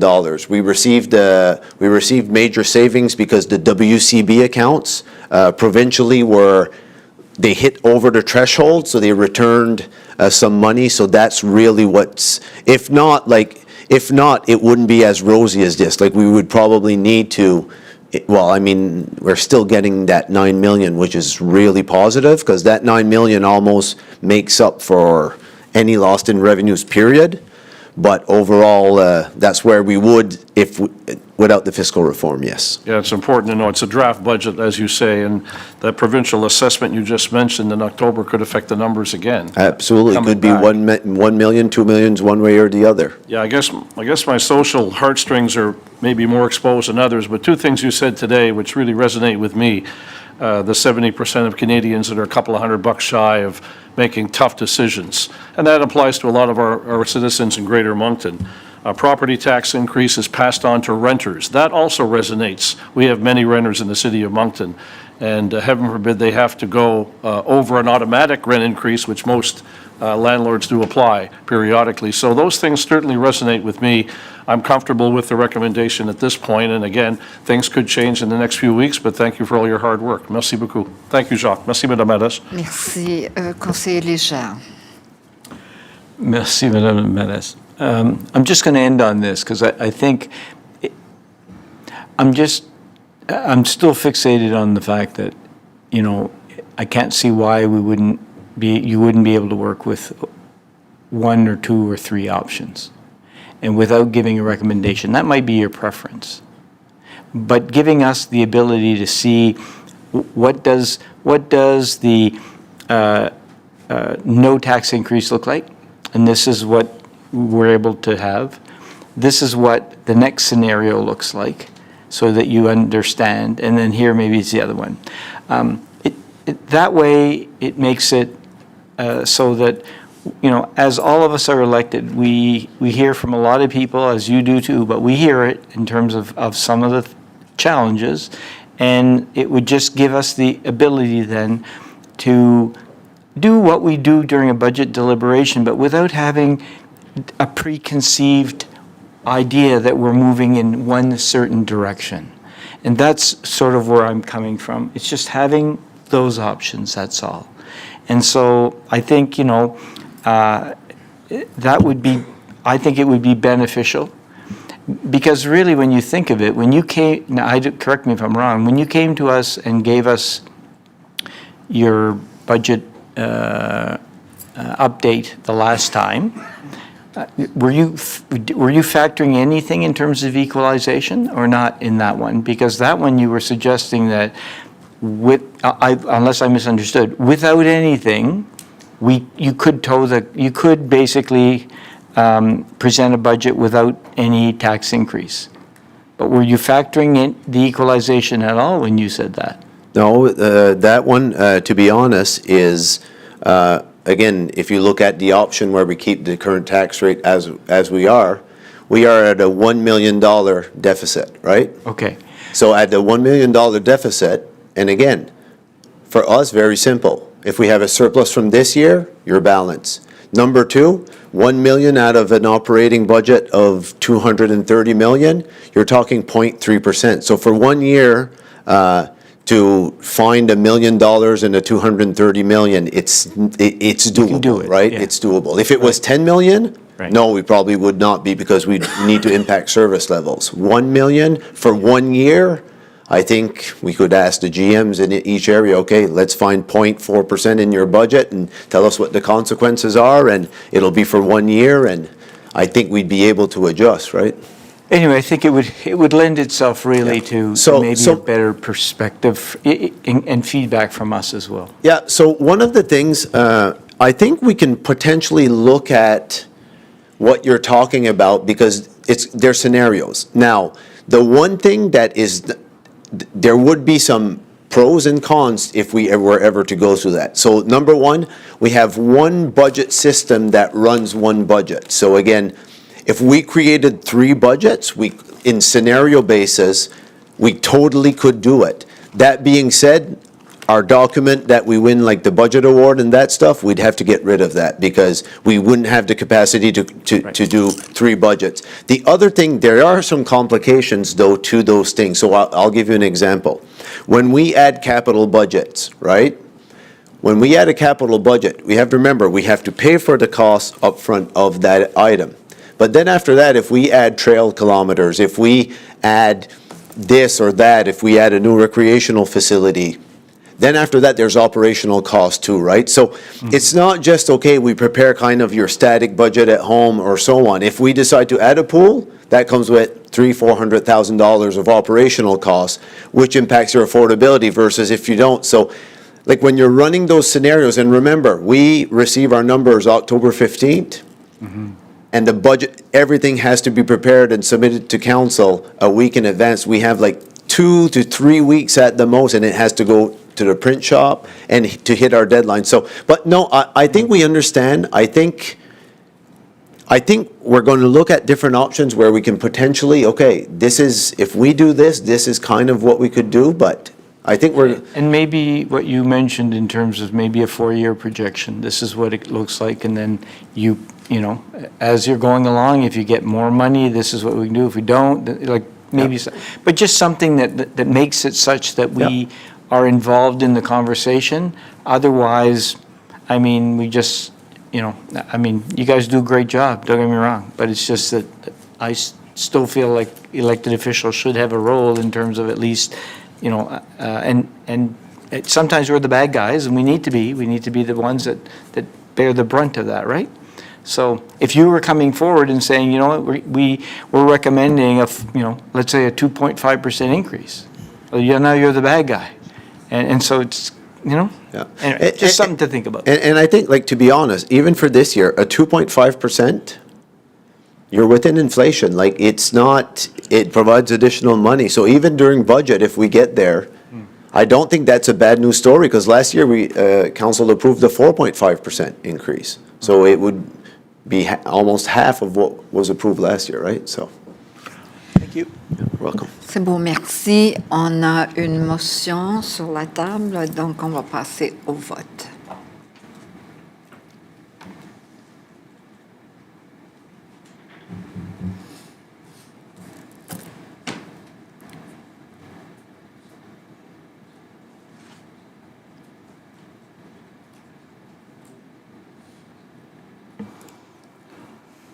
Can we close the vote? La motion a passé unanime. Oui. The next item is financial statements as of October 31st, 2024. And Jacques, are you taking this as well? Okay.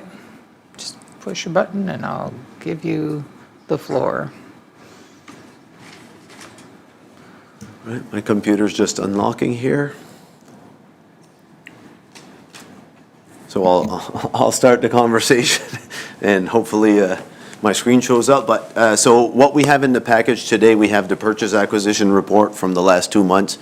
We also have the financial statements.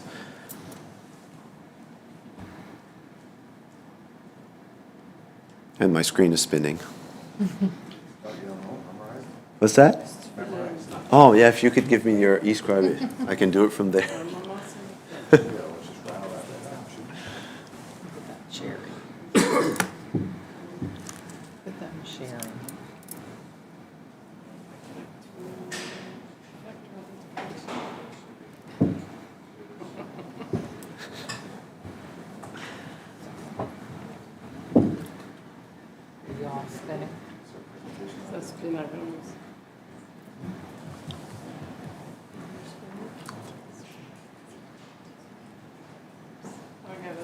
Does somebody have it?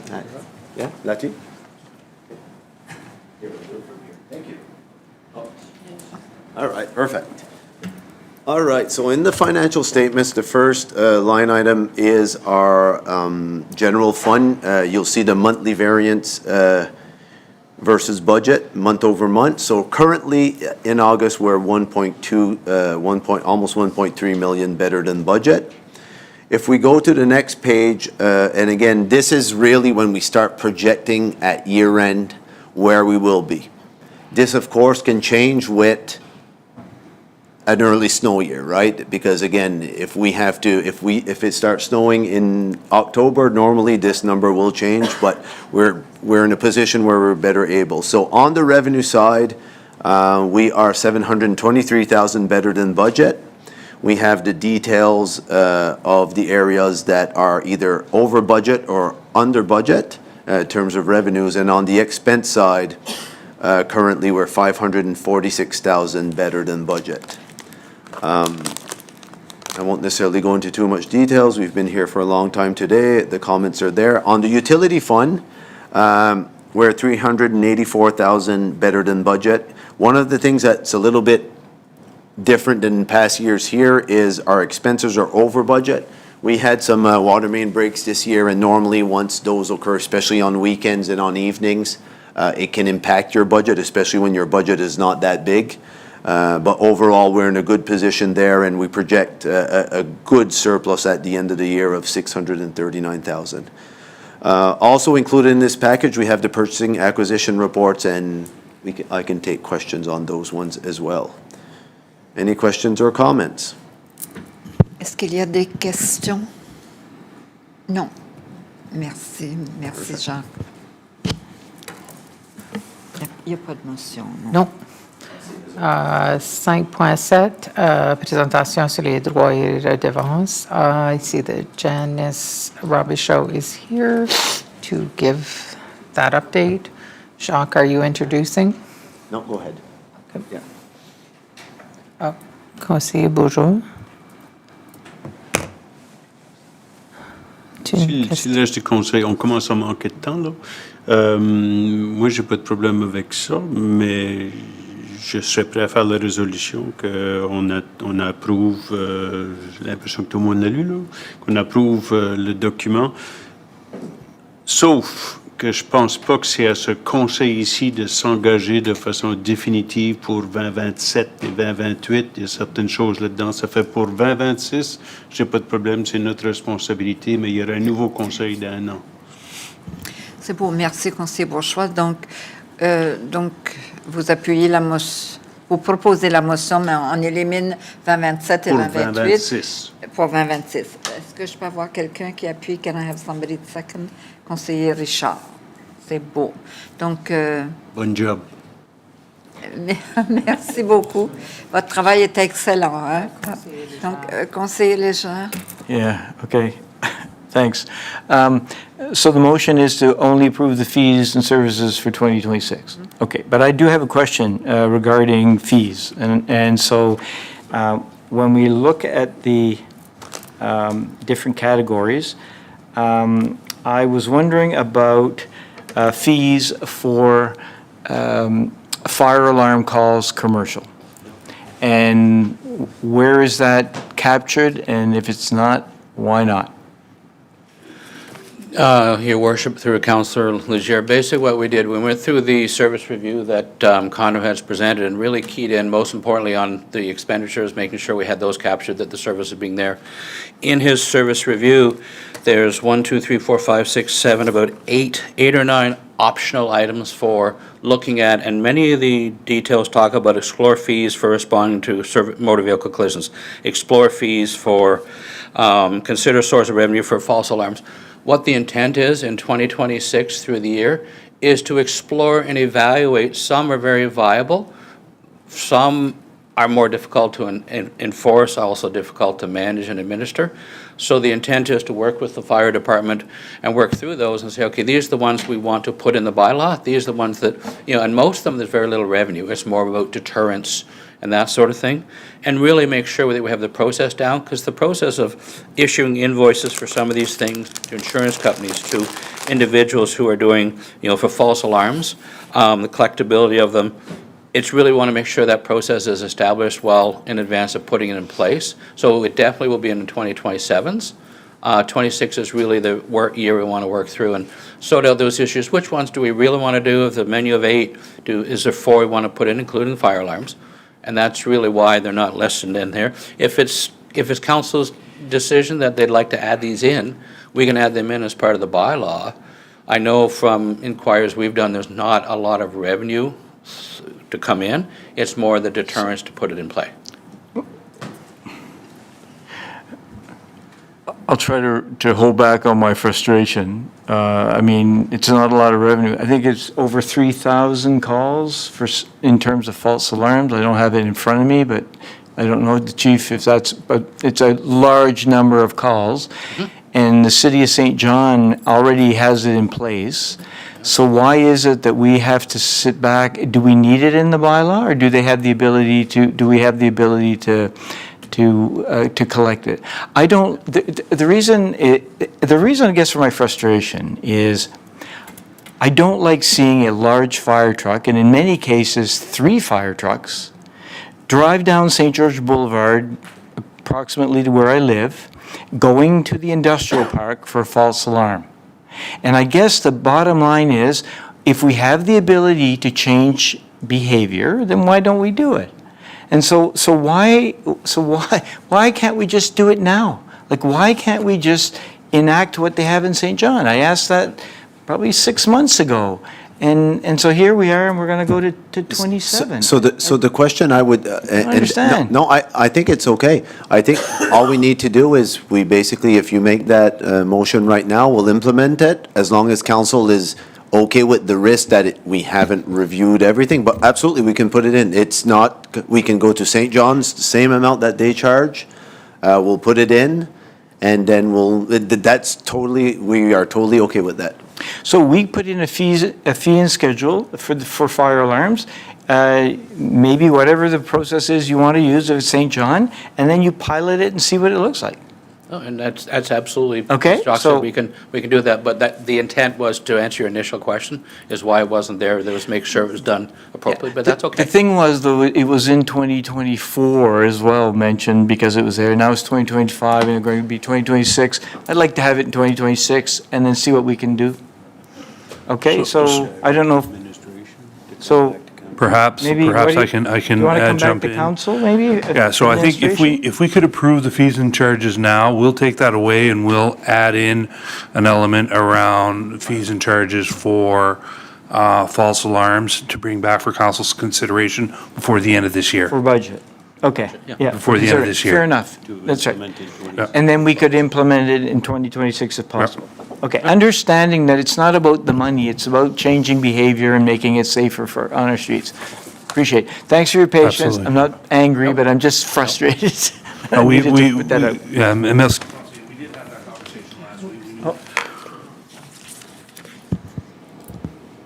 We knew, we had the conversation last week, and we knew it was going to come up. We didn't want to delay the fees and charges to give certainty, and we had the conversation about getting the small group of us together to determine how to be able to implement fees around false alarms. So we'll have something before the end of the year. Excellent. Thank you very much. Appreciate it. Merci beaucoup. Il n'y a pas d'autres questions. On va passer au vote. Donc, c'est électronique.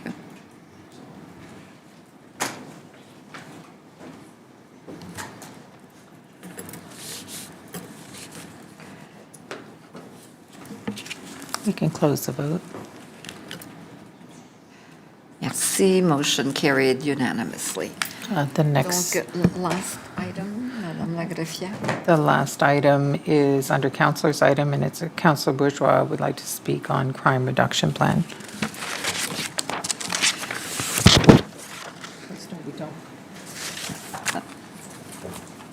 Léger. Merci beaucoup, Madame la Maire. I'll be brief. Two questions for council. I think we've deliberated and discussed it well enough for the past 4.5 years that just a show of hands on the first question would suffice.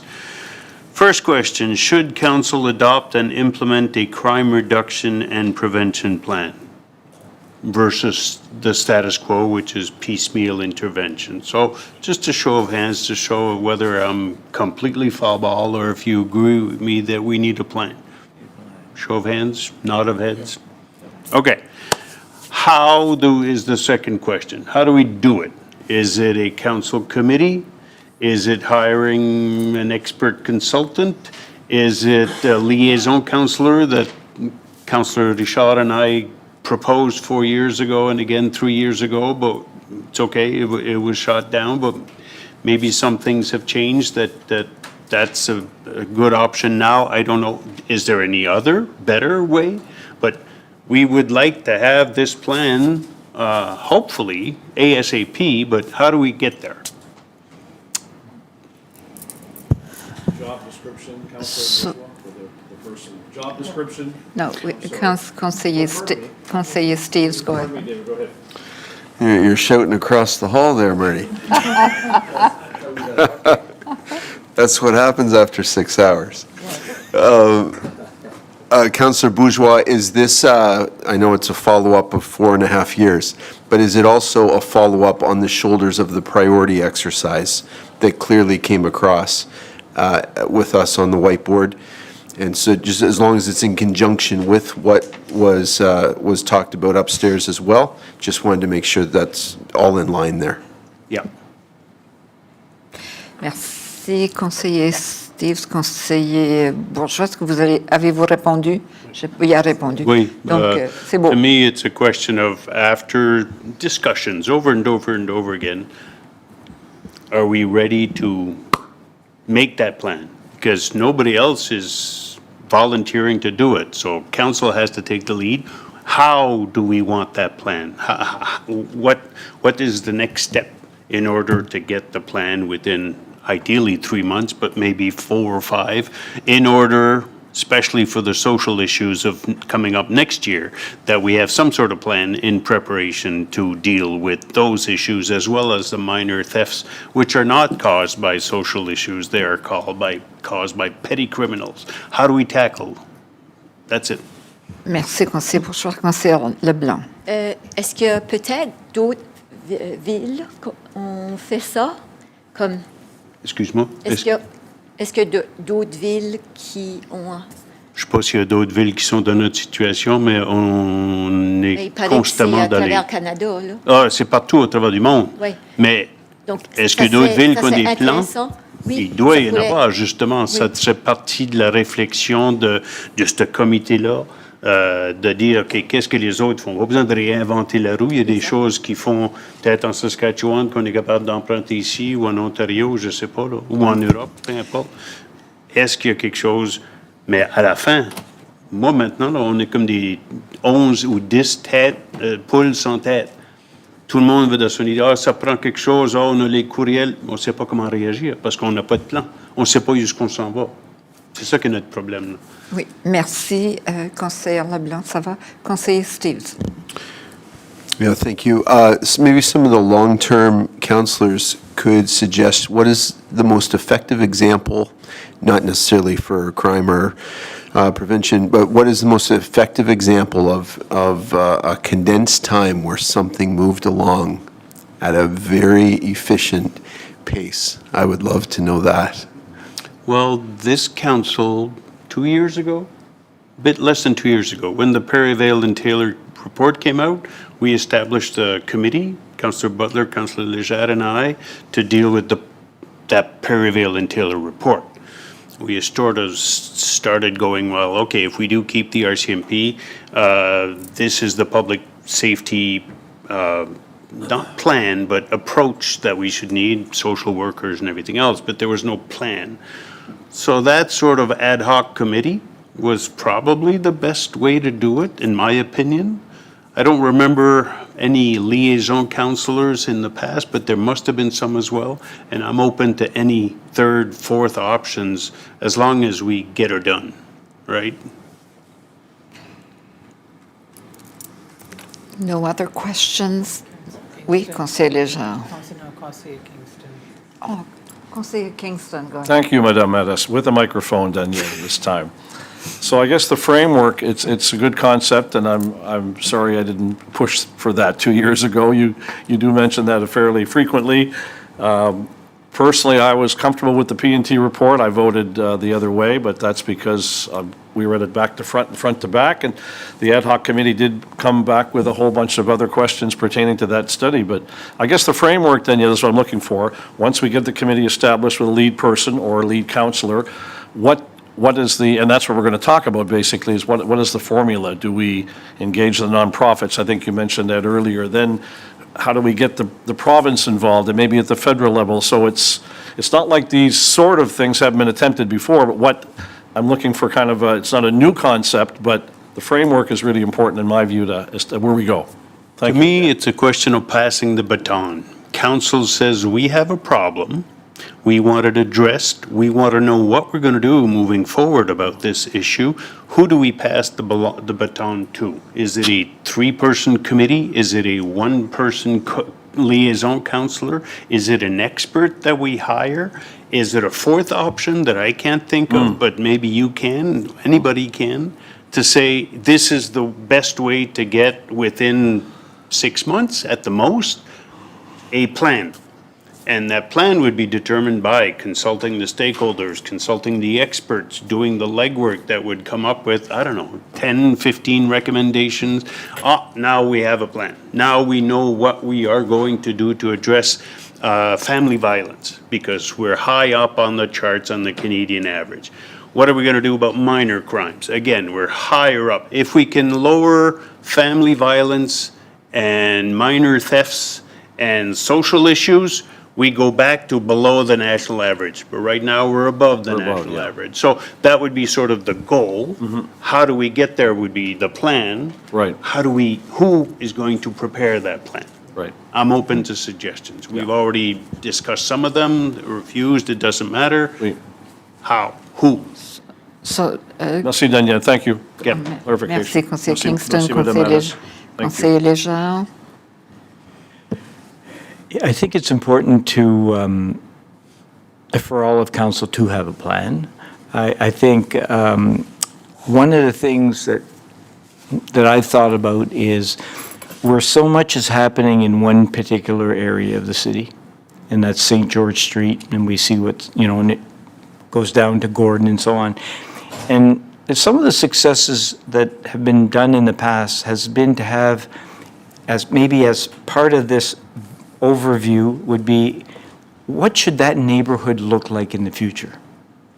And I think we really have to start to think about that, because if we figured out what the neighborhood could look like, then we could, in that, kind of build in some things with respect to a crime and safety plan, where you would have real interventions, because they need to be actions, right? We had the task force. They had a whole bunch of recommendations and sort of left us hanging. I think they had at least four? 4 on crime, 17 on something else. Something else. So, but in any event, I think it is important that but I really do think we need to have some visioning as well in that whole neighborhood, because simply just attacking it and leaving it the way it is and expecting that it's going to change, that's not going to happen. Sunny Brae would never have changed if we didn't do the neighborhood plan for Sunny Brae. Exactly. It would never have changed, well, it would have changed negatively. Yeah. Very negatively. But, so, anyway, just my thoughts. I think it's important, and I think, maybe that is the way that we kind of set it for the next council that comes forward, that we've thought about and we have a plan. I think it's a great idea. I just want to add a point. It is highly concentrated in that area, but we've seen with the Perryvale and Taylor report that crime is occurring all over the city. So it's not, maybe some of the recommendations will be neighborhood-based, but it's a citywide issue. Yeah.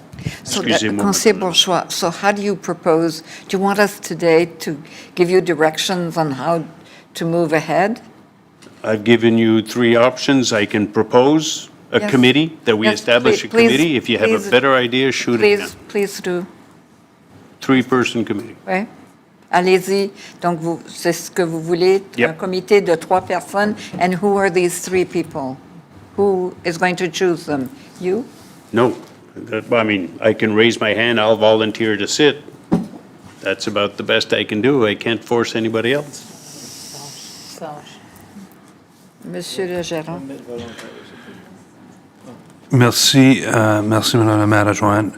Perhaps, I think the direction is clear, so perhaps I can work with Councillor Bourgeois to kind of maybe, and just to get the framework of what that committee would look like, the scope, the scale, the outcome, so then you can come back to council and they could determine who, and you can decide your membership from there, because I know there are other councillors that aren't here as well that might have an interest, so if you want to, in the coming weeks, we could build that, I guess, the term of, or the framework, the document that could kind of guide the committee. I thank staff for its contribution. If council doesn't take the bull by the horns and lead this from point A to point Z with staff's support, I appreciate it. Let's start with 3. Let's inform Councillor Edgett and Councillor Butler, who are not here, if they want to join the group before member committee. I don't think there's any of us that says no. It could be an all-member. Nobody else raised their hand, so.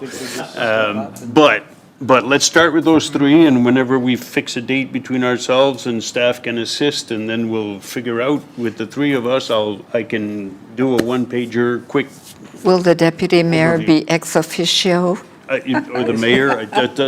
I think every committee we establish, the mayor is ex officio, so. C'est beau. Merci beaucoup. So we're fine? Donc, I'll make that officially a motion that Okay. council, first of all, desires to adopt and implement a crime reduction and prevention plan and establish a committee of council to draft the plan for council's approval within 6 months. C'est beau. Seconded by Conseiller Léger. So we vote, show of hands, everyone. Tout le monde est d'accord? Merci. Merci beaucoup, Conseiller Richard. Vous êtes toujours réveillé, là? Oui. On clore la réunion. C'est beau. OK. Merci.